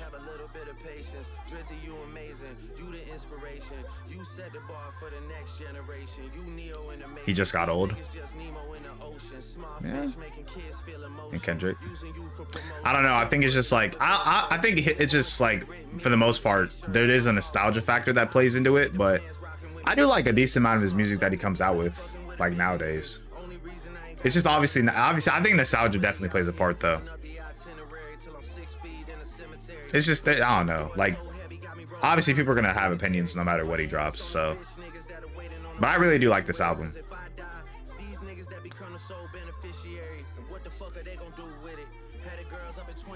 On stage twerking with a dictionary, guilt trips, not church trips when it's cold out here in February. Cause right now, shorty parachuting Molly like she flying for the military. This girl face so pretty, I can only think of fucking missionary. Fuck that, make the beat switch, turn the hoes up, give a million to him. Right now, I got so many villas booked, I'm like a villain to him. Dirk's boy told me Marvin's Room was his favorite song, he was drilling to it. 1,000 niggas rapping murder shit and like 10 niggas that'll really do it. Savage, you the only nigga checking on me when we really in some shit, brother. Melissa Ford, you a legend from the 6, hate to see you with a dick sucker. Shit about to be a lit summer. Tell Tony leave the motor running. Tell Mike that the ceiling's too low and booby, how we supposed to throw 100? Damn, they be dropping shit, but we be dropping harder shit. Fuck on red. Oh shoot, hold on, Beans got an interview. Beans, what's up, bud? Maven here. Listen, I'm one of the people that's been questioning kind of you guys. You know, you came out really strong to start the season, a little bit of a slump. It feels like you're just a sliver away from being a contender to like win tournaments. What do you think is the single biggest thing you guys need to improve on? Is it a game mode? Is it some tactic, communication? Like, what do you guys need to improve on? I'll probably just say like our starts to game sometimes. Sometimes we come out a little bit slow, and I think that just kind of sets the tone sometimes. Where I mean, today as you saw, we come out flying in the map 1, and the series felt comfortable. So I think just maybe, you know, sorting out our early game stuff, early match stuff, and we should be good. So is that like you talking just the map 1, or is that like something you're guilty of any map? Like I could happen in the map 2, happen in the map 3, or you mean just Yeah. Yeah, I mean it's normally map 1. Yeah. I mean, we have like a running joke that Imagine if Beans was from Toronto though. Even just in any Hardpoint, sometimes we just start. Greatest British player of all time. No, I'm trolling, but I did not say that. Cool. Well, then I want to pick your brain a little bit more, just because you went from the best search and destroy team in the world to it's gotten a little bit muddy. What have you pinpointed as kind of the issue with your search? Is other teams catching up? Have you guys just fell into a slump? What's the deal, and what are you going to do to remedy that? It's probably a combination of a few things. I think obviously we were quite ahead in search early days, and people were probably caught onto our strats a little bit, know what we do, and some of these maps are a little bit basic to say the least, so there's not much to it. So searches can go either way sometimes, where there's not much to it. So I think you know, expanding our strat pool, maybe our map pool a little bit as well, playing some new S&Ds, and yeah. Well, actually, I want to follow up on that. We've had a couple players saying, like Joe and I have been talking about for a while, like we just joked last series, the search pool is what it is, right? Like we might get some more maps in, but there's not a lot of room for creativity. What's the skill gap then? Like, what's the skill gap in search? How do you look to get better? It's probably just mid-round adjustments and situationals is just all you can really do, which is hard to do unless you're playing the game. So it's one of them. You can't talk about beforehand, right? Like it's just a split-second decisions. Yeah. It's in the round, making that's true. Second decisions, and that's what gonna win you the maps. Okay. Beans, final question for you. Beans. Who wins this next matchup? Vancouver Surge or Cloud9. Cloud9 New York. I'm gonna go the Surge. I think they had a good series against FaZe. They're looking good. Maybe got some mojo back. We'll see. I mean, yeah, it could be a close one. All right, you got my pick. Thank you, Beans. Have a good one, dude. Thanks, guys. That's Beans. That's Toronto Ultra. They're done for the day. In fact, the weekend. But we still have 2 more matches. Beans don't know shit. Respectfully. Beans don't know shit. Anyways, I don't know. I mean, they definitely played good against FaZe. I'm not trying to take away from that, but number 1 team, you know, Atlanta FaZe, and a 12-match win streak came to an end after just 4 games, Allie. And it was unreal, right? It wasn't like Neptune was dropping 40s. It was just that extra little push that they needed to close out some of these maps and some of these respawns. A team that we thought was going to be insane at Search and Destroy. Don't get me wrong, Search has gotten way better. They've went from 8th, you know, the bottom half of the league, to they're moving their way up to 4th right now. And we saw versus teams. Honestly, they should have been one of the better S&D teams to begin with. Like 04 is a legit S&D kid. Same with Abuza. And Neptune's also an S&D kid, so really, like, those 3 alone should have your S&D, like, relatively good. Able to keep up his performance from the first day. Was it truly a fluke, like people in the chat were saying? No, I don't think it's a fluke. I ain't gonna lie, I like the little font that they have their names on their jerseys, like the Abuza, the Nasty, the Neptune. I like the font. The font's tough. Any COD player, or like Joe, or anyone else attest to it. Like the honeymoon period is real, bro. And like it's not only like Neptune's coming in. We always knew he could shoot straight. I think it was a question of his like in-game smarts and decision making when he first switched over from Halo to COD. But like he's had some more years under his belt. I'm sure he's improved in that regard. And we knew the raw slaying was there. It's just the other guys like. Oh, yeah, that boy Neptune was a Halo kid. We actually had a decent amount of kids come from Halo 2 COD. Shotzi was one. Who else was one? Enable, Crim6. Neptune's one. How many? How many more? Is the question. Cloud9 trying to play spoiler and rain on their parade. Let's take a look at the New York team and what they've done recently, because if you watched them in Major 1, those are the only ones I know off of it. But it was really in their most recent match that you're like, okay, this team has the pieces to compete. Both ARs were playing way more aggressive, and you got the numbers you wanted out of Attach and Sip. I love this from New York. They just got a big hot win over Toronto Ultra, and again, this is a team where like the slang is not an issue. If anything, there was a lot of question marks because Mac had taken a year off. We were like, we don't know what version of Mac we're gonna get. We're getting the best damn version we've ever seen of him, and the other players, our ARs specifically, are where they have been having a slow start, and that's not what we saw the other day from Attach and Sip. I mean, they were absolutely on a heater versus Toronto Ultra. The question now is, though, is it going to continue? Yeah, so I think, Chris, if you ask me, like, who do I think was more of a fluke, if it was their win or Vancouver's win, I would say Cloud9's. Personally, like, I think like just because they didn't make a change, Vancouver did. Like I kind of believe in the honeymoon period, like Neptune coming in, and you saw how much Nasty improved. Nah, honeymoon period that'd be happening. That'd be happening. I feel like you should think that a little bit. I feel like the series will be close though. I think that's my overarching theme. Like even if whatever team wins, I think it's gonna be a close series. I just as soon as I saw the roster, I was like, no. I needed an honest opinion on these maps and modes, though. Did anyone blow the bands? Not really. I have to look at that map number 1. I'm looking at Vault HP. I mean, that's just a battle both of them. That's a good ban from Surge. Banning Skyline. That's a good ban. That's a good ban. Honestly, the Surge had the best bans. These aren't bad though from C9 side. But yeah, they got rid of Skyline off rip. I'm about to say Skyline is C9's. I don't even want to say their best map, but like that's low-key their auto veto. Like everybody banned Skyline against C9 because of the momentum they had early on in the year. These are good bans from Vancouver. Cloud9 stuff, sure, but Surge, like we just saw them beat FaZe. I don't know. Like they can be better at stuff they were really. So I don't know. This might go either way. I didn't see the bans. They banned Skyline. Something that we should expect to continue throughout. Those are good bans from Vancouver.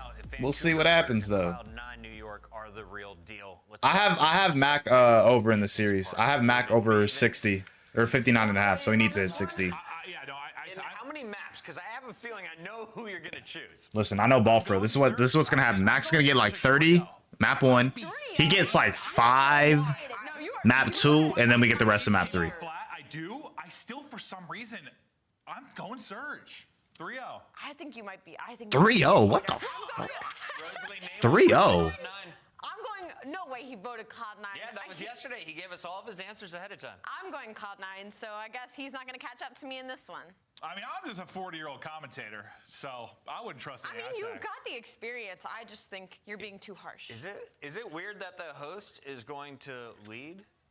Because I'm picking Vancouver Surge. I'm about to get number 49. I want that clip. Beans. Sometimes COD IQ means nothing. I put my faith in you, my guy. Yeah. Send it over to Shift and Study. Yo. Start this party. They tripping, but they host, so he's gratification towards that, my friend. No, this is I mean, nah, low key.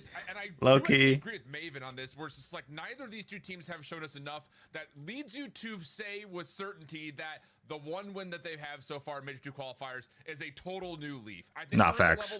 Like they beat FaZe, like Surge beat FaZe. That's not normal. Has re-arrived to the CDL, and there's life for both these two. That's like what was that one loss they had in Cold War? That was like really bad. It was it Surge? It was Surge. Whoa, wait, that's crazy. Like Cloud9, we thought before Major. Oh, I didn't even pee. That's kind of nuts, no? I was wondering, I was like, what was that really bad loss they had? Or was it? No, it was Surge on land. It was somebody online that they lost to that they got just absolutely shit on. You It was like a 3-0 they lost when RCD was still on the team. I remember they lost to somebody. Was it LAG? It might have been LAG. Teamwork was on point for Cloud9, so I'm excited to see what they're able to bring into this major. And then on the opposite side for Surge, man, we've been talking so much about Neptune throughout Challengers because obviously we cast it, and just watching his development. I'm about to say, Nasty dropped a 1.4 in the Hardpoints versus Atlanta. Like, come on, bro. He needs to be in a comfortable situation. I say C9 wins this series, but it could go either way. I mean, Neptune's a good player. He looks good in this game too. If y'all watch Challengers, but Nasty was just able to kind of hang out a little bit. He was a walking double kill, it felt like, on the respawns, but a lot of that was because Travis was able to help open up with first blood. And how about this? A great start for the Surge. 3 down, just Sib, the only one left remaining, as Vancouver will jump in for the early time, and Neptune already off for the Ego Chows. Oh, you can tell the teamwork is on point for Vancouver. And keep in mind, they've only give me 28, Nev. Maybe 2. I just need Mac to have more than 60 this series, or maps 1 through 3. You can tell that these guys have been putting in. Oh, you gotta be kidding me. We're 0-3. On the pinch is able to line up a double, a perfect start at sitting at 3-0. But this is where we got to start to stabilize the game a little bit. 15 seconds remaining here at P1. Let's make sure we got P2 in our back pocket. Absolutely the case. So far, things looking smooth like butter. Mac, you have no kills though. You have no kill. Oh, attached with a 3-ball. Does come through. Neptune follows up, but there will still be a 50-50 foot race over towards P2. And right through the front door, Krep is at least able to put a little bit of pressure over towards P2. Instantly going to be traded though. Now Cloud9 forced to try to break their way from that front side, but they are not finding a lot of success in the kills. Thankfully, Sib finds 2. Attached flies on in for. Oh, he just stunned it. He stunned himself. Yeah, and you got a pinch starting to develop as 04 hits this from the front side at Pool, and New York was not at all expecting that. Booza back into the hard point. Good 2-piece. Or 2 dead. I mean, C9's getting a... Whoa. I'm about to say, they're getting a decent amount of time. You can wallbang this. I like this. I like this out of 04. That's 3 dead. 3 dead for C9. They got rotation, though. They have, like, mid cut off. Yeah, they have mid cut off. They have the like outer pool side. I mean, Nasty's kind of chasing him down though. Good kill from Sib. Initially, but still gets melted. 04 into the hard point. Trying to work onto 1, playing inside the hill. Not quite able to do too much with that. So leaves Neptune now to try to finesse by himself. But again, believe me, you friends, if you've not been watching Challengers, the one thing that Neptune does provide is the ability to individually finesse. He finds 1 and allows 04 to take his place in the hill, and Vancouver continues to tally more time. Oh, Mac. I mean, he's at 6. This ain't too bad. He's at 6. Felipe. What's good, buddy? So far, it's looking 3-1 for FaZe. Sorry for talking off topic. Map 3 started strong. Nah, you're fine. I mean, I know it's in regards to the Rainbow Six stuff. For that next hard point. And right now, Vancouver, they just look like a whole different roster. Yeah, that honeymoon stage is hit. Preach. It's just there's so much confidence that comes through, even in that little moment around the top of P3. Neptune we may just never have to bet against a honeymoon phase, to be honest. Teammates were still working on rotation to new, but anytime there's a honeymoon phase, you gotta let it rock, bro. You can't beat love. You cannot beat love. In the Major 2 qualifiers. Nice moment here though for Cloud9 on rotation. They wipe the floor and get some good status control. Oh, I don't got a nade.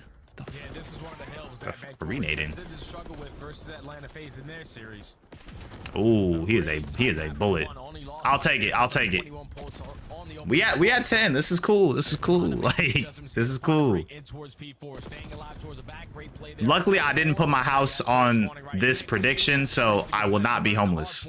Executes with a clean 4 dead. Final 20 seconds in favor of Vancouver. I put my whole house down on Vegas to not win a map. Them boys won. Them boys won S&D 6-1. Crazy work. I mean, it looked like they had a really solid setup, but you let one player kind of go amiss. You don't get the full finish off onto 04, and then immediately the break is in. So decent hill, all things told, for Cloud9, but mitigated in the last 20 seconds here for Vancouver. Oh, he just caught a 4 off guard. Damn. Points, but working on it is Cloud9. Trades over the top. That was a good first set of rotations for Vancouver though. That was a good set. Leaving Sib to just battle his own final life. DB will save my ass today. You bet on the Surge? What, like for them to win? I mean, they're looking good though. I mean, this is a good amount of time for C9 too. just wants to hold down his power positions. Not able to. I don't know. Honestly, both of these teams are kind of in the same area. Not respectable. Not respectable.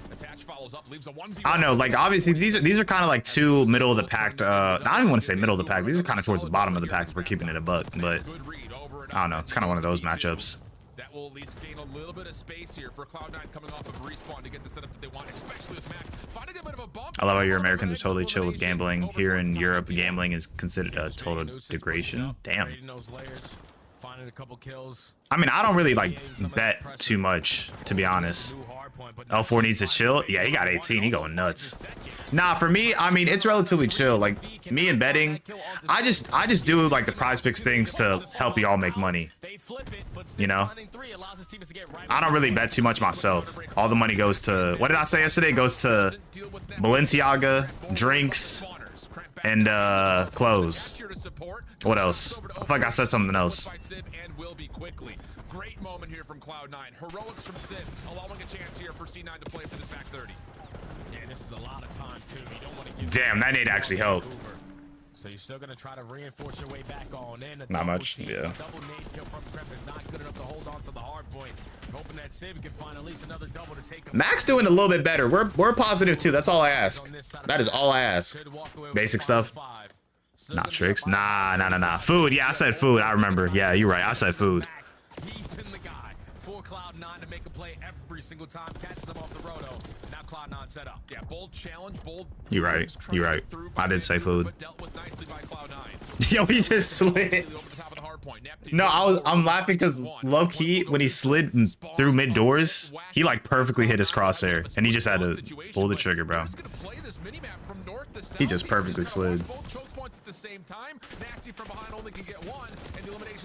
This is fairly competitive for how much. I mean, they're not really getting outplayed. This is kind of going back and forth.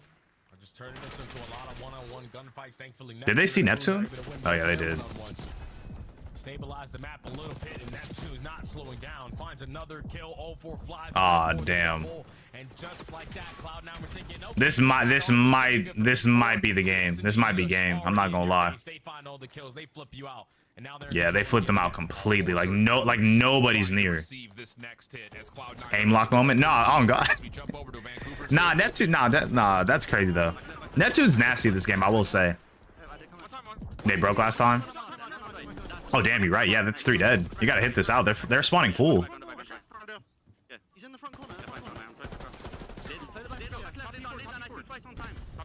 Damn, Krem. Okay, Krem knows he's back here.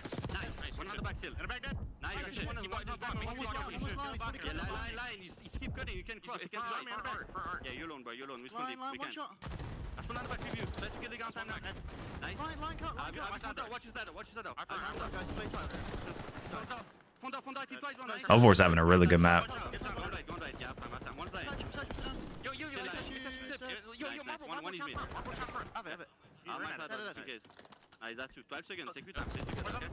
Ah, he's smoothing, bro. He's hitting yeah, he's hitting form right now. This MW3 04. This is Cold War 04.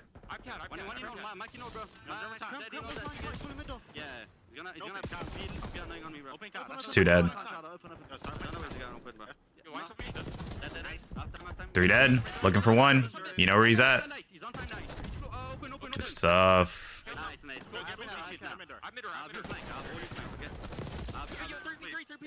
That's huge, especially for Neptune's side. Even just getting away with 1 right there. They're looking really good. I'm not even gonna lie to you. They're looking really good.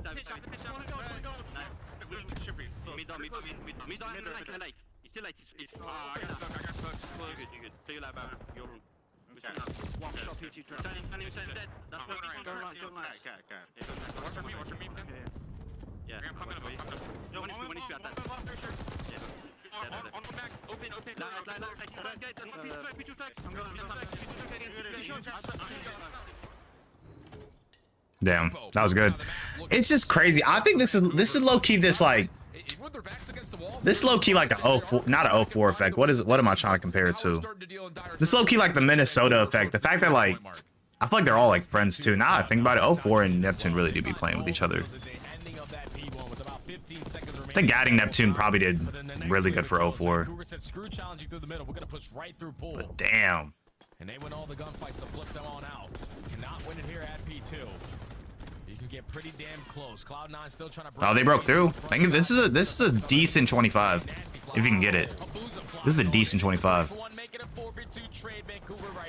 It's just, again, we just did not see this level of team cohesion from the previous Vancouver roster. Now it's really starting to come together as Neptune again gets his one, finds damage onto another, which makes life super simple for Nasty. Damn. Ooh, how about Vancouver? 222 to 151. Rotating over to You hit? Wait, what was the bet? I forgot what you said. Oh, it was 04? Or was it 04? Your focus off the rotation. You have one player in city sitting nice and comfy over towards the top side of B4. But he's just relying on his teammates finding success over towards B Street. Great initial play though to find. I'm not gonna lie, Denzel, I do not know what that is. You got me lost. Vancouver know that we have a little bit of a lead. Oh, Nep over 27. You have Neptune. Yeah. I mean, this is competitive. Kremp got 36. I mean, Kremp's good. Don't get me wrong. He's probably like the second best player on the team, but God, 36 is nuts. Need Abuza for one more at least. Abuza should get it, to be honest. Yeah, we need an Abuza cam right now.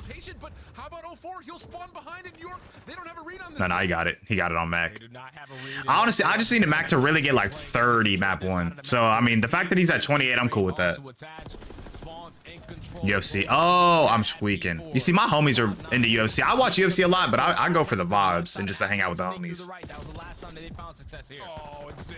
They definitely know more about that than me. I gotta ask them about it.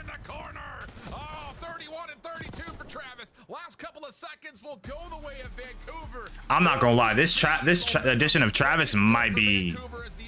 It might be what they needed. They looking really good. Oh no, it's definitely a honeymoon stage. I'll give him that right now. He covered. He was 27. Big bet. Big bet. When he had Hook back on the lineup last year, he was more of that finessing guy because Hook was the guy that was instantly going to fly on into hard points, most likely find a kill. That's crazy though. Player like Neptune is basically the same exact thing, flying on in, guaranteeing one. You're allowing 04 to finesse around. 2 leg on prize picks. Neb over 27. Geo under map. Wow, I can't read. Geo under 28 map 1 through 3 pays 3 times. Damn, you finna eat fucking steak and lobster tonight. If this shit goes off. It's no shade thrown at Hixie. They just know they have the pressure every single time at all of these hard. Let's see the stats. 30, 26, 31, 30, 30, 29, 31, 33, 37, 33, 29, 28, 29. Matt got 29. That's good though. That's solid. Oh, Geo under 58. Okay. It's like they have 7 players with how fast they are playing because they're always in situations to play trades, man. Also, guys, real quick, I have to promote it. Make sure you guys join the Discord. Ping the comment in the chat. We have prize picks predictions every single week. I give y'all free spreads every single week. We've been doing this for a while now. I've tried to give y'all the most advice. If you see down here, I'm 16 for 28. I think that's relatively solid. I think Max should be hitting it. So we should be what, 19 for 30 or 19 for 29? I said 19 for 29. I'm lying. 17 for 29. If Mac hits. So make sure y'all guys join the Discord. Hold on, let me unmute. Frontline backline duality looking really clean right now for Vancouver. I will say though, this was crazy. He was hitting form right here. He was hitting form right there, bro. A number of times, and at least they were able to battle back. A lot of it due to some individual heroics. Cramp and Sib in particular really stood out in a couple of tough moments. But who won map 1? Vancouver. Vancouver won map 1. I don't want to say it 3-0 because again, like, you know, I'm not trying to be a hater, but they're looking really good. I'm kind of surprised. I didn't watch them play FaZe. Yes, I didn't watch them play FaZe on Friday. Vamos. Let's take 2 more. Shit. Honestly, more than half the time, I really don't care who wins. I just kind of want a quick little series. Get towards the end of the day, you know. Nah, honestly, yeah, they just never got rid of the lead, especially in this like second rotation. It was really this set P1 to P2. They got a lot of time right here on the second, or I guess the third P1 to P2. So it's a really steady line there for Seattle. Never giving up the edge that they were able to find. A lot of that coming early. Again, you see that gap. And I want to make money. Shoot, don't we all? Don't we all? 40, 50 points, and that's about I was telling everybody yesterday, I'm like, bro, if this really determines if like you eat like good on one day or you're eating like dollar menu stuff the next. You feel me? Gonna start to really show themselves. I really be seeing how betting be taking the evil out of people. I've seen my people break down in front of my eyes off of LeBron James not hitting something on the parlay, bro. What do we get now? And I think for some of this, it does come down to, for Vancouver, you can keep trusting what you get out of Neptune, because in challengers so far this year, he has been great. Damn, he has like legit the same sets. He had a chance to show his debut, or I should move to the States. Yeah, not every state has it legalized though. It's not every state. I only play singles. That's not bad. Combination bets are the way to lose money. I'm not gonna lie, them joints be hidden for me though. Them joints be hidden for me though. But yeah, honestly, parlays that like I feel like once somebody places a parlay down, like God like above like legit looks at your parlay and like he just decides to ruin it. Like I legit like, because I don't think I've ever heard of somebody actually hit like a perfect parlay to where they like win thousands of dollars. I'm being so dead honest. How many kills did Neptune get map 1? I'll check real quick. I'll check real quick, DJ. Didn't he have like 30 what? Yeah, he had 31. He had 31. Particular, it's like we always knew that Neptune had the individual skill. Nep had 31, DJ. That was never in question. The question marks came down to, did he have the patience and the mental headspace to play with a consistent tempo that wasn't just him off by his lonesome? Well, we got Hasi S&D. Oh, wait, this might be a good one. I just hit it. Oh yeah. Oh yeah. Oh yeah. Even noticed that a handful of times, even like last year in challengers, where it's just like, brother, you don't need to go 1v3 the whole squad. Sometimes 7 like $5 parlay for 125. Damn. Singles pay less. Oh shit, I had no idea. I'm still relatively like, I don't know. I just do my thing. I hit a parlay to win 1,000. Shoot. Yo, slide some over here, bro. Slide some over here. Slide some over here. I'm being dead ass. 10 wins and 2 losses today. Shoot, you're eating today, Anderson. Recently, they dominated off of the back of that first blood, and Sid found it here. Yep, and that is going to lead to an early 3v3. Quickly bounce back as we have an exchange. No, it's good. That's good. But that's the thing though with bets. It's not happening all the time. You know. You have those type of days. Then the next day it might go totally bad. What the f is that? Read the pressure where it was coming in over through secret hallway. Kremp with the big one-on-one, put them in a man advantage, but then at the same time, Attach finds one, makes it a 3v1. Good round out of C9.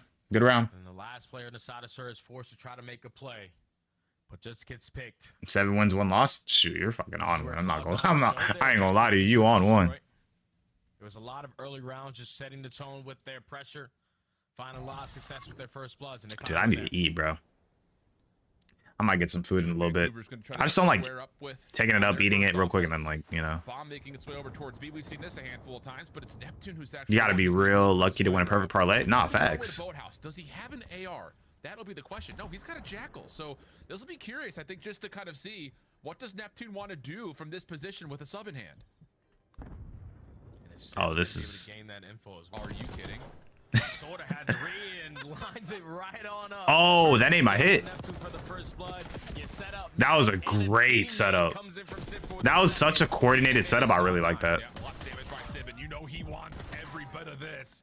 Kremp will be the one to get the benefit of the two, but talk about just the. If Vancouver wins this one, I'm 11 and 2 today. Kremp needs 8 for me. 8. What? KA. 8 in the map. That's such a dumb question. Don't even answer that. That was a dumb question. Don't answer that. When you're gonna send someone swimming through a pool, I don't even want to see this. I don't even want to see that, bro. That's been a really consistent. Yeah, I know, bro. I know, bro. I asked a dumb question. I asked a dumb question, bro. Pressure over towards well, no presence through top mid. They're sort of gonna get a read on that, and that's exactly what happened there. Sip said it's way too quiet around the mid-map area. Someone's got to be swimming. Lines up that first 8 diffuses. Head ass. with the nade, and then the numbers in favor of Cloud9. Allowed him to Send some picks. Oh God, Anderson, you might need to be our consultant. You might need to take my job. You might need to take my title as CDL financial advisor. Oh, there's 2. And Nasty already has a read. Someone at least pushed their way over through 10. Oh, he saw Mac. 4v2, someone just instantly hopped that bomb. You're able to take care of Mac. 1v4, all left up to attach. Ooh, shoot, low key though. Too many players still alive. Who's on a streak? Abuza? Yeah. Does he get RC? I don't think he does. Isn't it like 4 kills then a defuse to get RC? They were able to take away from Cloud9. You got 2 players getting aggressive over. It's definitely like 3 or 4. Okay, no one's B side. No maybe. Shoot. The play instantly has to be coming over towards Shit, B. don't take my job, bro. Able to isolate onto Kremp for the first blood, and then Neptune again, finding another double, realizing someone has to be watching the pinch. Catches him in the mid sprint for the second kill. Easy retake right there for Vancouver. Really good stuff. Then again, just a set play. Get the SMGs aggressive, top halls, take that over. Who do I put my house on? Easy reads from there on out. So a little bit of mind game starting to develop in this very early I can't beat a red. Neptune trying to get finesse down low. Oh, and Nasty. That elimination onto Mac allows Neptune just to fly. Damn, Nep is running at him. Bomb too. I think they. One of those tricky. I think they're at least aware. Yeah, Sib's aware. That could completely ruin this round, and he does. Damn, and he got bombed down. That's a bad decision. Cloud9 are not going to have info that it is going to be 3-1. Stuck between a rock and a 3-1. place. Attach is able to take care of him. Now Nasty left in a 1v3. He was the player who found that initial first blood, so trying to play for the ace. Good kills. Every single player from Cloud9 are playing for the chow. And that's just one of those rounds there where if you are Vancouver, you found that early first blood 10 seconds into the round. We just got to slow it down because Cloud9 are forced to now make the play, but you give it to them. It just feels odd because when Nasty gets the first blood, I don't think Mac gets a read that Neptune is playing. Not put your house on anything. Be smart. Play singles. Don't tilt when losing. When playing, don't let emotion place bets for you. Take pauses if you lose. You see, I can't do that though because I need a clip farm. So like, I can't do that for real. I can't do that, Anderson. I need content. If I need to crash out for the clip, I'm gonna crash out for the clip. And Cloud9 find themselves now up 3-1. Nades this time going to be exchanged over the top of the A bomb site. So I can't follow that, to be honest. Krem finna get a big kiss. Ayo, bro. Ayo. We're gonna flip this back to B. And I love that play. Everybody understands that, but nobody does it. Human nature, not facts. That's just the human mind, bro. Everybody chasing like that dopamine or that rush. You feel me? Have bankroll management. Honestly, I mean, I've said it before. I really don't bet really any money. I've probably done what this whole year. A majority of it is just like doing predictions and having a good record. I really be crashing out for the record, to be honest. But Neptune does kind of keep his spidey senses moving and is aware, at least large enough that someone could be hitting that long route, and it will work out for first blood. Every match day, Jenky. Literally every match day. I usually do like 2 to 3 each match day because I watch basically every match. So I did one today at 9. I did one yesterday at 8. And then we had the 2 weeks off. Oh shoot, my bad. I'm low-key not paying attention. Nah, I do it basically every match day. Because CDL is on weekends, so I do it like Friday through Sunday. I do it every day. Or every match day. You'll usually get what? If it's 2 to 3 days a week because it's on weekends, Friday through Sunday. You'll get like anywhere from like 7 to 9 slips a weekend. I think that's solid though. I lost 3 racks this year already, but last year I made some. Shit, I couldn't put 3 racks down, to be honest. I couldn't put 3 racks down. Vancouver secure the round. What comes next here for the Vancouver offense after being foiled on the long water route and then similarly so trying to play aggressive through mid doesn't work. Let's see what they do here. What is it? 2-2 split? Get into secret, stun it, nade it, try to get fire control. I think the nade didn't hit Krem. He's deep in this corner. I'm not even gonna lie to you. He is deep in this corner. Krem might go get that kill. Yeah, he tried to get it. Tries to find that kill. Where are they gonna pick? Are they gonna pick up Neptune? He's in the back. Wow. Oh, Sid was a little weak though. Right in front of him on a silver platter, but Sid gets the quick reaction to stop the play before it could really punish this Cloud9 defense. Trophy system down though. Krem get into Oh, that was so close. Kobe. Underneath this canopy, but not able to fully Damn. get the kill. Nate will be denied by Trophy. Yo, he actually put the. That was probably the best timing he could have got for a trophy. So now Cloud9 forced to retake in a 3v3. Got a double hop up through top mid.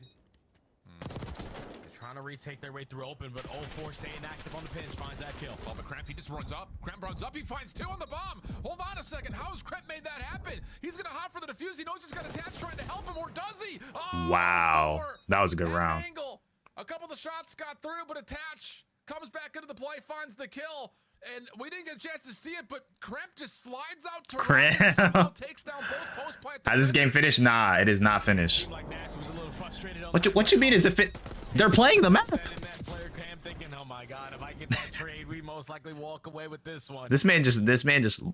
Wait, how did he get the 2 piece? Oh yeah, they didn't even have it. For the first nasty Shit, Omni movement is insane, bro. No wonder we take the headset off with a little bit of frustration. Because Krep just made another big time play for the UFC lost me a lot. I'll never bet on UFC. I'll never bet on UFC. I swear to God. And that's all due to the fact that you thought 0-4 was covering the I'll full never bet pitch on that from shit. open. I watch a decent amount because I like my homies like UFC and I hang out with them a lot, so I'll watch a lot of it. So I kind of understand like who can win and who doesn't. But I mean, I'm there for the vibes. I just be, you feel me? I'll just be chilling. No, you definitely got to be smart. But you know, Counter-Strike, COD, and Valorant. I'll watch Valorant to be honest. Oh, this is a perfect spot. Or he was probably just waiting for the chase. 1v1. Krem versus Krem. Oh wait, I said Krem versus Krem. Krem versus Abuza. My bad. Abuza. I'm not gonna lie. If you're Abuza here, you should go towards B because Kremp is mainly a sub, and you should know that he's probably gonna plant B because he'll have an advantage. So Get a free plant here if he wants it, and he's gonna try to plant. CS is always good. Comebacks always happen. Yeah. Keep in mind, I believe he My biggest one was Strickland versus Adesanya, plus 700 on Strickland wicking. I think I watched that fight.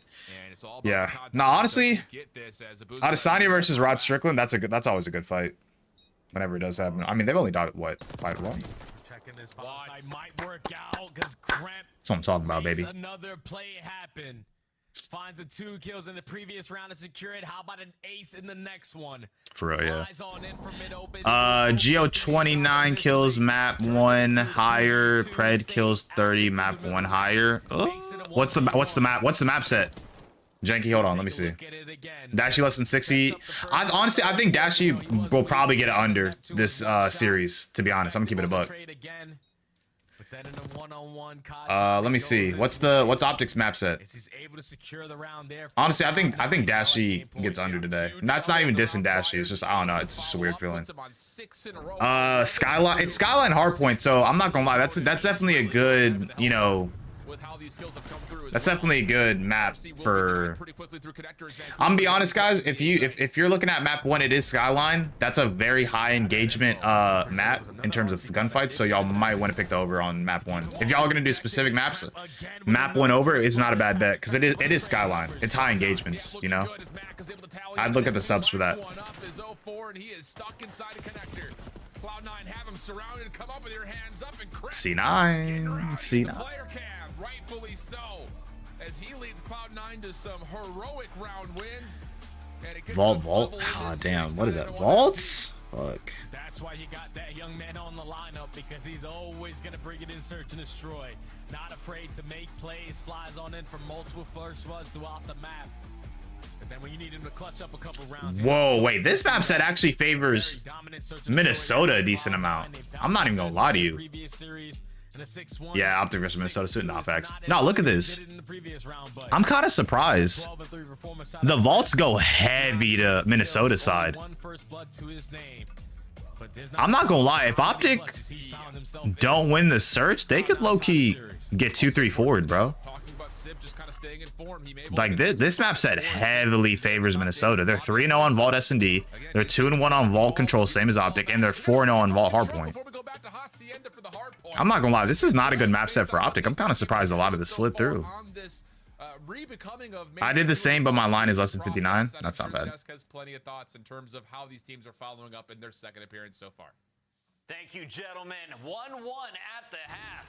It's been fun to watch so far, but Vancouver dying a little too early for your liking, Maven. Well, I mean, I like the 3-0. Anderson gave me a Minnesota prediction. I felt pretty good about it. Right? Even the map 2, like the map 2 should. Okay, listen, Crimp had a takeover game. They can have him stop him. Yeah. Bloods you threw away, and then Nasty got absolutely dunked on. I do think Dashy under. I don't know why. I don't think Dashy's gonna have a big series today. But that's more of a feeling. I'll keep it a buck. Plus, I feel like Dashy's best mode has been overall S&D. And obviously, I mean, in my opinion, Minnesota is a really good S&D team. They have a lot of S&D kids. Gio's an S&D kid, Nero, same with Paul X. So I don't think he may do the absolute best. The only way Dashy gets a bunch of kills in this series, in my opinion, is through the respawns. I think that's the way I see it. From Dashy's perspective.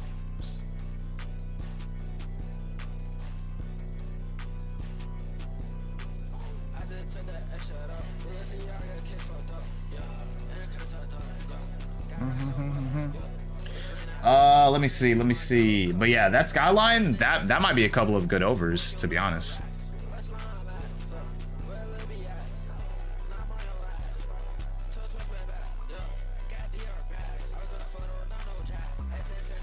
Actually, oh wait, no, I can't play that. I can't play that. I was about to play Timeless. The VOD would have been destroyed off the face of the earth. VOD would have been taken off the face of the earth. I'm not doing that.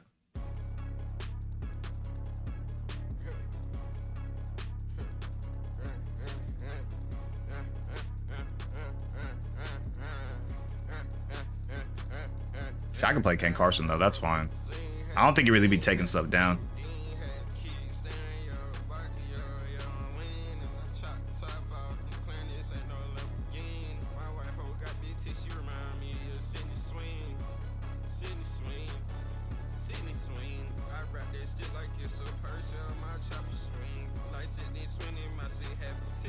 Underneath.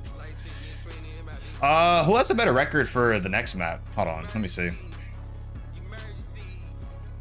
Should I just do it? Back, she's trying to hurt me. The protocol control. I'm not gonna lie. Wait. Oh, C9's undefeated on the map. Vancouver's 2-2 on protocol control, but they did beat the fuck out of FaZe on it yesterday or Friday. So I don't know. Again, it just might be a honeymoon sort of situation. But it really be happening though. It happened to what, Standy on Minnesota? It happened to actually happens to a lot of people, to be honest.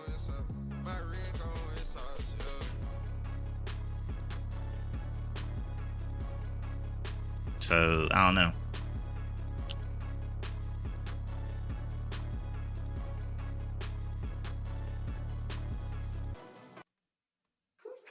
Nope. Ooh. My bad, excuse me.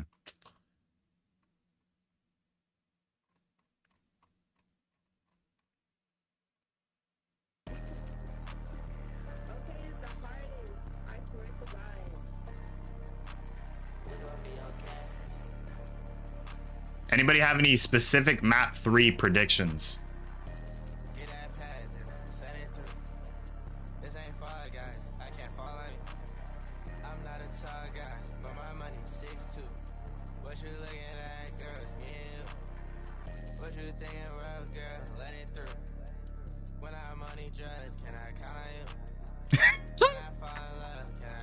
Wait, this might be listen.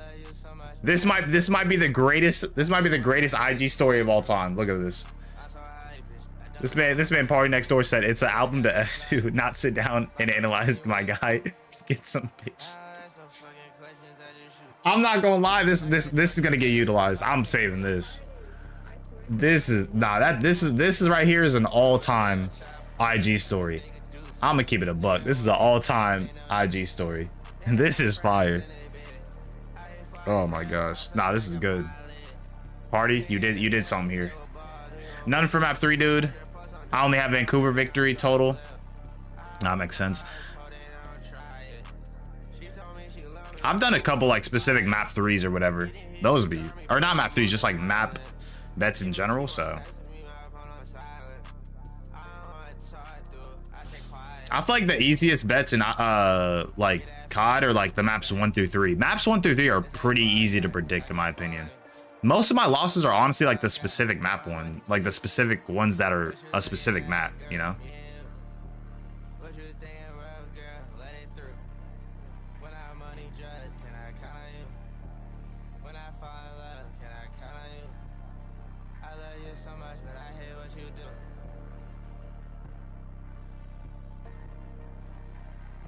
You had the ARs dominating top presence through windows. You had the SMGs consistently being nuisances in your base, and you can never stabilize a moment because Surge will always not all dropping at the same time. So map 1 through 3 have better averages, to be honest. If you think about it, yeah, I'd say so. Was good enough work for their ARs to just completely. I feel like it's easier to predict overall too. Nasty took over in that control. I'm looking for him to have a bounce back here as well. See what happens. Just one of those maps that hang on for dear life at times. And with how the subs are running right now, I feel like we're going to get one of those mixy maps that is just going to come down to maybe just COD timing overall. As we look at the overall control records, I will say just kind of reflecting back on Cloud9 and where they did make a little bit of damage occur in their, well, short, kind of abbreviated run, able to take down Boston and lose round 1. Hey, their control looks solid. In particular, it was on this map. They won this both versus Boston as well versus Minnesota. Of course, in their series earlier this weekend versus Toronto, they won a Hacienda control as well. So things are trending in the right direction. But if you're on the other side for Vancouver, I don't know, KO. Hold on. I don't think so. I would say a little bit quiet compared to how he finished the year last year, but he is starting to come to life, especially with the re-edition of Neptune to the mix. Actually, I think so. I think so. I'm not 100%. I'm not a. Yeah, I don't know. I think you can. I mean, it seems like people have been saying about it. I look at lines through Prize Picks. That's why, you know, whatever. Prize Picks doesn't, but I'm pretty sure there's other sites that allow you to. I'm pretty sure, because I know there's other sites that people use for betting on. Yeah, okay, yeah. He said it there. You cannot Bravada. Yeah, on Prize Picks, no, but I like Prize Picks overall, or that's like what I go to for lines. The hunt is on for him. Still can't quite finish off the elimination. 04 is just up and down the ropes. Finally down with 2 kills for New York as they try to get their way over to one of the 2 zones. It stalls out a lot of time though. For what New York can now get done. Only 35 seconds to go. This time you got to worry about Neptune on your pinch. He's able to line up a freebie onto Kremp. He still knows that the pressure's going to be over towards Heli. Give me number 2. And it's already 3 players accounted for. 3 players coming off the respawn. Neptune said, yeah, I'm going to go get these guys. Yep.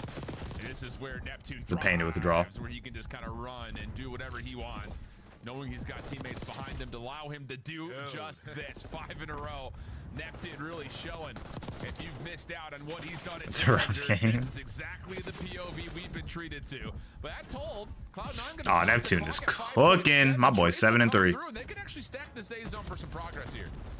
Yeah, but I don't know if they have any trophy systems yet, so hopefully the Nate is able to connect for Vancouver. Abuza starts off with the first kill. They're halfway through the second tick.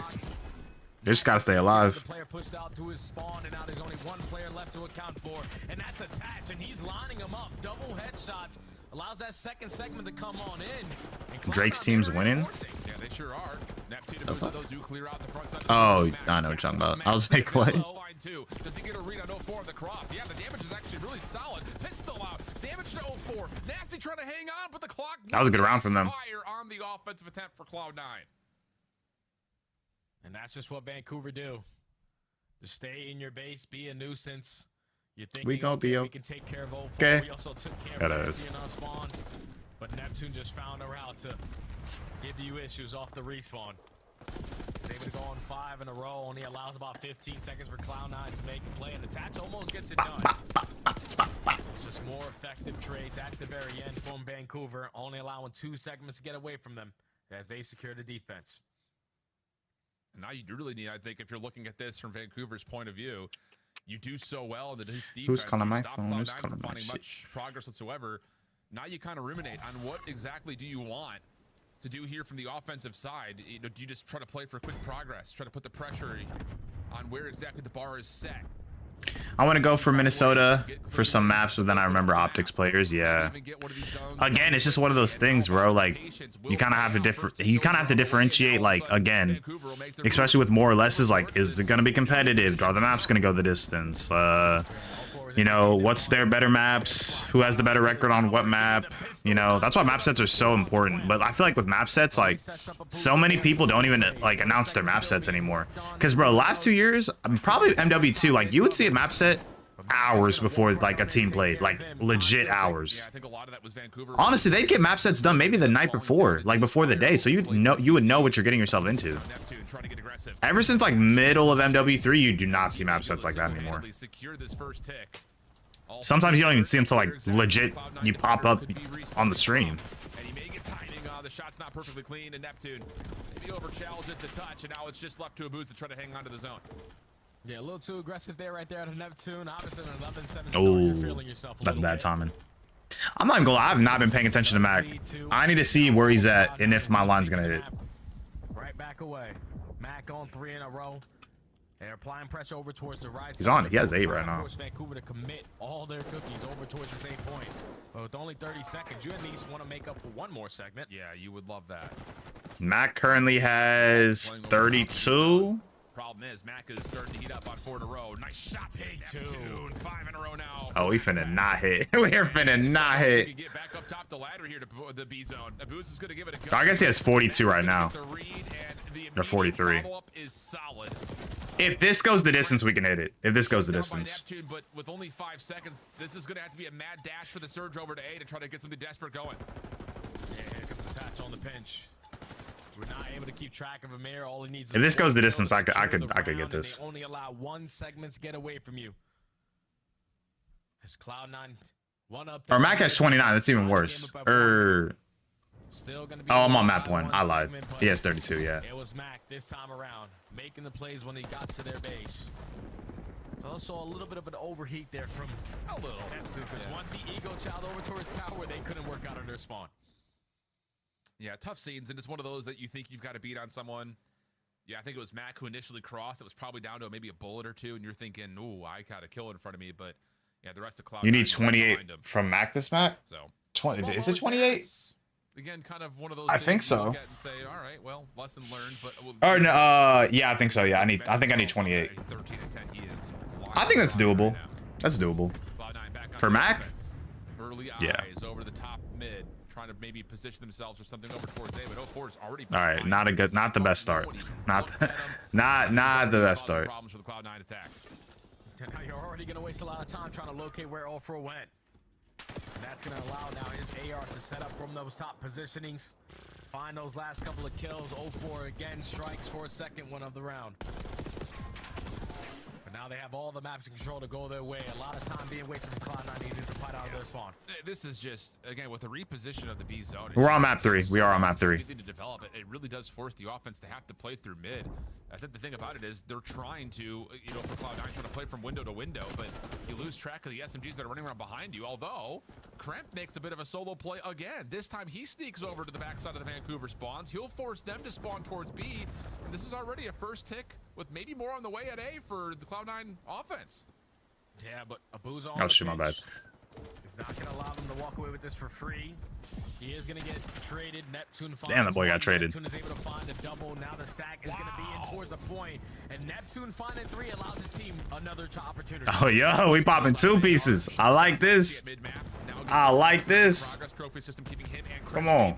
Turns that into another double kill. How many kills did Neptune have his first game? 31? Yeah, 31. He had 31 map 1. Another elimination onto Nasty. Finally, the shutdown comes through for 04, but the life lead now amounts to 4 as Cloud9 try to restructure towards B. Oh, big double, though, comes in out of 04. Takes care of every single player from New York in his spawn. Now you can start to push your way up through that mid map. Nasty, unfortunately, does get caught. A 5 and 16 start. Oh, you need him to start to turn around. You're currently down by 5 lives, and Cloud9 are already on the point. Yeah, just hold an angle at this point. Get ironed up. Problem is, you're going to have to start making some moves here. Get that trade, Mac. Mac, no shot. Good thing I ain't bet on this. What? What you mean? From this front side stairs, with attacks leading the way, almost able to get the better of Nasty, but that elimination puts a pause. The Cloud9 attack. 60 seconds to play. Vancouver down to 6 lives. Okay, and this is where you have time to develop on a long pinch if you are Cloud9. Let's just make these kills go our way or trade out. My predictions suck. Oh, I was like, what? I was like, what do you mean? Last player alive. This is good. Okay, listen though. If this goes round 5, my prediction hits, and we're 2 for 2 on the day. We need to find an opening. There it is. Because I'm already 1 for 1. We just need to go 2 for 2. Following up on 0-4, leaves Neptune again. Because I didn't do 3 predictions. I only did 2 today. Gets picked up. First kills are good. Cloud9 threatening her on the backside at B. Leaves Abuza to try to deal with it in a 2v6. 32 seconds on the clock. Dealt with is Abuza. Now it's just down to Neptune. From behind the play. Deals with the first. Second ticket progress is done. It's a double stack on the zone. I'm not gonna lie. Mac did not get a single kill for like the last like 45, 30 seconds. And they played that beautifully on that attacking round. Every single time one of the players from Cloud9 got themselves in an opportunistic situation where they're getting pushed up into their base, they were making it count. See, here's the thing though. Here's the issue. They did win their offense, and obviously defense is easier. I need Mac to get like 12 kills this round. So unless Vancouver wins this offense, my prediction might not hit. Owen's not, yeah, it's not good. I kind of wish they didn't win the round. And take advantage in the map. Pretty sure but shoot, I mean, they could. Vancouver could win their offense next round. That kind of makes it better for me. Guarantee them defense if they get to round 5. Yeah, I think you're right. Oh, he had the last kill. Okay, so we need what, 11 this round? So, tall ladder to climb here if you're Vancouver. Damn, he just got rid. Actually hit a couple of Cloud9 members, and it very well may have. I mean, shoot, that's 3. Somebody hop on a point. Stunned off, has to go play through field. He may get an opportunity actually to get up top. Oh, he's gonna get at least a That's huge. That is huge. Comes up as soon as Sib tries to take his focus back over to the A zone, but from the front, no, chill, relax. Gets another double. How many times have we said that phrase? And it's over through sidewalk as well. Like, he doesn't have the gun for the choice, like to knock them off the head glitches. He's still running that Jackal, but even after the update, attachments, you don't know what you're running nowadays. It's still one of the takeover weapons that we have in the game. He's able to shut down that initial play. Mac, where we at? Talk to me. Talk to me. Back onto the 8 point with the double stack. And you've also got Abuza on a route through B. He's touched the zone, but Attach finds that kill. Oh, go get them spawn kills. Make a route happen over towards the offensive building. Neptune. A double over. Hey, this fine though. They're getting A. We can push this to a round 5. Challenge. So the minute will come through. His route does get shut down though, and things will stabilize. 18v18. Oh, and a big kill from Nasty onto Kremp. Still know that there's one player you have to look for in your base. Oh, they sent Mac as the front man. This is perfect. This is literally perfect. All right, he only needs 6. He only needs 6. Let's. I would say we would want this to be pushed to around, you know, around 5. Yep, that works for 0-4. Trying to control backside tower. Nasty, good through the middle of the map. Yo, 0-4, chill, bro. That's 2. That's 2. That's good. That's good. We hopping on point. This is perfect. Stack this thing up. No trophy system down though. You can see the nades over the top. Yo, Neptune, I need you to look. Not quite finding enough damage to security kills, and 0-4 off the regen. Now he hits a bit of a pinch up the tower ladder. Second ticket's looking decent. Neptune with another double. 0-4 coming back to this. That was literally perfect. That's literally perfect. That's literally perfect. We're trolling defense. This is perfect. 6. We only need 6. We only need 6 kills. We're good, bro. Like, we're trolling defenses. That was a heavy outslaying round there for Surge. Control was literally implemented in the COD as a defensive-minded mode in BO4, and we're trolling defenses, I guess. Who we are looking for. With that B point being changed, you can no longer camp towards the bottom side of the bunker. Right? Because we're at what, 22? He had 30. Wait. Yeah. Just finding that one kill onto Sib. Because he has 22 right now. He's at 54 total. He needs 6. Now able to force around number 5, and they are going to be the team on defense. Cloud9, you are definitely. Oh no, we're on defense. Of course we're not on defense. That's so whack. Because now they can get spawn trap. Let me see Matt go spawn kill. He's not gonna spawn kill. They're on offense. It's over. Actually, I wouldn't say it's over, but Fuck, 04 is kind of. The work done on one side. Neptune trying to hold off on the other, and the Cash is just trying to hunt down this 1v1 with Nasty. And 04 is on 7 in a row. Mac, turn around. Timing, knowing that the play is going to be over towards Heli, prematurely shoots at Sib. You gonna get trapped or not? Miraculously is able to still walk away with the kill, Allen. That is jaw dropping, but still Cloud9 are going to be able to walk away with at least one segment here today. First segment will be secured. Neptune, big win, as he's having himself a Goliath map, 32 and 27. Yo, this man Mac has not seen a single individual. No one's near Mac. Still that told. Cloud9. They're literally giving him A for free. Abuza up from behind, catches off one player off guard. Second tick locked. Oh my gosh, bro. Literally everybody just went to like the old B control point and was just fighting everybody. All right, that's fine. We got one. With the Jackal, but then you have players like Abuza and Nasty who are going to do. We got one. We got one. That's two. And now with only 35 seconds left, Cloud9 they get 3. You gotta get something. Point.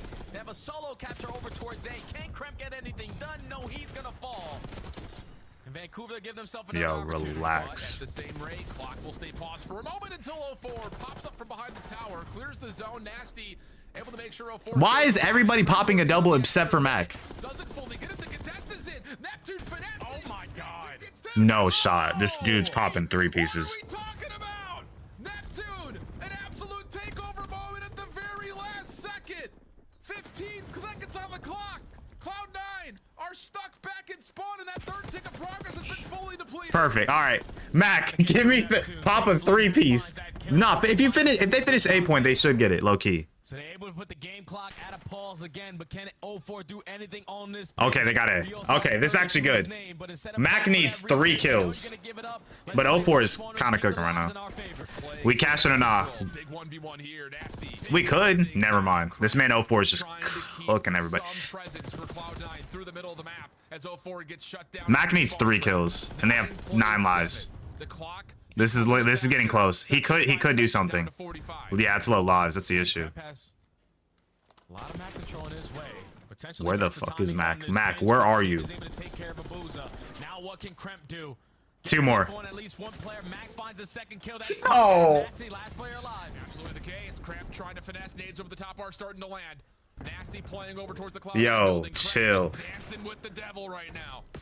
And it takes 2 to tango, but he is overwhelmed by way more than that as Vancouver will reclaim the zone. 2 more lives remaining for Cloud9. The heroics over the A's. We lost by 2 kills, yo. We lost by 2 kills. Clock is going to become because he had 50, 32, 26. We missed by 2 kills. We're all cooked. Oh god. Ah, that's crazy. That's cool though. I went 1 and 2 for the day, and it wasn't a bad loss. That ain't a bad loss. 1 for 2. That's cool. That was kind of funny though. I'm not gonna lie. I saw that. I was like, yo. Nah, it's funny. It's cool. I ain't tripping. I ain't tripping. Because what is that? 16 for 29. We're still over like 50, like 55%. 55% ain't bad, you know. You feel me? It is what it is. Just subbed. Hey, bro, don't appreciate you. You be going live often? On YouTube, I'm here like every match day. YouTube, I'm literally here every match day. Unless I'm not, I'll usually like let people know. And then Twitch is kind of interesting. I'd say like 2 to 3 days a week, like 2 to 3 days that it's Monday through Friday. If it's Monday through Friday, I try to go live at least like 2 to 3 days. But I'm usually live every weekend, like with the CDL. So I guess with all that combined, I'm usually live like 5 to 6 days a week. I'd say like 5 to 6. To go for Abuza and Neptune combo for over 171 for maps 1 through 3. Did I cash? 171. Neptune, Abuza, 04. I got you. But in his re-debut, there's moments where you say, all right, he brings something to the table that Hixie just couldn't. But when you put that in the combination of his ability to single-handedly win back that A zone. I mean, what do you even say about that? That is something that we don't get treated too often. Am I tripping, or you said 0-4 Abuza? That was the game winner right there. Oh, I clicked the wrong one. Hold on. I think you hit. I think you hit. Success early on into his CDL career, that he was one of those impactful SMGs. He had everything. Yeah, he hit it. Okay, bet. Appreciate it. The finesse, he had the shot. The only thing he was missing was the discipline. You go through a couple years. Yeah, it's 201. God damn. Have a nice stream. I'm gonna go watch final map. 2-1 for FaZe, and now it's their map pick. Ooh. Yeah, let me know how it goes. I think we'll still be live though. I think we'll still be live. Because bro, we still have one more series after this. I've been live for 4 hours. Wishing greens on everybody who made parlays today. Shoot. Oh my goodness. That's crazy. 2 kills, bro. Like how? It was one of those things, man. I mean, we're feasting 58. 58, bro. I needed 60. I mean, we talked about it a lot at the major. Sib had a spark. 0-4, 25.5 kills, map 4 trust. Shoot. Guys, if you want your dinner determined, make that bet.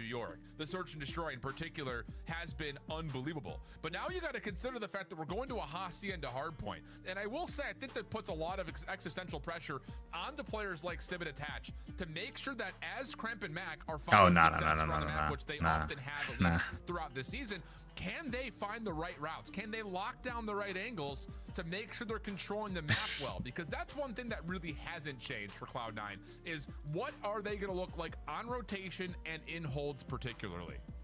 Yeah, I feel like when you talk about Cloud9, their rotations are usually real quick. Up to par, like we saw it versus Toronto in their series. What does All-Star game start? Seems like everybody's been in the locker room. Am I eating steak or canned tuna tonight? We shall see. Facts. Are we eating steak and lobster, or are we eating SpaghettiOs? They only won by the difference of 11. They're 4th in rotation, number 1 in holds. Let me see. First in rotation, 7th in holds. I guess they start what, a little bit earlier? No, because of because we only have 1 rep on each side. I don't know. But based off of what we saw in map 4, what's the picks? I have no picks for map 4. I'm gonna keep it a buck. Mine are like player picks. Who's picking? Who's picking? Help him out. I don't know. What is it? Hacienda Hardpoint? Shoot, I don't know, because I had an idea about Vancouver coming into this because I didn't see Neptune's debut on Friday, and they look actually a lot better. And I think in particular, look at the wider picture. Both these two teams have been looking for identity in the Surge, close it out. Could Cloud9 win this? They can. I don't know. Hacienda is one of those things where your sub players really determine the outlook or the output of what happens, you know? Neptune and Kremp over 26. Neptune, I can see that. Kremp, I'm not sure. But low-key, Kremp had 36 map 1, so you might be cooking. Waiting for his teammates to spawn before he applies the pressure. But even after he applies the pressure, still not able to find a kill. Dude, I need to eat, bro. Oh, Mac, now we want to go off 4-1. All right, bet. Essentially 3 waves of gunfights, and the spawns have already started to move just a touch. Yeah, they fully blocked. And that'll allow the spawns to likely stay pretty secure here for Vancouver as Cloud9 make their way through well side. Yeah, it's tough to give up 30 seconds at P1, but when you bank on your setup there at P2. Oh, Neptune. I was about to say Neptune gotta be a bullet. He has to be a bullet. Hands full on the backside. Yeah. Not able to lead to a kill. Oh, they're still spawning in the back though. Cloud9, they have the numbers, just gotta trade on out. Yeah, Nasty was looking for a chance to pinch, and he found one, but immediately shut down. Good response from New York. And now, huge through trophy, that little zig hallway on the side. Attach is able to find a couple eliminations, and still the kill tallies here for Vancouver have not been the same that we saw in map number 1. Cloud9 looking comfy so far. Neptune best sub in the game. We're tripping. We're tripping. Putting yourself in better positions. They're still going to try to attempt this break for the final. He's still making some mistakes. Let's not be, you know. Both his teammates at Zig do fall, so Tash is going to turn his focus towards the front side, find that kill. You pick Cloud9 for map 4? All of a sudden, are up by 40 points. They have a good lead right now. Abuz is kind of struggling. Same with 04. The only one that's positive is Nasty. Final moment for Vancouver is that Nasty puts put some pressure on this Cloud9 rotation, but you can already see what's happened. The spawns have already moved with this hit going up through top office. Neptune finds 2, still kicking it alive. I'm not sure though. Again, it's just one of those things. Shoot, nice little 2-piece. Now he's off the regen. The hit from the front was also we're chasing. That's what I'm saying though. Again, with these like middle of the pack like with these middle of the pack matchups, I mean, shoot, we're just popping all the 3 pieces, aren't we? With these like middle of the pack matchups, like, you know, it's not like super obvious what's gonna happen, you know. Still gonna try to contest this though. If you are Cloud9, effective on the trades is. Plus, I feel like everybody's under the same sort of agreement that the league this year is probably the most competitive it's been in a minute. Obviously, the top of the top is really good, but everything that's outside of the top 3 is like really competitive. So there's just some days, I don't know, things might happen or whatever. The only day that you could accurately predict was the LA Thieves series today. Unfortunate team kill comes through, leaves 04 by himself, and Kremp wins the final 1v1 to keep Cloud9 in. Yeah, I was wondering why Cloud9 didn't know that they were spawning over towards boat. You got 2 players that spawn over towards Lambo, but nobody was watching that right side. So you almost gave Vancouver an opportunity to break their way on in, but now they're going for their second attempt, and Neptune 04 Nasty combined for 3 kills. Last player here to contest it is going to be Mac. He gets taken care of. This is a very scrappy P4. Vancouver currently still in control. I mean, considering that Cloud9 got the full 60 on P2, essentially, this is not bad news here for Vancouver, especially with the clean exit. It allows a route to start to I lost my house on a 3. Yo, on God, bro. Because I was like, bro, they're about to get dogged in 30 minutes. The fact that Vegas won the map is very impressive. Truth be told, the fact that they, you know, won a map, I mean, I feel like it's good, at least a little bit for their confidence. You know, they beat Thieves, even if it was ratty or, you know, whatever. God damn, bro. This man Neptune is nuts. I mean, granted, like he's done really good in challengers, so that's why, you know. 2 of his members spawn up over towards Spiral. He says, bet. Let me get around the backside of this AR setup and absolutely dismantles Cloud9 as Vancouver will find their first lead here in the map for a small moment.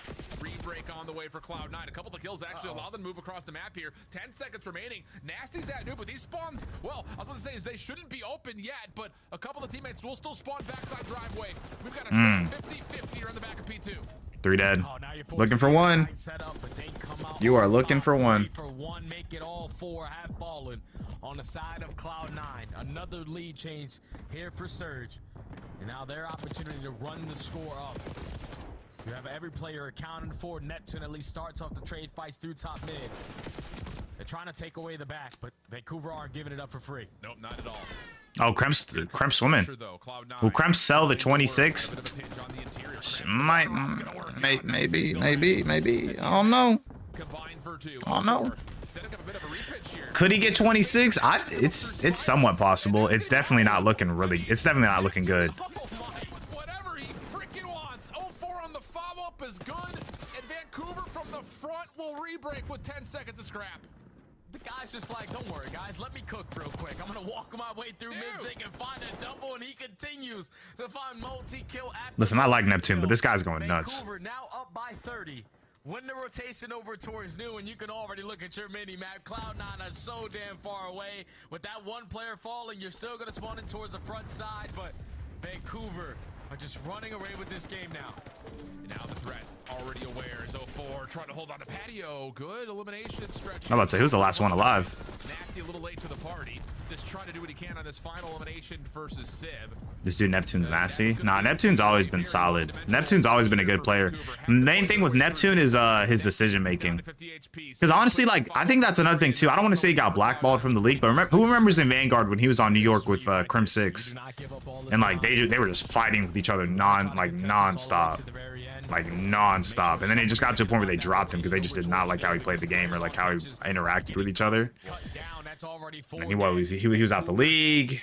When did he come back after Vanguard? What was after Vanguard? MW2? Yeah, Mac just trying to he wasn't on the team yet, no? No one's watching hallway at the moment, though. I don't know. Vancouver, they may actually just be able to bully their way into the hard point. 3 dead. Looking for 1.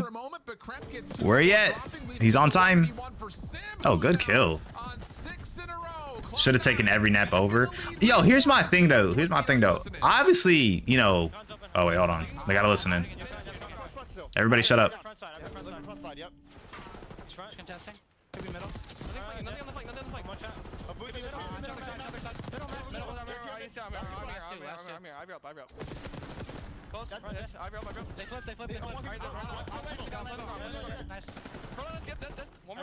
Yeah, they're getting all the kills.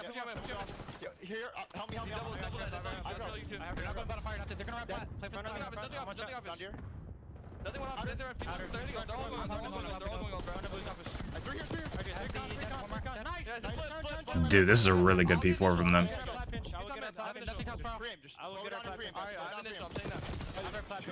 One's absolute spiral. 2 Lambo, 1 spiral, missing 1. No one Lambo. Have it close. Okay, nothing close. I'm already close. Oh my god, excuse me. Oh, wait, got me already open. 2 more. 2 of them. I got Damn, they're teeing up at the right time. They're teeing up. Crim6 is one of the GOATs, but always had problems with team relationships. A bit of an aggressive personality back in the day. Headstrong guy. Not for sure. But I will say though, like what he was like arguing about with Neptune, I think was somewhat justifiable. It came down to like what, practice, him not showing up, like being disrespectful, like other stuff too. Like I can kind of see that why he kind of was, you know, sort of thing. But I feel like that sort of engages from how he may have interacted with teammates. So I get what you mean as well. It goes both ways.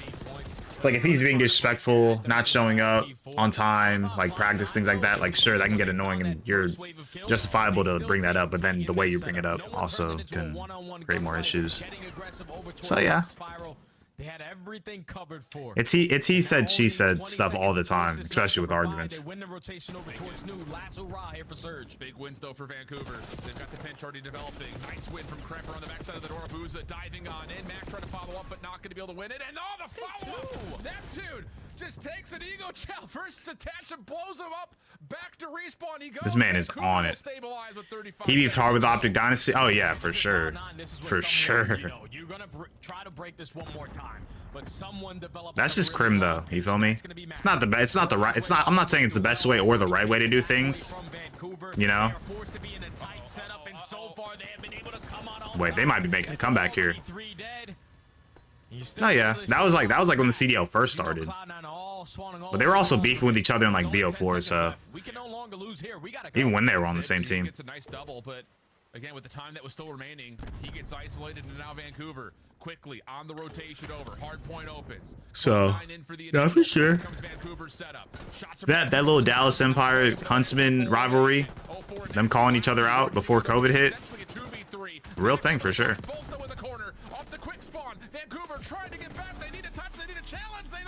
You got it? That's crazy. Bro, why are we going from map 5, bro? I don't want a map 5. I need to eat, bro. I need to fucking eat. Oh my goodness, though. Map 5, we are tripping. But that map number 4 was blow for blow. Cloud9 just turned it around on its head when they were able to chain that P3, the ending of that P3 to the beginning of that P4 for a full 60, and then get 20 to 30 seconds uncontested over. I remember when Scump won the 100K solo dolo Warzone tourney. Krim played in it, was watching it, said who won. He saw the Scump and went dead silent. That's crazy. But it's cool that it's dope that they're cool with each other now, and obviously they're back in the same org together. So you know, kind of cool that they can make content and like sort of be in the scene together. So life's always better when Scump and Krim are friends. You know. For sure. Let me see. Near full 60 comes into play. Strong rotation from 2 to 3, 3 to 4, and a lot of it we heard in the listen-in. This good awareness from Cloud9 has us eagerly awaiting a protocol. Last season. Yeah, I'd say like last season. I'd say last season or like maybe the year before, like MW2 year. I'd say like either one of those. Like all the stats prior to these little roster changes and this little spark from Sid may not matter at all. We're step away. Quick break. Don't go anywhere. Oh my goodness. Come back. We got I don't know about place music. That should not have been close to Neptune 1v7. No, facts, bro. He was literally just facing everybody, bro. Popping 3 pieces. That man was saving their team.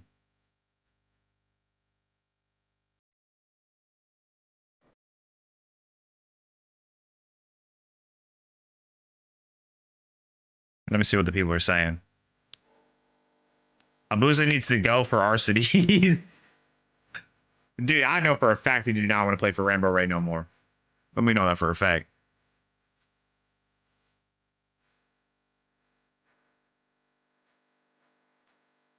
Let's be real though, Nat 5 is what we want. No, nigga. No. What? No. I want to watch the All-Star game. Or at least Optic. I haven't eaten today. I literally woke up, did my predictions, hopped on the treadmill, showered, vibed out to the Drake album, and then came here. Get the blood flowing. Fuck out of here. Fuck out of here. Is Hook free now? Why the fuck people saying that, bro? You mean a glorified practice? I at least want to see it, you know? It doesn't have to be good. I might put it on my TV right here. But I'm definitely not gonna be like watching it. Oh wait, no, because I can maybe put it up here. I'll see.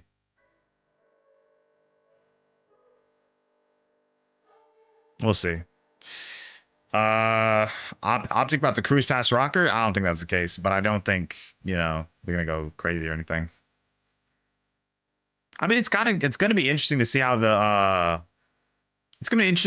format is now that it's 4 teams. Plus, I'm not gonna lie though, especially for like the Rising Stars and like stuff like that. Like, bro, anybody who goes against the Rising Stars, that game in particular is gonna be competitive.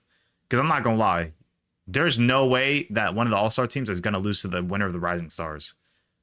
And you know the Rising Stars are gonna bring that energy because they want to beat an All-Star team. So there's that game is actually gonna be competitive. What y'all got for Map 5? I got nothing. I'm gonna keep it a buck. I honestly don't know. It's like it's literally S&D kids everywhere. It's S&D kids both sides. I don't know what to call them that.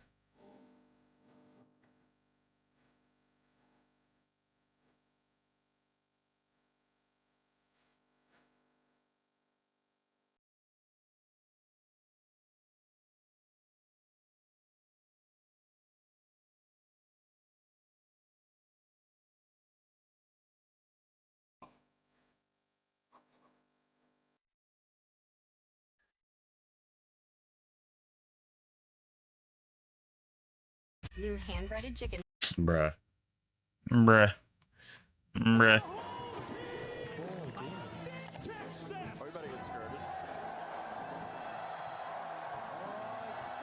This was tough. Who went to champs last year? I did not, so...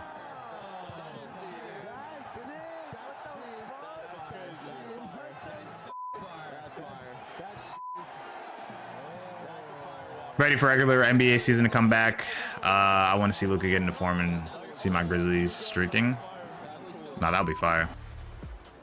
There are no words for Dallas, Texas. Champs was lit. I didn't go to Champs last year. I went to Champs MW2, so like 2 years ago, or I guess 3. Damn, that was 3 years ago. Ooh. Was it 3 years ago? Nah, 2 years ago. 2 years ago. It was 2 years ago. Yeah, that was 2 years ago. That one was cool though. It's funny because it's what's it called? I have a bunch of stories from Champs 2022 that are like really fire. But one that I thought was really funny is that my friend was a FaZe fan and he told Octane because he walked past us. He said, "Go to join FaZe." Not even a week later, that boy retired. Brother, he fucking retired, bro. They found success. It's just on the opposite side for Vancouver. 3-2. We need a Bows and 10 performance at Champs. Hey, shoot, we can make it happen. We can make it happen. I still need to buy my ticket though. I'm gonna go to Major 2 and stream there. So, do y'all know if they be having Wi-Fi at the events? They should. They have to have internet. If they have Wi-Fi at the event, the stream is gonna be lit. And all out headbats in towards that A site. And if you're Vancouver, the side that you do tend to struggle on is that attacking. Nah, this is S&D. It's last map. And search and destroy, Mello. It's last map. I got my blanket on. I'm vibey. I'm cozy. It's dark outside. I haven't eaten. But fuck it, we ball. He had to search and destroy a couple of missed moments as Neptune was trying to kind of force. No picks for this one. I don't have any picks. Nah, honestly, whenever I don't know. I only have my like official predictions like before the matches start. And those are usually like maps 1 through 3 or whatever. I don't really have anything. The only thing I can say based off the stats is that like what is it? One's 0-1, one's 1-0, the other one's 1-1. Like there's not really too many stats to really determine this map. Is able to find number 3 onto attach, effective on a trade. Now it's all up to Sib, 1v2. I think that's another thing too. I never really predict or bet on a new roster until I like see enough from them to see how they like sort of like to do stuff, you know? That was crazy though. But just snaps and rips his head off. And that's gonna be enough for Nasty to jump off from the plant. That was nasty, I can't even lie. Sib's not supposed to win that gunfight. But this is why. I was that lucky last game I passed too, yeah. Oh, okay, Sid. Okay, Sid. It's the beamer onto 04, the re-wrap onto Nasty. Yeah, I'm chilling off this. I'm chilling off map 5. He's able to secure round 1. I mean, I'm chilling. Unbelievable. Do we have you feel me? Play of that? Yes, we do. Of course we do. This is from 04's perspective. Wow, a little windy. Oh my god. But look at this snap. Just yo. Damn. Not today. And that just completely resets everything. Sib, knowing the bomb was not planted, just makes the right read on the full return of Nasty around the back. See the facial expression there, Alan? Like insane gunfight. I would have been like, what the fuck? On the side of Civ, he's just like, oh, business as usual. Secures round number 1 for Cloud9. Now their attempt on their own attack. They're gonna go right back to this B strategy, but I don't know if they're gonna be able to read a boozer. Oh, that's bomb down too. That's bomb down and nobody's near. They're on the hunt for it. Attach is actually stuck. He may have got shot. Oh, Attach is under. I don't think Boozer didn't see him. Also reloading through, but Attach he went under the map. Beats him to the punch. Also gets to read that Nasty's playing up close towards these arches, and it looks like Attach will have to play bomb collector as this is just scattered 1v1s all over the place. Yeah, they had info on both of the players, but no one wanted to give up their position. Good kill. Nasty finding 1. Nasty finding a second on the round. Now it's Attach's turn at a 1v2. Don't put it past him. He's been one of the best search and destroy players to ever exist in Call of Duty. So he is going to have that bomb in hand. 30 seconds to go.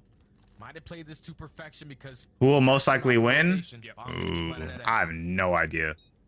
I'm gonna keep it a buck. It's a new roster, plus I mean just other stuff too. I do not know. Bunch of S&D kids, they can go either way. I mean, no, not at all. Neptune just cleanly catches Attach from behind. No worries there. It took heroic. This might actually go like back and forth. They don't have it 2 rounds in a row though, as we tie things up early.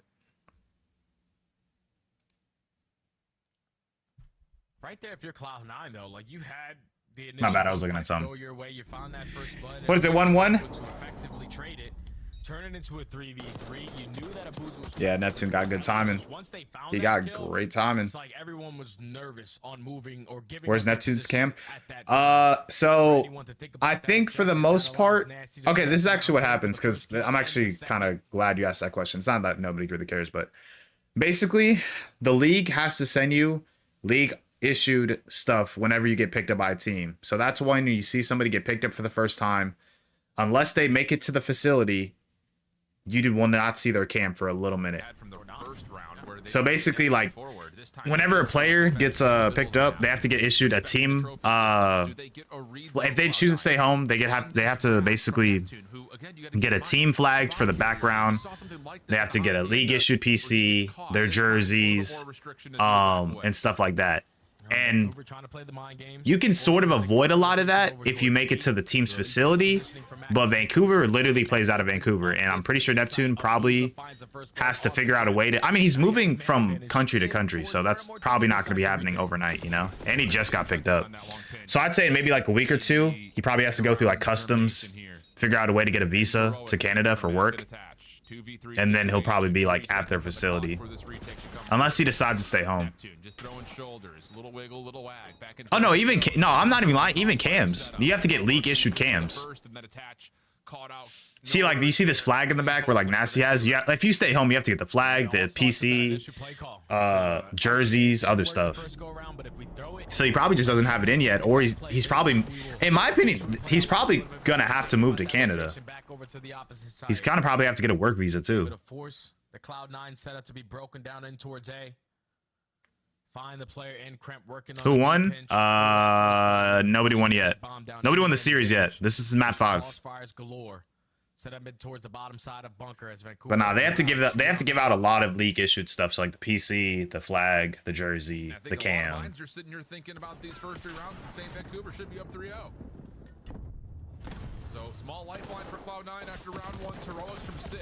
Oh, they're just moving on. Man, that's bomb down. Vancouver, the follow-up is also looking good for Surge. Kremp, the last one standing top side. Good kills. Could do nothing, and that's a quick tally for Vancouver. Now I am streaming the Optic series. Yes, I'm gonna stream the Optic series. Said, okay, we're probably not gonna go back to that top mid place, so we'll stack. I will be streaming the Optic series. You're sending 04 and Neptune, that dynamic SMG duo. We gonna be okay. Start off the trends. You find the first blood through top. Thank you. No problem. Attaches and helping when tries to fly on in and find that. Imagine I just end stream. But just a very clean. Just went off phase R6. Wait, did they win the series? Play their numbers. Did they win the invitational? Shoot, it's up. Yep. It might be up. Pressure on to Cloud9 here. Need to put together some sort of a response. Defensively, they have not had many answers. This time, it'll be a little bit of a play through field side. Nades coming through. Neptune not affected by any of that, though. And we swap over to catch Kremp. Getting caught by surprise. Oh, that's a great stun. Mac will also be stunned here. Bottom side elevator. And honestly, for Cloud9, they're kind of stuck having to play where they currently reside. Yeah, because there's a lot of attacks that are still getting invested over towards this A site. But Vancouver, no, we have the man advantage. They're probably stacking in towards A. So let's just rotate our way on out and plant this bomb at B for free.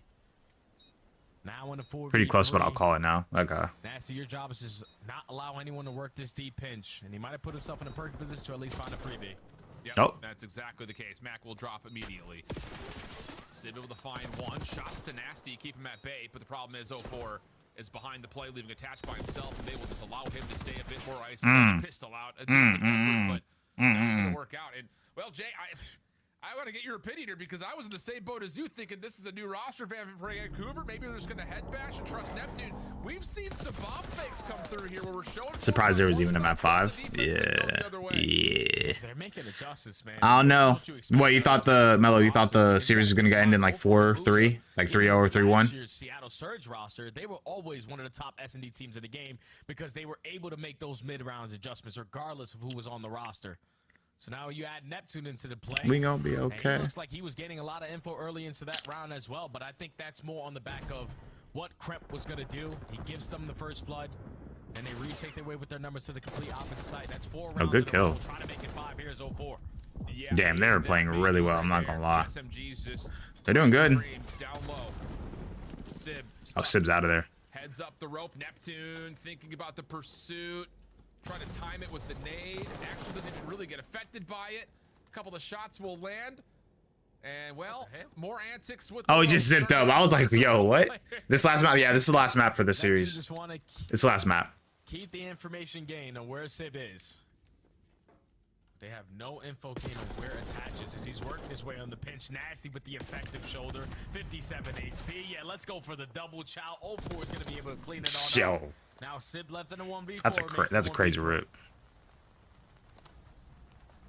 Does at least see Nasty up top, but good kill. Got a couple 20. What? My goodness. Vancouver. Got a couple. Oh, like 20. Okay, I thought you meant like 20, like a couple 20. I was like, what the fuck do you mean by that? Hot start in this series. I get what you mean though. Cloud9 gave him something to really think about over map 2. Yo, Neptune is going stupid. But Vancouver. I mean, flat out, every round has been Vancouver at the advantage early. Every single time, man. On the defenses, that's not. They going stupid. I gotta give him credit. Hell no, my bad. Nah, you good. You good.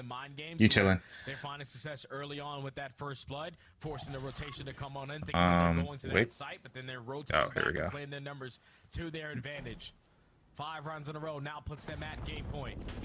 Neptune bomb carrier in hand. Yep, shoulder. How much info can I gain? Only one player here, so just gonna slow this round down. Yeah, not interested. Let me get out of there. Nades tossed as well, kind of in the same direction, but here comes the flip. Oh, they slid through for free. Are trying to wrap and set themselves up to deal with this, but Yo, Mac, 0-5. Damn, wait, they're getting shite on. That is a lot of scouting opportunity essentially denied now, as all of a sudden you have to have a re-wrap back up top. Kremp trying to work this position, but 04 is going to get deep beyond the B site here. That's all he has to do. Put himself in a position to stay alive on that side of the map. He said, "Okay, team, I have cleared out." Oh, they're gonna chase him. We just gotta trade it out. We have the numbers. Here comes the bloodbath. 4v2. Yeah, it's probably Raps. I'm not gonna lie. It is looking like it's Raps. They're gonna chase him down too. He's literally a bullet. Max shut down by 04. Last one left. Kremp would have to go huge. Not gonna happen. Damn, 2-0 on the weekend. Vancouver look a lot better than you know I gave them credit for. Obviously, my tier list that I had earlier, that one was a lot more. Oh damn, Mac put that shit to bed. Yeah, I don't even think it's honeymoon, Alan. I just love the way that these guys are playing Call of Duty. It's as simple as that.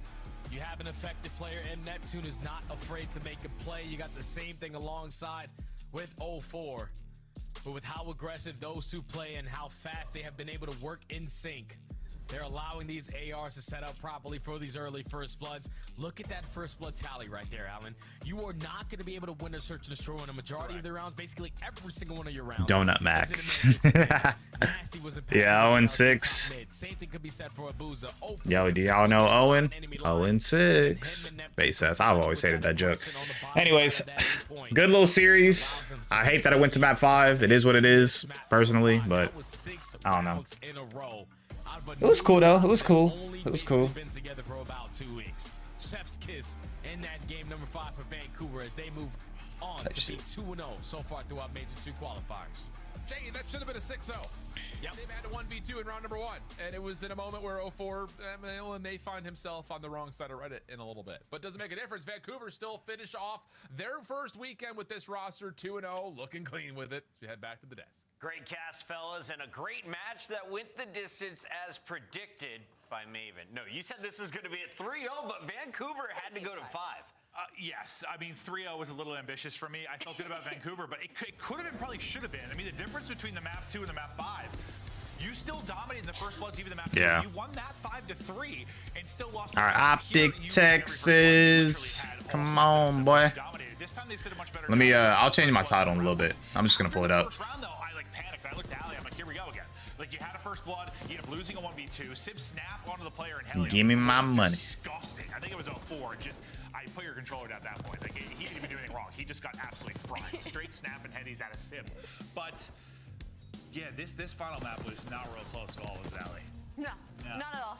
It's what we needed to see from the map too, like you said. I mean, the fact you get 7 first bloods overall, it was just more decisive decision making from the side of Surge. The second 04 got a blood, he was sprinting at New York to try and catch them off guard, and it ended up working, especially on a map like Protocol, where if 04 could just get bought up computers for free, like if we're not even playing for this guy, this is. I like you better in the stands. I upgrade my. Oh wait, this actually might be fire. Modern Jam by Travis Scott, but the beat is Nokia from Drake and Party Next Door. Baby, please get off the gram. I like you better in the stands. I upgrade my only fan. They do it, don't need a cam. This right here, a new modern jam. I'm on fire, new burn. Wait, this actually kind of fire though. Wait, that's fire. And Mac getting picked I might have to say that as like an MP3 thing. I'm just gonna be honest. It's literally Modern Jam from Travis, but it's the beat from the Nokia track. That's actually kind of fire. Like there was very little investment in the tax, and Everybody playing that in the clubs now. You knew he's going to be there every time, and they still didn't send anybody to maybe try and go out or lower through tower, and they also just didn't even try when it came to the middle of the map. So for Cloud9, back to the lab. Time for your skull play of the game. This is the end of Control, I believe, or maybe just a little Neptune montage. Let's take a look at the new addition to the Surge. Well, probably the best play of everything was his triple he had on A. That was absurd. Yeah. That's what ended up sealing this. Dude, this kid is just shooting. Oh, he's shooting, bro. He is shooting. Yet that I'm convinced he's like this transformative player compared to what he was the first time we kind of saw him in the CDL, but I'm leaning that way. I am. I mean, it's 2 series in a row. one over Atlanta FaZe, which is obviously a more significant win we had here. But like, the talent is there, and it seems like it's like the talent plus some of the decision making improving. Which you go to Halo, you get smarter. I'm just saying it's happened with a few pros up to this point. Yeah. Right now, though, we're joined by a guy who's grown up on Call of Duty since day one. We got Mr. 04, who just dropped a big bomb in Game 5. 04, you guys got smoked on Hacienda. What was the difference of protocol? Honestly, just me taking over. Okay. No, it was definitely just a way to, like, just different type of map for us. No, it really is. I remember talking about that. I think All-star predictions? Shoot, what are my all-star predictions? I don't even know. Guys, what are like the different teams? I think, honestly, I don't know predictions for teams. I honestly haven't been tracking it. I think hopefully we just have good games. And if anybody were to win, shoot, I don't even know the teams. Hold on, let me pull it up. The fuck is this?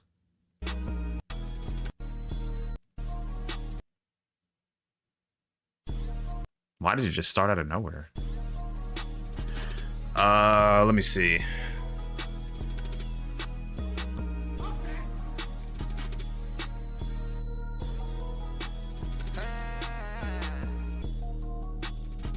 Oh, Braun's not playing tonight? That's crazy. I'm not even gonna lie. Braun's not playing tonight. Did he just say this? Oh, that's crazy.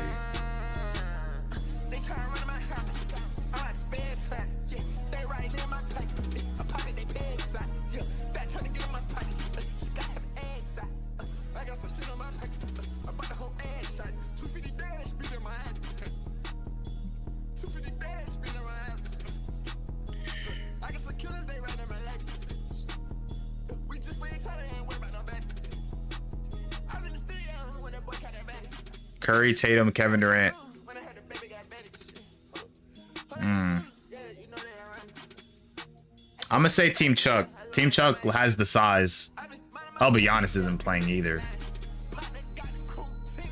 I'd say Team Chuck. Seems like they have the team with the most sort of size. Actually, low key, Kenny's team doesn't look bad either. It really is just who plays the hardest, to be honest. I mean, I'll probably say Chuck though. Jokic and Shea and Victor Wembanyama and Pascal. Cat's still good too. Donovan can shoot. Trae Young can handle the ball. I'd say Chuck. I like Chuck's team.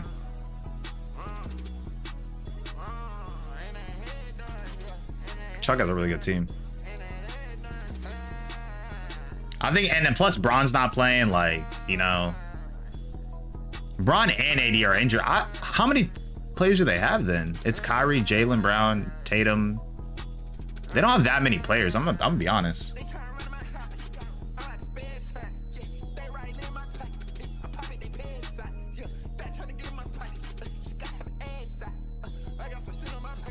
So we'll see. I think it'll be good though. I think at least whoever plays the rookie team first is gonna have a more competitive game, you know? Because I don't think any of them want to really, you know, lose to a bunch of rookies. You feel me? And that's my main thing. If you're one of the if y'all lose to the rookie team, I mean, y'all don't deserve to be all. It's not that y'all don't deserve to be all stars, but it's like, bro, y'all clearly don't care, and it's never gonna get any better. You know? At that point, you're just kind of screwing around.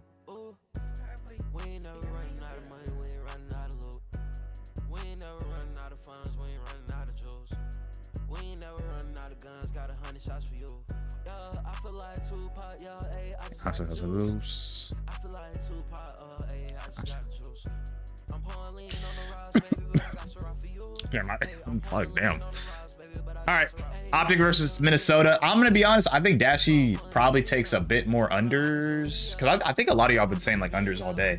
I don't think Dashy like pops off like that against Minnesota. Plus his best mode is S&D, and Minnesota's a really good S&D team, and a lot of the maps kind of lean towards Minnesota's way because they got 3 vaults, which is kind of crazy because Minnesota's really good on vault. I don't know why they kind of let that slide to the bans and protects.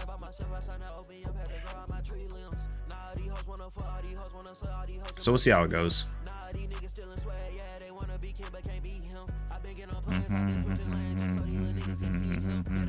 Let me see what the people are saying. Optic green wall for the win. Pred bet on his under today. Cash. Yo, imagine if he actually found Pred like. I mean, we obviously don't know what his situation was once he like sort of stepped back from the team, but I mean, a lot of people came out, at least Challengers players, and were really talking about that whole issue at hand. Hopefully it wasn't true, but I mean, the fact that that many people said it, yeah, and probably, I don't know, something along those lines. You feel me? Big donut for Rokkr, green fall, green wall, kiss the rings. The dynasty has been cemented back. These guys can't speak, bro. I kid you not. Like people, the way they text is actually mad annoying, bro. I'm gonna keep it a buck. Like, it's different, and I get why people don't like things like slang, but I feel like the fact that at least when you're texting, before you actually hit the send button, you can read it back and actually like see what you're typing. You can't do that when you're speaking, so I can see how people mess up their words when they're talking. You legit had time to. I hit my mic. My bad. You at least have time to see what you're saying before you send this fucking send button.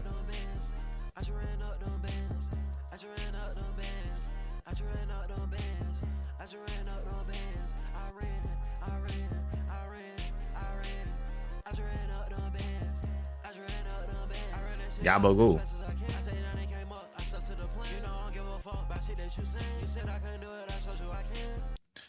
All right.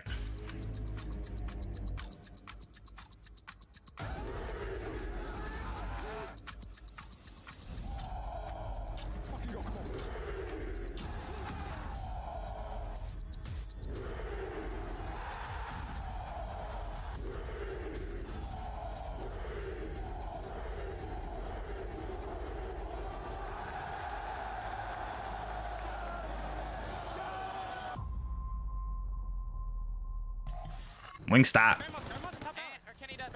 Oh, this was crazy. This was crazy. I ain't gonna lie to you. It's so dumb. Oh my God.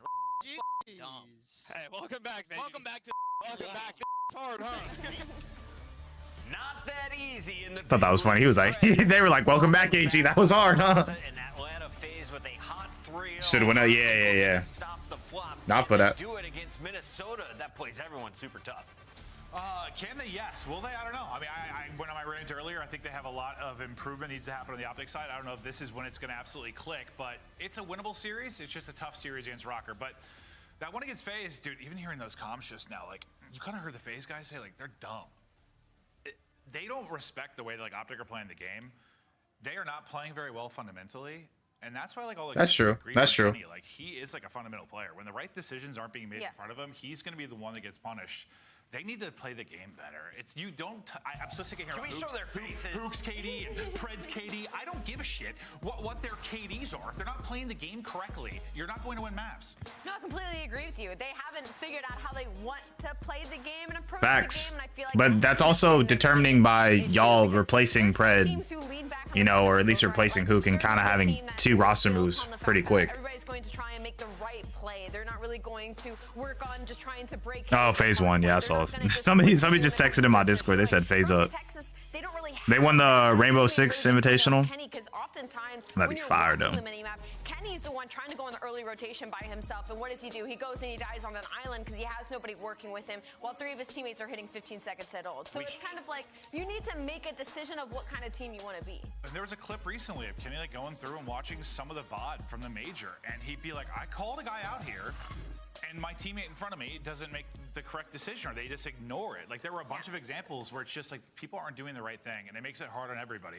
And like, do I think this is a team that has enough skill and enough KD out of their players to beat some teams just with raw talent? Yes, but like, if you want to win tournaments, man, like, it's got to be both. It's got to be both. Tonight, they gotta have be a both. challenge in Minnesota Rokkr, who is looking very clean as of late. Geo has put up. What is popping up on my Twitter? But it was Nero who took over the previous matchup. Let's take a look at this Rokkr squad that just finished top 6 in Madrid.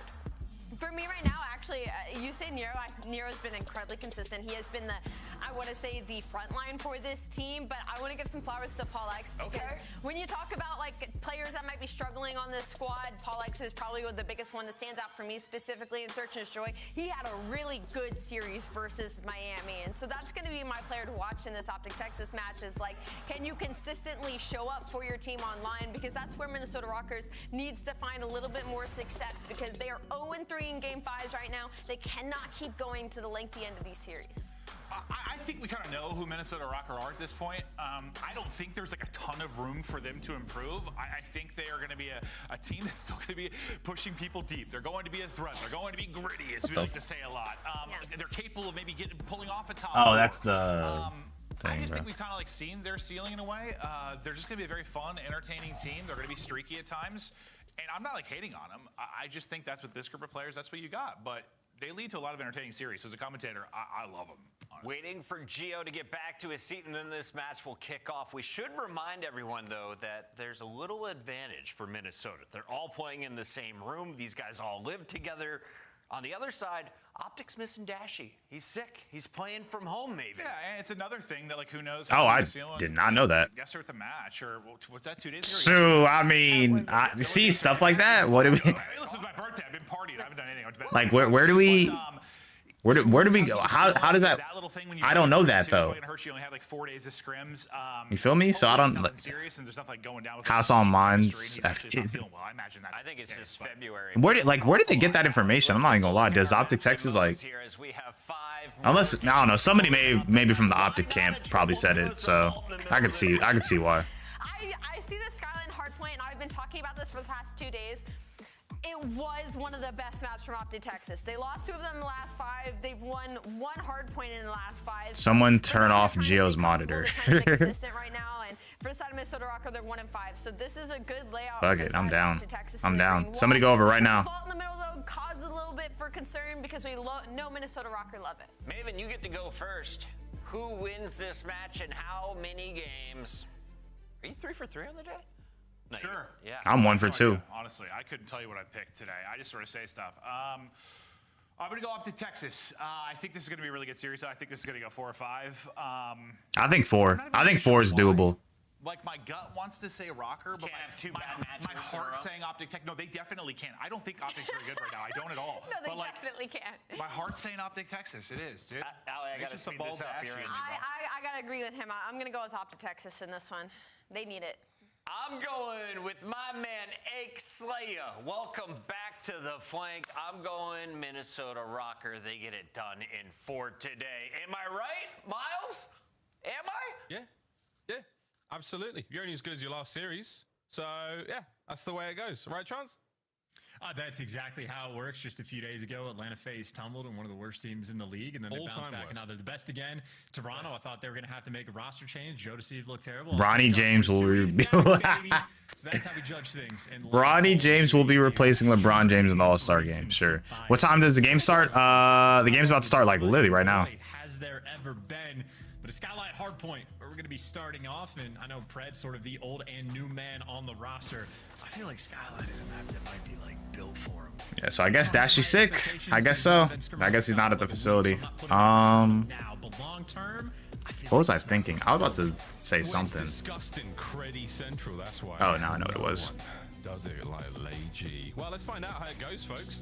Not a great showing from Optic this weekend, but they got the chance to turn it all around. Rokkr, on the other hand, they've just started to get going. Their pace has already been found. Neo Geo to get 29 map 1. Ooh. Absolutely grueling game 5. We'll see. Possibly. Strap in, boys and girls. It's time to go to Skyline.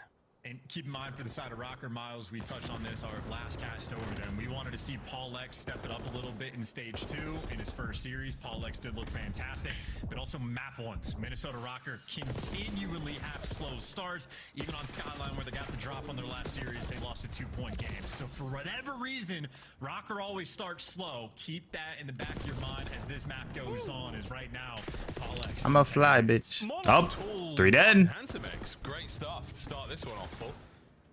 7-7, even Stevens shots. He's playing for spawns for new. That's what you would expect.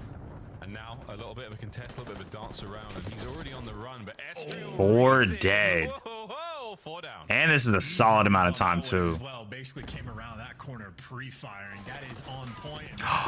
No slow start here. He got one. They are wheeling and dealing. They are funneling Optic into a kill box over by P3. What a life. Yeah, this is first map, Denzel. This is the first map. No flu game for Dashy, please. I have the under. That's true. He might have the flu game. No cap. Welcome back to your spawn again, Pred. The only man up on the map, but Estriel right now, he's just cutting off the entire cross and saying, hey, it's hallway and it's down low. I got everything else. No way I'm getting out to the Optic choke. Shoot. Chelsea's managed to make his way through. A single kill to his name. Yellow dude with hands up.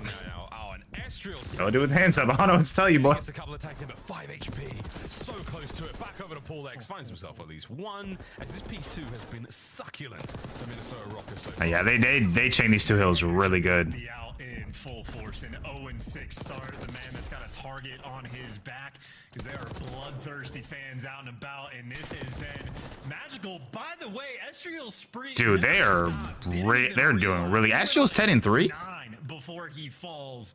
And keep in mind, we're throwing out numbers that high. Kenny now 0-8. Okay, well, Kenneth, you have 0 kills. Tee up. We go to a P3 into the kitchen. Previously known as the Optic kill box, now it's Optic's Hardpoint. They're going to find a little bit of time here as, Paul goes small X now through the vent, and a sneaky Paul might be able to make something happen here. Spots out Pred, doesn't let him get into the P1 power position, but not enough for his boys to get in there. Optic still holding to this. Hey, this is a short-term, long-term situation, Rokkr. Well, in the short term, they didn't have. I'm not gonna lie, Hookah might be smiling ear to ear right now. Be able to get the hill as well. Pred gonna have to give you a little extra. He might just be. Pick up too, but overwhelming force there coming in from Minnesota Rokkr, and I mean, understandable for the moment. They are playing a 4 versus 3. Ooh, I thought he had that. Gonna feel very comfortable around. Pollock's with 2. Yeah, 2-piece out. Paul keeps the hard point a little open. No one's really able to get too much out of this. A nice late contest here from the Optic boys flying on in. Can he get some damage in there? And GG. Unfortunately, he does get a couple out of it, but still, that's a big. Nah, big Kenny's bit of getting work from dogged. keeping the Kenny's lead getting up. dogged. Rotation's on now. Pred was the only man over there, but 2 boys in the back there for Rokkr. Seal it and lock it down. And Shotzi can make an impact. Oh, he's up top. I thought he was down low. I was going to say maybe to take down Paul X and get him out of time, but for the moment, Rokkr comfortable inside of P4. I should have put more. More on who? Players grouped up for the push.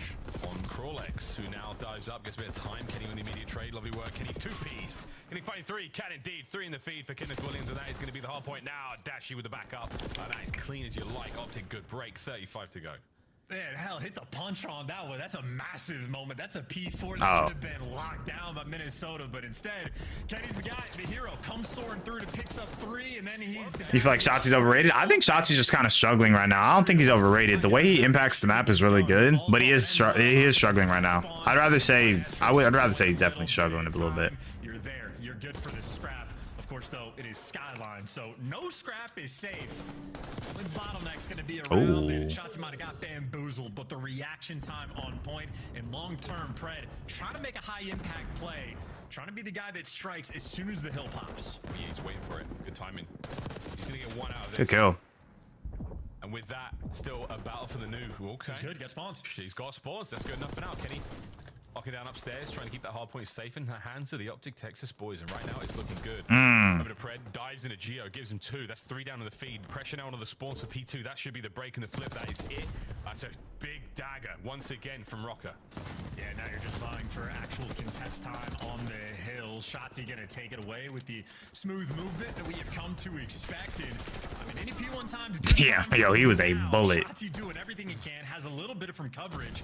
Pred actually pulling out an aims off spawn to look down the long lines of sight, and this is, all things considered, been a good chunk of time here from Optic. Shotzi, good little force speed from Shotzi. He's getting a lot of his time. And again, if you don't have the spawns, you want the time. Optic have closed the gap, and credit to Kenny as well. It's over. 3-1. Yeah, let's go, baby.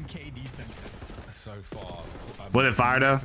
Honestly, when I saw the one from last year, like it was pretty lit. Honestly, out of international competitions are like obviously gonna be so fire. 3 down, 4 make it. As Optic back on a spawn, and look at this push forward. Nero finds himself another corner of P1. 1, 2, 3, crossed up, spots him on the push. You're gonna get traded out. Got traded. He's there for it, but you've held the line. And good trades. Still in commanding position, 30 to go. It's a sub, by the way. In that spot, You called out the information he just got. That is as good as it could possibly get. Jotzi might open things up just a little bit for 2, but on P2, Oh my gosh, Nero. Good trade. Turns, and they have just been utterly dominant on this hill. When we take a look at the line, Nah, they're all playing really well. Make no mistake, P2, the biggest. They're all playing really well. I will say, if you're Optic, though, I mean, Such a big lead. I maybe say, actually, I don't know, because they're down like, down like 60 now. Keeping Kenny in danger. Nero there to back him up as well. Rokkr suffocating Optic so far here on Skyline. We are loaded up in the hard point. Nero, though, breaks it wide open. Can Nero find the third as well? He does. Is the man wearing active camouflage? What is this? A 3? Media coach was screaming on him when the score got 6-2 on final map.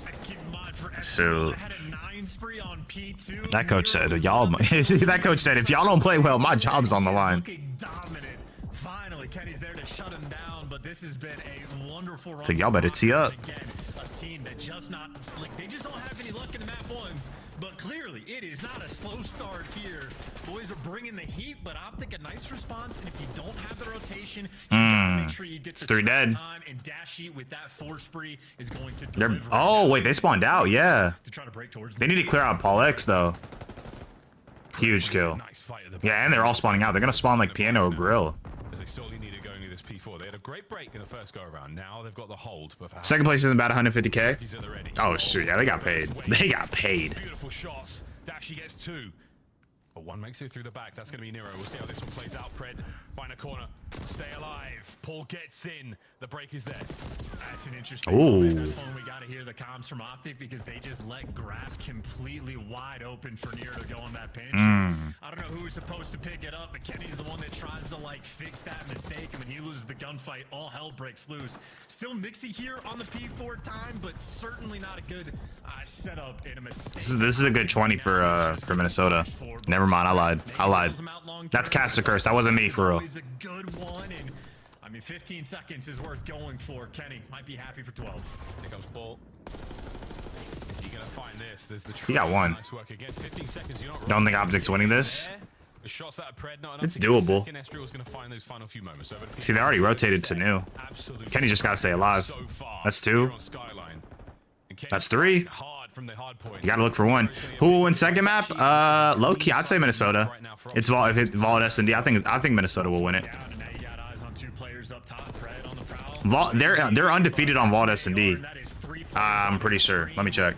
Still super soaking on the P2 or P1, excuse me, right now. In another 4 down in the feed. Optic have their flow state. Let's go to a listen in. Absolute. There's 2 back right. I think there. One shot. AJ, he's bound to square. One shot pull. One shot pull. Yeah, they're undefeated. They're 3-0. I think Minnesota takes map 2.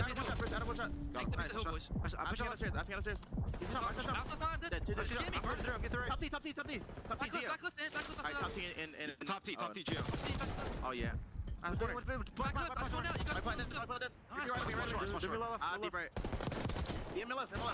missing 1 on new ant. He's back right, I think. Oh yeah, Gio at 31. He's low.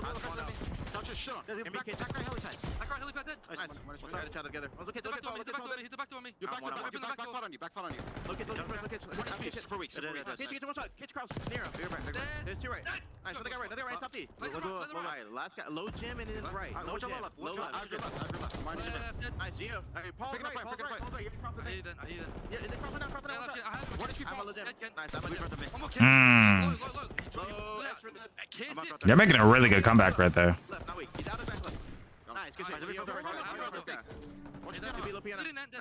Oh, they're getting so many important kills right now.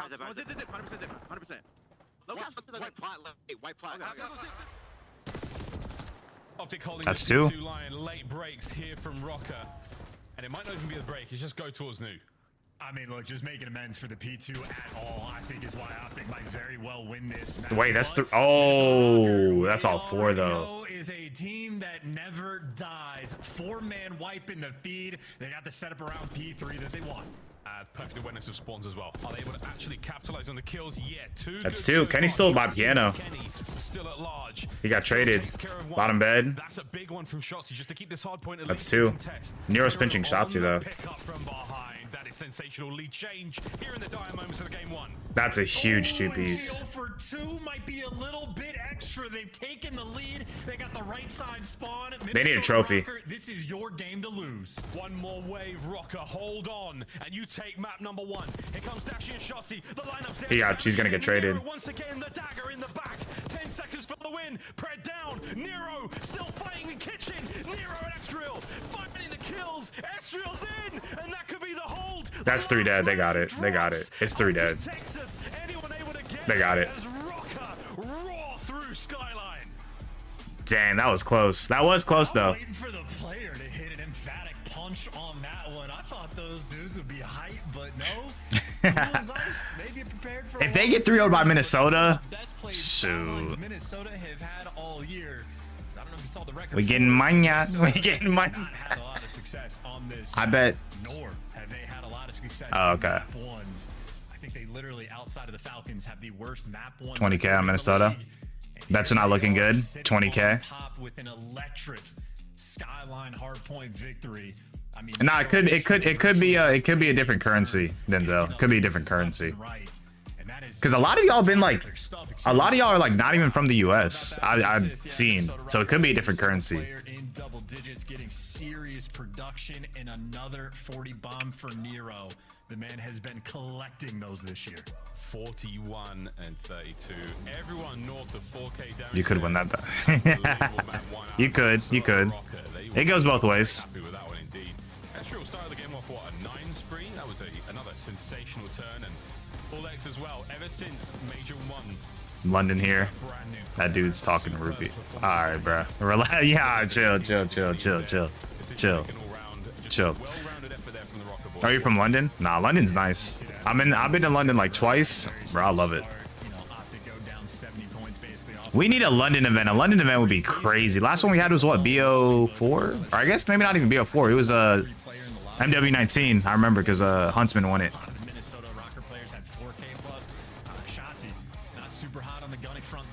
That's what I bet. All right, bet. Yeah, I mean, Minnesota's undefeated on all S&D.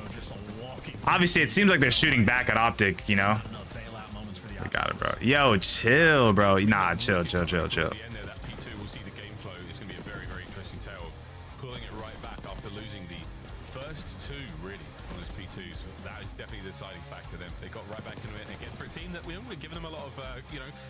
lot of leeway when it comes to getting them back into form. Of course, Pred rejoining the squad.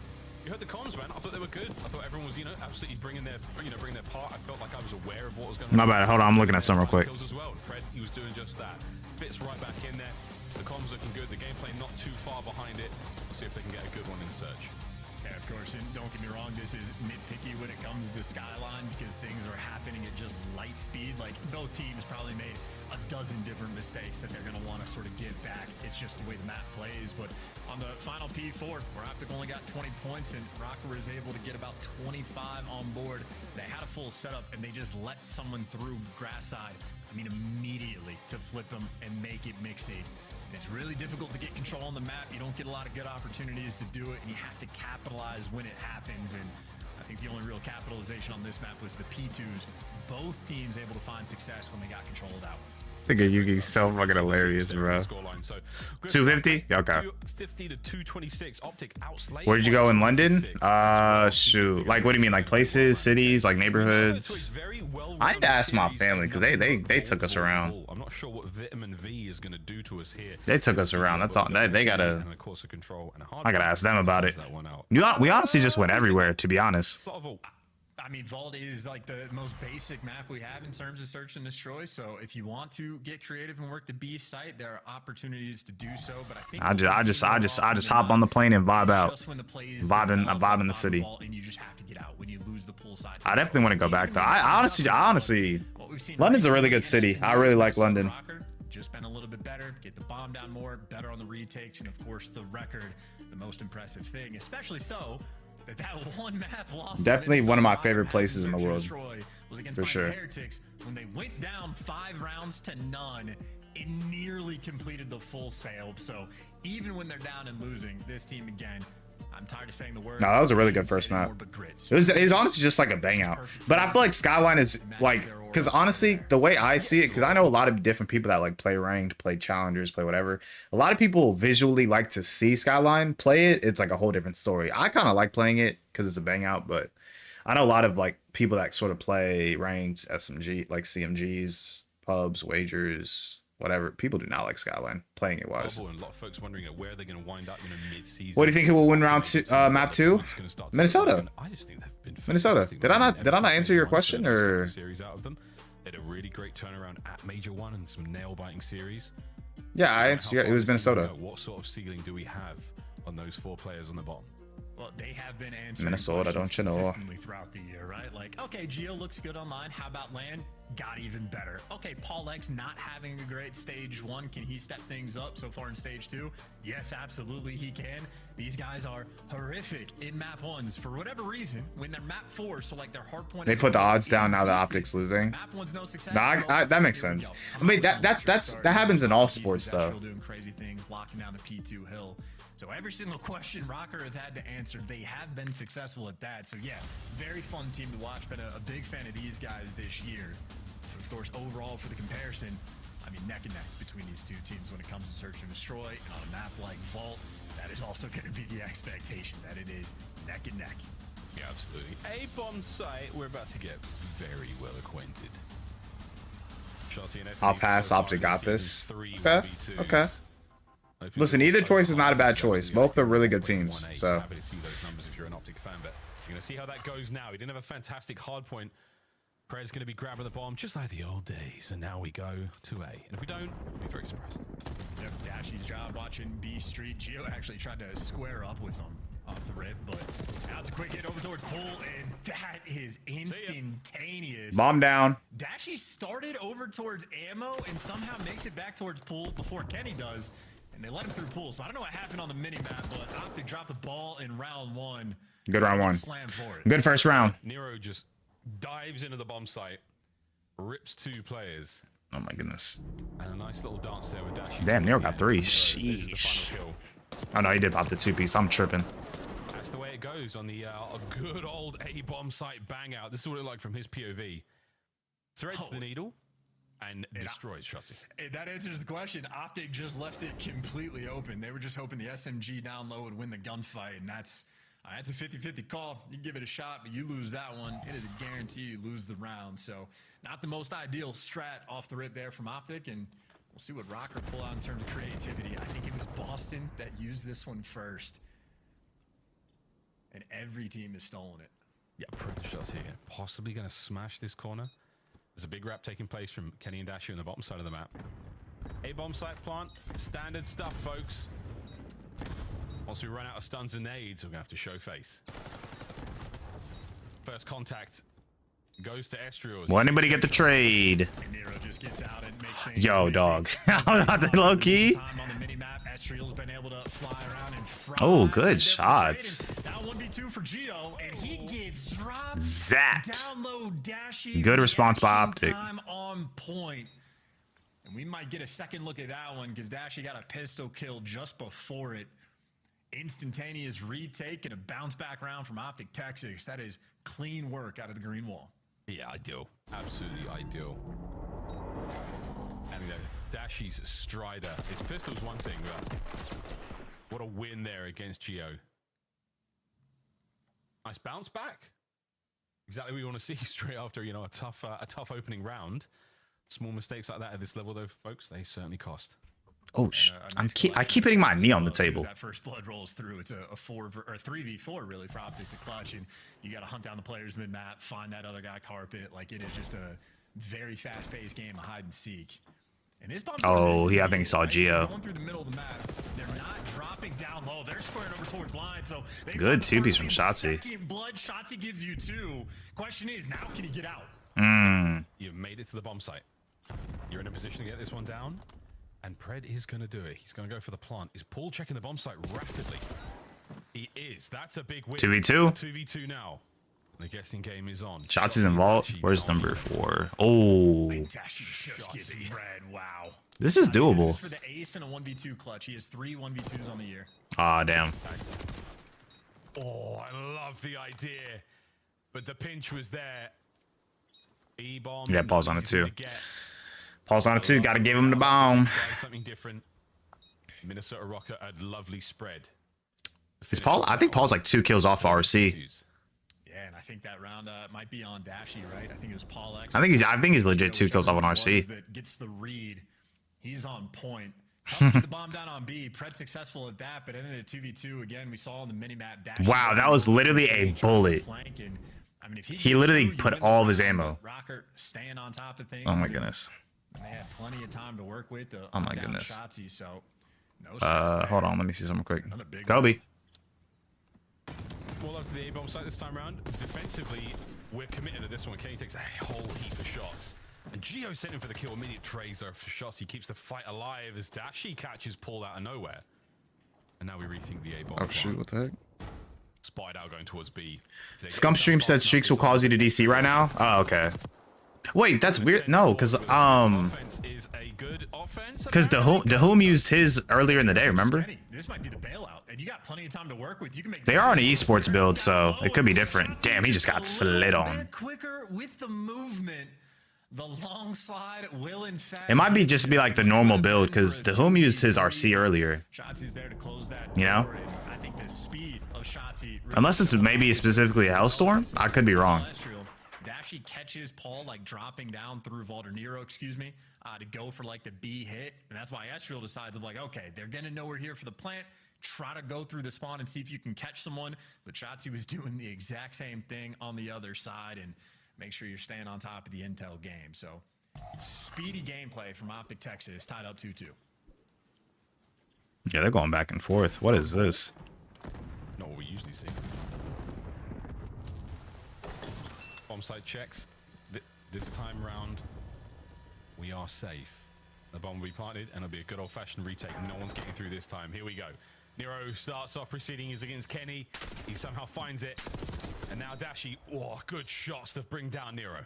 Yeah, he traded, but Dashy can feel the pressure on the flank. Oh, they're running it down. 3v2. Now you have the man advantage and bomb down. As good as it gets right now, and time sticking. Paul X and Gio, they gotta go, but AR players on this site is a nightmare. 20 seconds. Yo. Nearly. I'm not sure what happened there. You might have stopped shooting, but Pred picks up 2. Back to back. For the round. Yeah, either ran out of ammo or stopped shooting because he thought he had to kill, but Pred in the corner, dishing you out 2. Big round as well. Good trades coming in from Dashy and Shotzi again on the map. Schmoving, making sure you're quick to reposition. Dashy felt the pressure on the flank. Shotzi's going to be there, and Pred, meanwhile, just hanging out by the bomb, waiting for the gunfights to come to him. I hope controls a hard 3-0. Minnesota Rokkr managed to get the first. Shit, I guess. Not so easy. We need something fast, quick. Get out the way.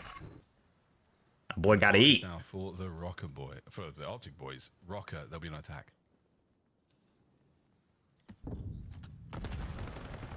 Oh, they're going fast. Pollock's got a first. Oh. Trades. There you go. Nero's gonna get it. Damn. 3v1. I'm about to say, yeah, they're definitely planning A. And just overwhelming force there for the first blood. Kenny got his head ripped off 3 seconds into the round. And Dashy, he's got the ice. A 1v3. If anybody can do it, Bruce is at the top of the list. Nate does not connect. Has to get close at 30 seconds. Checking every possible corner, but Rokkr playing it deep. Wall-X staying alive. Getting a little closer, trying to bait him out into the fight. They're into the open, but Rokkr Gandhi not looking good. Yo, that's insane, bro. Do not do that. Do not do that.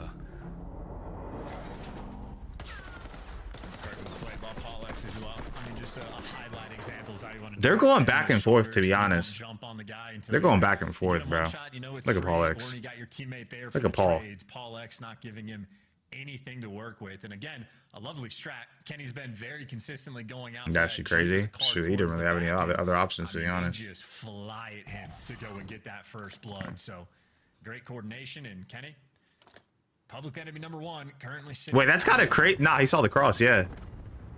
Gio this time wins the opening duel against Dashy. They've been having a couple of fun ones against each other. Pred is not going to check the back door, and what do you know? It's Nero. It's 4v2. The dagger in the dark as the Emperor finds another. Paul slices Kenny down. Yo, what the? I didn't even peep Kenny. He's 0-7. He joined the agency, bro. Have fun moment. This man has joined the agency. Whether it's the nades now or whether he can get closer, frustration is certainly sinking in. Whoa, I like the attempt. He's out. Trying to catch him. Just trying to catch him. He's so Excuse me. He's so slippery. So dangerous. I think that's why they're smiling. If he did, I mean, there's nothing he can do. But if he just like slides into secret, he actually would have broken the ankle with 4 players. It's a small thing. It doesn't matter. You lost the round, but it is funny. He's really funny.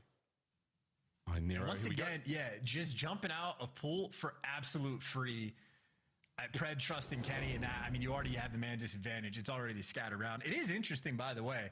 Gio is just straight up squared up with Dashy across the map a few times. Like, Dashy's the one playing top ammo, playing it safe, and Gio's been trying to take the gunfight. And for good reason, he finally got it and the first blood.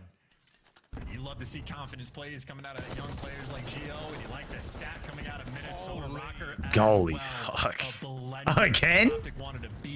Yo, Kenny is playing really bad right now, bro. All my friends did. And now Dashy, this time he does have the frag. 3 members of Rokkr on the inside of the bomb site.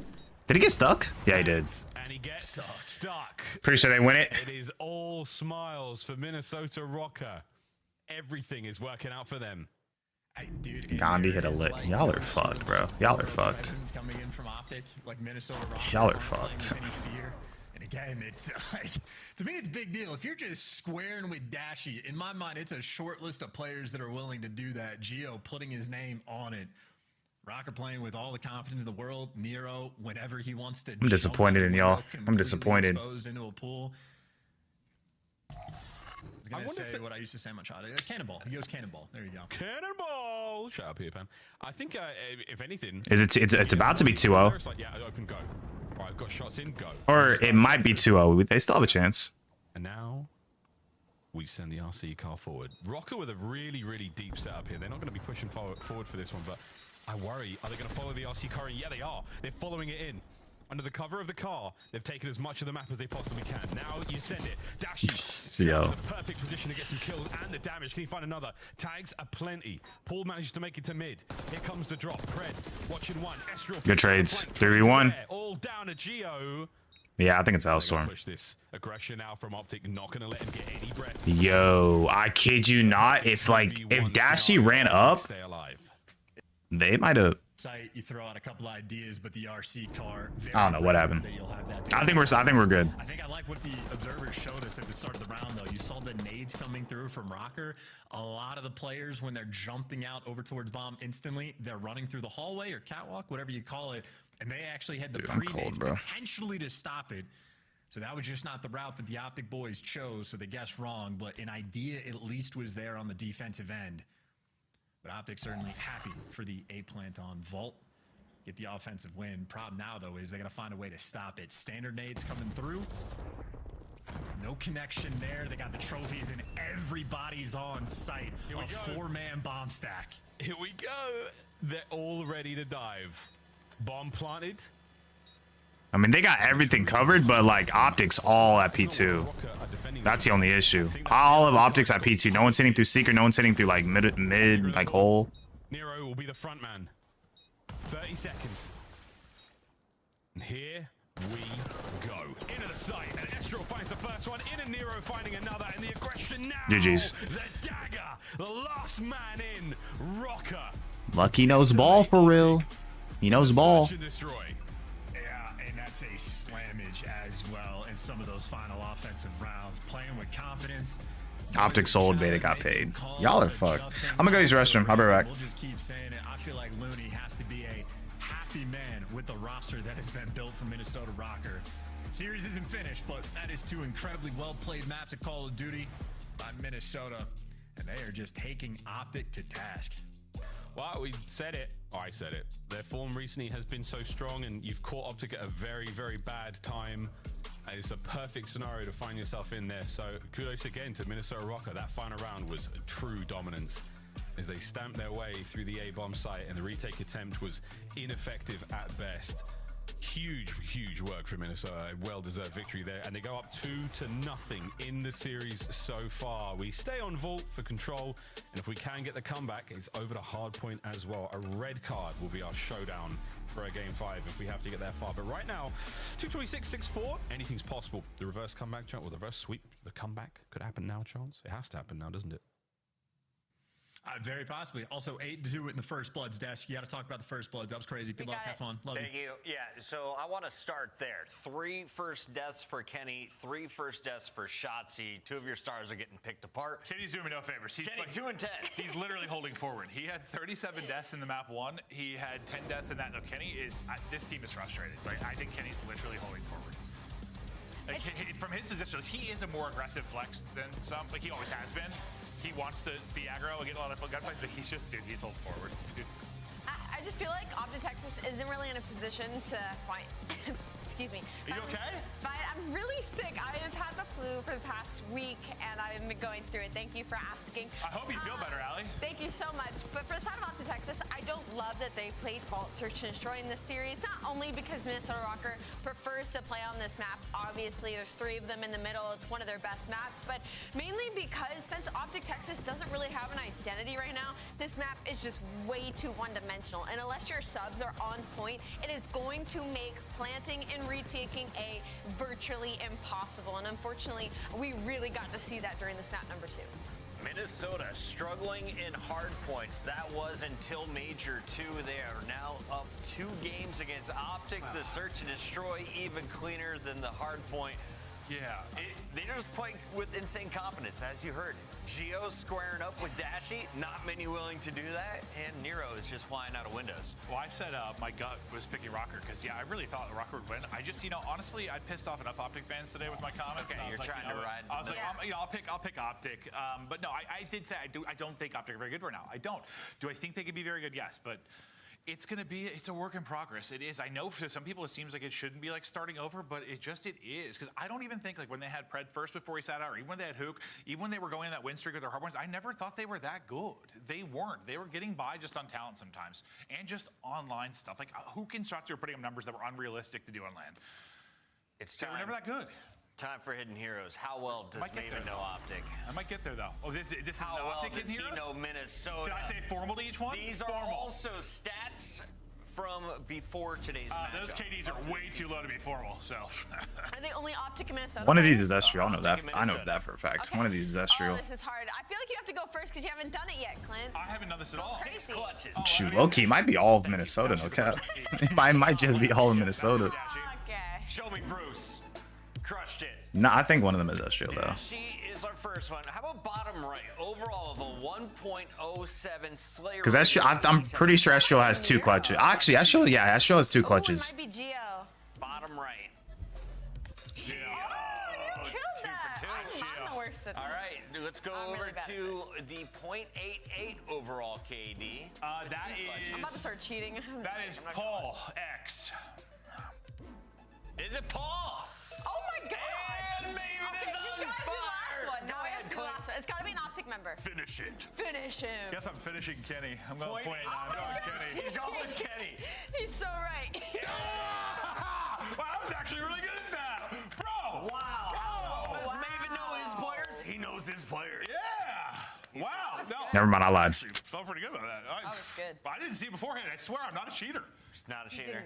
Just a champion. Let's take a look at our maps and modes because Optic is 1 map away from going to bed early. If you're Hex, what do you do after that? Actually, it's not even Hex. It's a team decision, but I mean, they're not looking too good.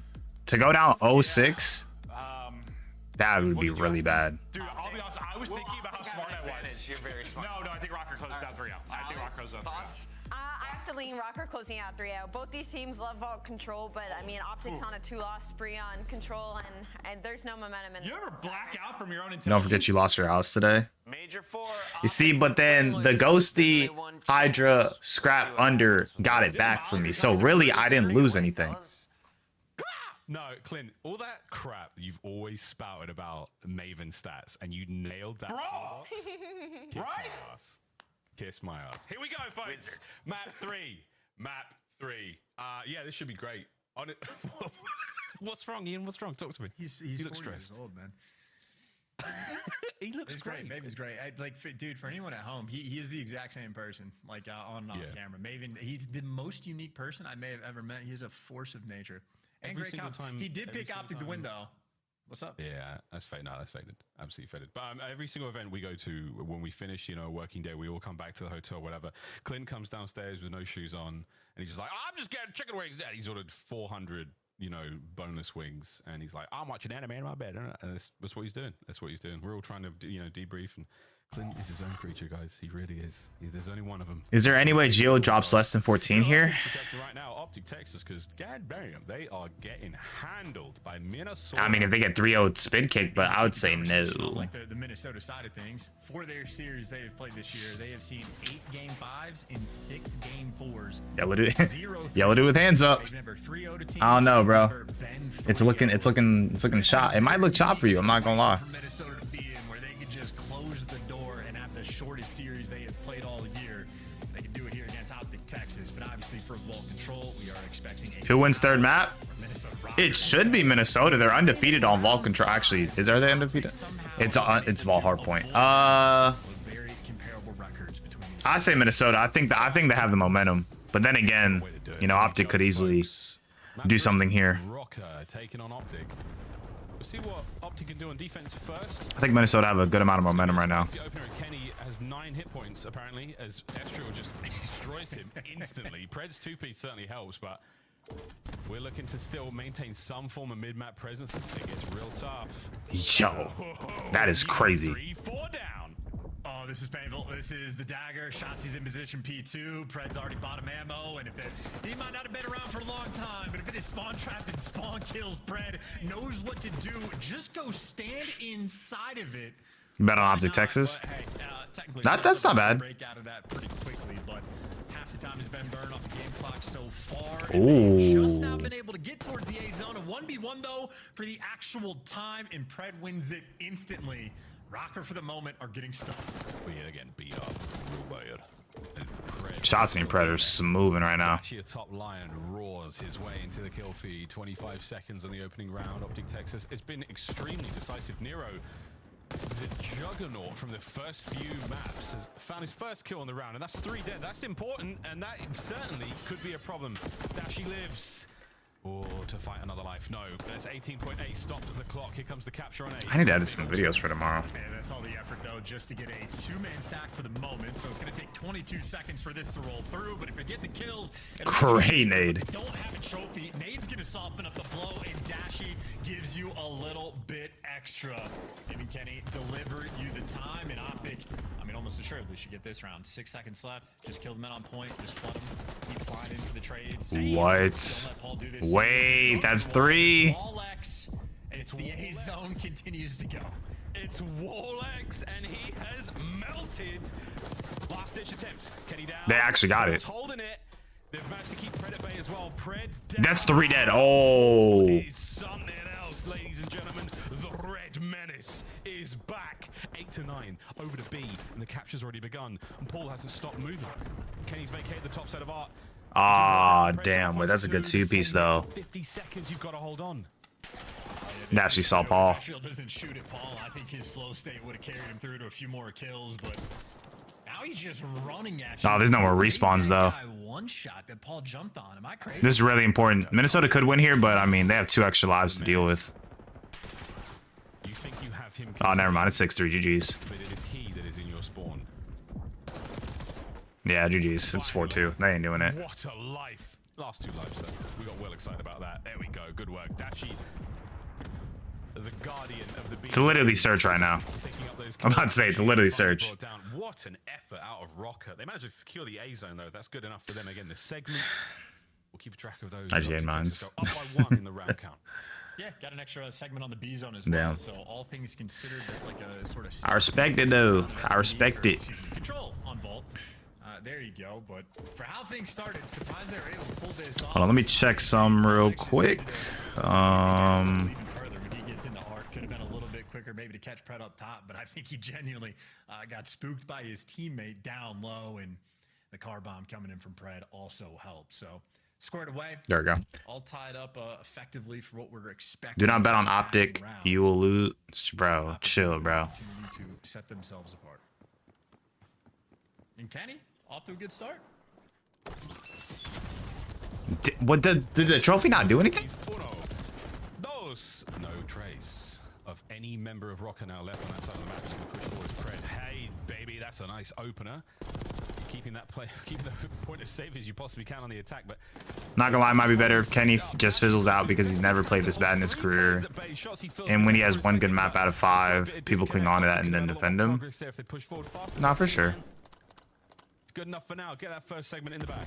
I mean, there's still spawn trapping 3 players. Yeah, Kenny's getting spawn trapping extra one. Dashy's there to collect Geo, the man that got through.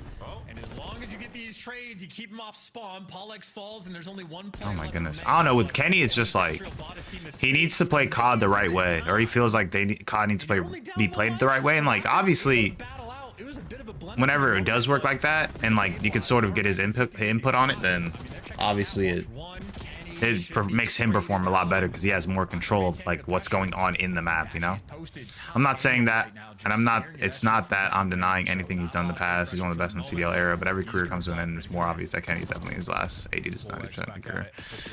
Yeah, he's been playing for a while, so I think he just needs a team that like he feels like he can control. And that's not always like the worst thing in the world, but he wants to play COD a specific way, and sometimes with, I mean, even playing with Shotzzy, like sometimes even having somebody like that, I'm kind of surprised it works out, you know? Certainly helps out. Nero get the damage in, but that's 3 dead in the feed. Geo, the last man up here for Minnesota Rokkr, trying to keep Optic off the point, and that will not happen. A 4-man stack secures A. Yeah, it's going to flood through. 4-man stack will go in about 11 seconds, so that thing was flying through in a 4-life lead from Optic. Again, winning an offensive round really sets you apart, and that's 3 dead. Even worse, it is 6 lives. Now you're on the B zone, and Nero does get traded. Dashy's here, but you also are going to that car's about to blow up. Because that van will explode. Dashy dodges it and keeps the pressure up. 6-life lead right now in a minute is plenty of time for Optic Texas. Plenty of time. Dashy's picking off these players. Everyone's a little tagged up as well, so as long as he can stay alive, keep this going. By the time you shows you to move in a position, he executes now they got it from behind. Pred attached to the hip now, and there are 4 members of Rokkr left. What a round from Optic. It is not over yet, though. Couple of kills going their way. Dashy finding a few more, and Pred jumps. That's 3 dead. Unfortunately brought down. Don't kill Shotzzy last guy. holding it together alone. There it is. Shotzzy gets the final bullet in, and Optic Texas go up 2-0. I kind of just think he's at a point where Kenny is dropping 5 points for Select. Oh, 0.5.4. Okay. 0.5 point fours left and right, and it's past the point of his IGLing being so impactful because he can't buy kills. Yeah, at this point the league is like anybody can be, not anybody can be an IGL, but at the end of the day you do have to put up kills on the board and you have to perform. Good there in that moment. And Minnesota Rokkr, a team that has never been 3-0'd or gotten a 3-0, not shaping up to get one here. Optic, huge advantage right now on this ball control. Yeah, the momentum is undeniable. Can they close it out, folks? That's the question. If they got reverse sweep here, I'd actually be like, that's insane. And it's across the open. That's 2 dead. That's 3 dead.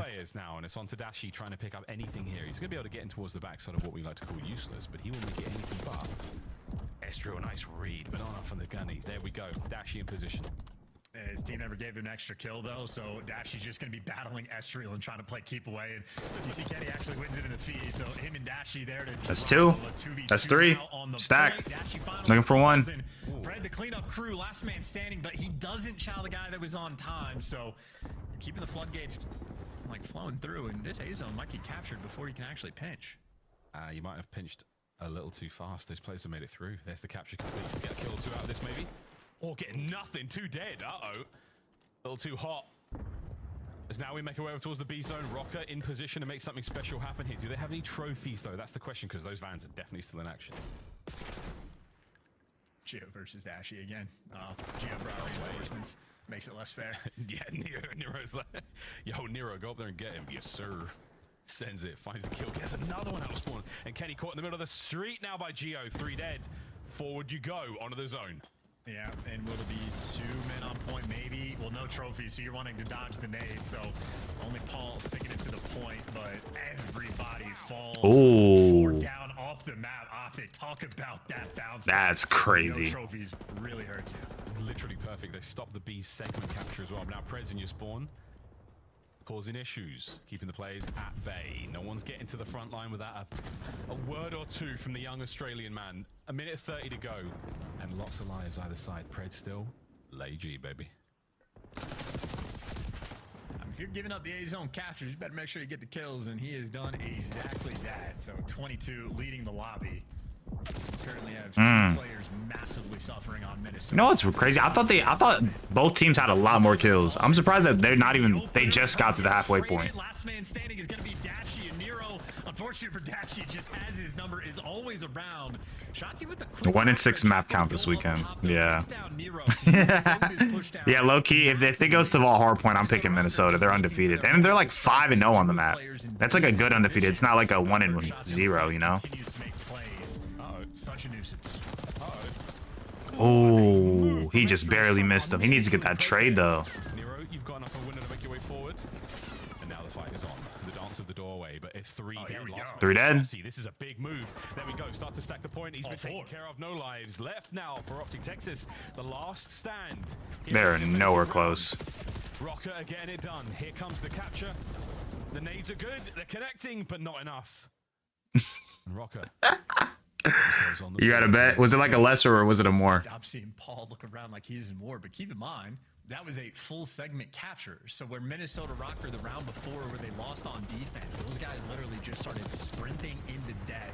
No fear in their hearts. They knew the way they wanted to lose it. So on the objective front, Minnesota Rokkr might be able to pull off a defense for the round 5, but of course that is still only if we get there. But if I'm remembering the segments right, you would be up by 1 for the rounds that are comparable, and then Minnesota Rokkr in their first attacking round got 4 segments. So I think from Optic, that'll be the name of the game. Either win it here or get 4 segments, because they're certainly outplayed. Dang. Oh, they're absolutely outplayed. Estral 13 and 20.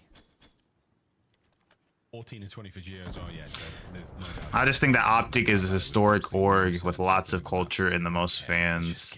Most resources just not worth sticking with a subpar performance. Yeah. It's just, who do you get? I mean, obviously you can contact other orgs and be like, hey, do y'all want Kenny? And I feel like more middle of the road teams would be willing to give a decent package, but I mean, you kind of have to go star for star and like, and give them some money. Cause I'm not gonna lie, you're kind of, if you're on Optic side, you're kind of in a weird scenario. They defend failure a lot because of the champs win, and it's kind of, yeah. No, honestly, that's just a lot of people on that sort of champs hangover, you know? Kenny for Scrap? I don't think Scrap wants to do that. I'm not gonna lie to you. Plus, LA Thieves is playing better than Optic. I feel like he would look at Optic and be like, my team's better than y'all's. I'm in a good scenario. Like, why would I move? Why would I leave?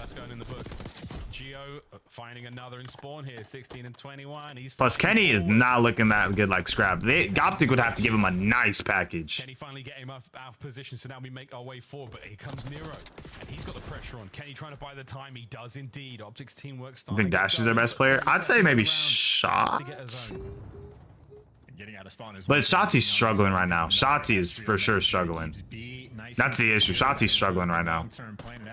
And Kenny is too. Like, a lot of them are struggling. How many battles has he had against Dashi in these exact situation? But right now, Dashi just needs to keep him away because his teammates are winning all the gunfights. So Estrel making some noise. Doesn't make the impact. Dashi handles them. They're gonna get A. That's crazy. So Nero gets traded out. You're good to go. And now from Optic, you at least want 1 extra segment on B at minimum. Optic should have signed Scrap. I think they're just riding the champ side, which is understandable, but it's also lazy and unrealistic. Optic sends Pred back to Surge. What the fuck would they get back? Shoot, Neptune for Pred. Look it. Now you're on the zone. A big stack opportunity here. Nero's on a flank as well. That'd be kind of crazy. And there we go. Nero's in. Only gets 1, and Pred still stays alive with the 5 spree. Good nades. Here comes the pressure. Do they have any other nades? Him off the zone. No segments in. That's it.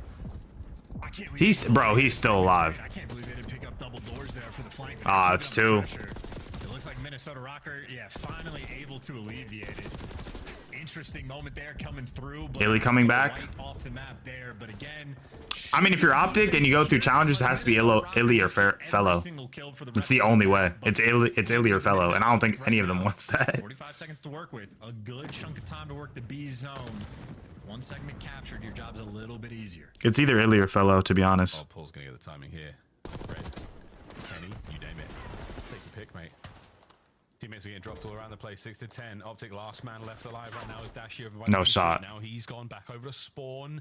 No lives left. What a defensive hold chance. Yeah, but he's better now, so. Illy got better. Kenny gets a second. Unbelievable. Nah, Pred's looking good, to be honest. If they get reverse swept, I'm sorry. Something has to be done if they get reverse swept here. Down to like 1 or 2 kills. I was trying to do the math quick enough. I honest to God, I think Minnesota Rokkr just got it by like 1 or 2. I want I said Kelly. I want Kenny to be good, but damn. I know. It's just like he's just not putting up the kills right now. It sucks, but you know, like in the middle of the map and call him stall X. But like honest to God, little plays like that. It's kid's ass. There you go. Minnesota defense somehow. Nah, I think it can maybe get better, but I don't know, man. He's like negative 11 right now too. I think Paul's the most droppable. Low-key, I dropped Nero. I'm not even gonna lie to you. I dropped Nero over Paul. I'm dropping Nero before Paul. Probably Paul first though. Probably Paul. But like Paul's probably the right answer, but I'd probably think I can get maybe I'd probably can get a cracked sub aside from Nero that makes better decisions. That's the only reason I say that. So the A zone, it's gonna fall. Oh, that was Shotzzy, not Fred. All right, broken kill feed. Package Nero and Paul. Fuck it, yeah. That honestly might be kind of fire. They got all the kills. They got all the coverage. You just need to kill Paul X, and Shotzzy, the final stamp on it, gets it done. So good opening break. They got the advantage, and you can see these boys are. If they get reverse swept, bro, I'm sorry, but somebody's gonna be looking at Kenny. This is absolutely what they are bringing right now, though. Sends Kenny to another dimension. Yo. Optic win? Sue, hold on. We still got time. 27. From the window to the wall, X, he's doing it all. Pred's looking really good, though. He has 36 right now. Nero's been the best player? Nah, no. I'd say either Gio or Estro is the best player on Minnesota. I'm saying Gio or Estro. Gio looks like the best player, to be honest. Oh, overall? I would still say Gio, to be honest. I think what Gio's done in the second half after the minor and on land over peaks what Nero did early in the season, in my opinion. Enough points to stay alive there, but a very, very slight lead right now. Very slight lead for the Rokkr boys. This is getting close, though. Nero got 36. He's going crazy. Paul got 38. Yo, you have a nade. I'm not mad if they get reverse swept. I'm eating food after this, so. Oh, these are big moments. 7v10. Desperation from Optic to avoid another. I'm not gonna lie, somebody's breaking something if they get reverse swept. Do they have the team room cam? Damn, I'm not even gonna lie. That's 2 big kills. This is it, man. No respawns remaining. Yeah, it's wraps. Nah, it's wraps. It's 3. Oh my gosh, they got reverse swept. Brother. They just got reverse. Yo, I'm not gonna lie. Somebody. Ooh. Hot 3-0, and they barely care. Another day in the office. Oh, that's good. Now a vibey team can enjoy the rest of their Sunday. Optic, though, it is right back to. I'm not gonna lie. 0 and 6s. Right. Dashi gonna break Kenny's kill. Oh nah, I'm not gonna lie. I'm gonna say this right now. The community is going to hate Kenny this weekend. The community is going to dog Kenny this week. Oh, yeah. Everybody's gonna say drop Kenny. I don't know about drop right away.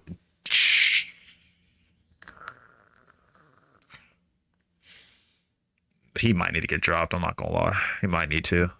Not even in a bad way, but like. I say give it like another week or 2, but He is playing really, really bad right now. I can't even lie. I tell you, he just keeps collecting them. So the team is looking fearsome, and they are answering questions every step of the way. Paul X looking better in stage 2 compared to stage 1. They're starting to win map 1s, and they finally got a 3-0, their first one. This whole weekend hasn't been a good. You know what really sucks too, though. Like, and I'm not saying Kenny did this in the right or wrong way, but Kenny literally. No. The series is over. The series is over. There's no map 4. What sucks is that, and I don't want to say Kenny did this in the wrong way, but like Kenny did the whole, like after they dropped Hook, they did a VOD review and like he talked about it and he was kind of dogging Hook a lot of the time. And obviously I'm not going to sit here and say Hook plays COD the right way 100% of the time. No COD player does, but like at least he performed. Like, I don't know. And then he like improved S&D. He made like, obviously there's some decision making where it doesn't work, but then it's like, now you drop Hook and you're now 0-6. You haven't won a map after. Like, do you think he realized that he was just giving advice to his future self? Like how everyone else needs to want it more, and everyone else needs to scrim more, and everyone needs to put in time. Do you think he knew he was giving advice to his future self? We have highlights. And listen, I know we get tweeted Kenny's KD about 100 times, so listen, it's not that. They're just not playing well. It wasn't an entire scapegoat, but yeah, I mean, in general. Oh, it was. Okay. I thought I said wasn't. It was a scapegoat on Hook, and then all of a sudden you come out and do this? Like, but Hook's performing and looks better? I mean, Chris, you just tell me if you would want to spawn in on these maps versus Minnesota Rokkr. Vault, Hardpoint. That's why it's just like, God, man. Like, this is bad, bro. Now 5-2. Would you want to spawn in? I don't think anybody wants to spawn in on the middle of that sandwich. That's bad. Anyone really wants to play against this Rokkr team? They have to just, I mean, Ant and I talk about it all the time. We all do. Like, they're annoying, man. Like, it's just not a team you want to play against. These guys can be down 200. They still think they're going to win the map. They can be down 2 on control. They still think they're going to win the map. And now we're going back and forth at DMZ. It's like fighting Rocky. Like, these guys, like they power up as the series goes on. Low-key, I'm hitting old form. Drops a 0.9. It's more testament just like Optic stink right now. They have a lot to work on. I'm not trying to just roast Optic and piss people off. They just aren't good right now. But can they be very good? Yes. See if they get it before the next major. There's an easy difference from this Rokkr to the Rokkr we saw struggle, and that man is Paul X. He has leveled up fully here at Major 2. Nero also playing extremely consistent across his first 2 matches. That's what's so cool about this Minnesota Rokkr team is it's almost like all the overlooked players in the past couple of years have been put on this dark horse roster, and they all know how to play the game. They all have a very high ceiling. Nero, his problem was he was very inconsistent when it came to his slaying on that Boston Breach team. Gio, nah, Kenny's looking bad right now. I can't even lie. Paul X has been through the Challengers Gauntlet. Estriel was kind of left at the bottom of the conversation of FAs. So for me, for Minnesota Rokkr, like, this is just them having a proving ground and being like, look, y'all left us hung out to dry, and now we're taking down your favorite teams. Paul X, Stall X. What is... I loved all of the puns throughout it. He's going to earn your scuff play of the game next time, but it's Nero.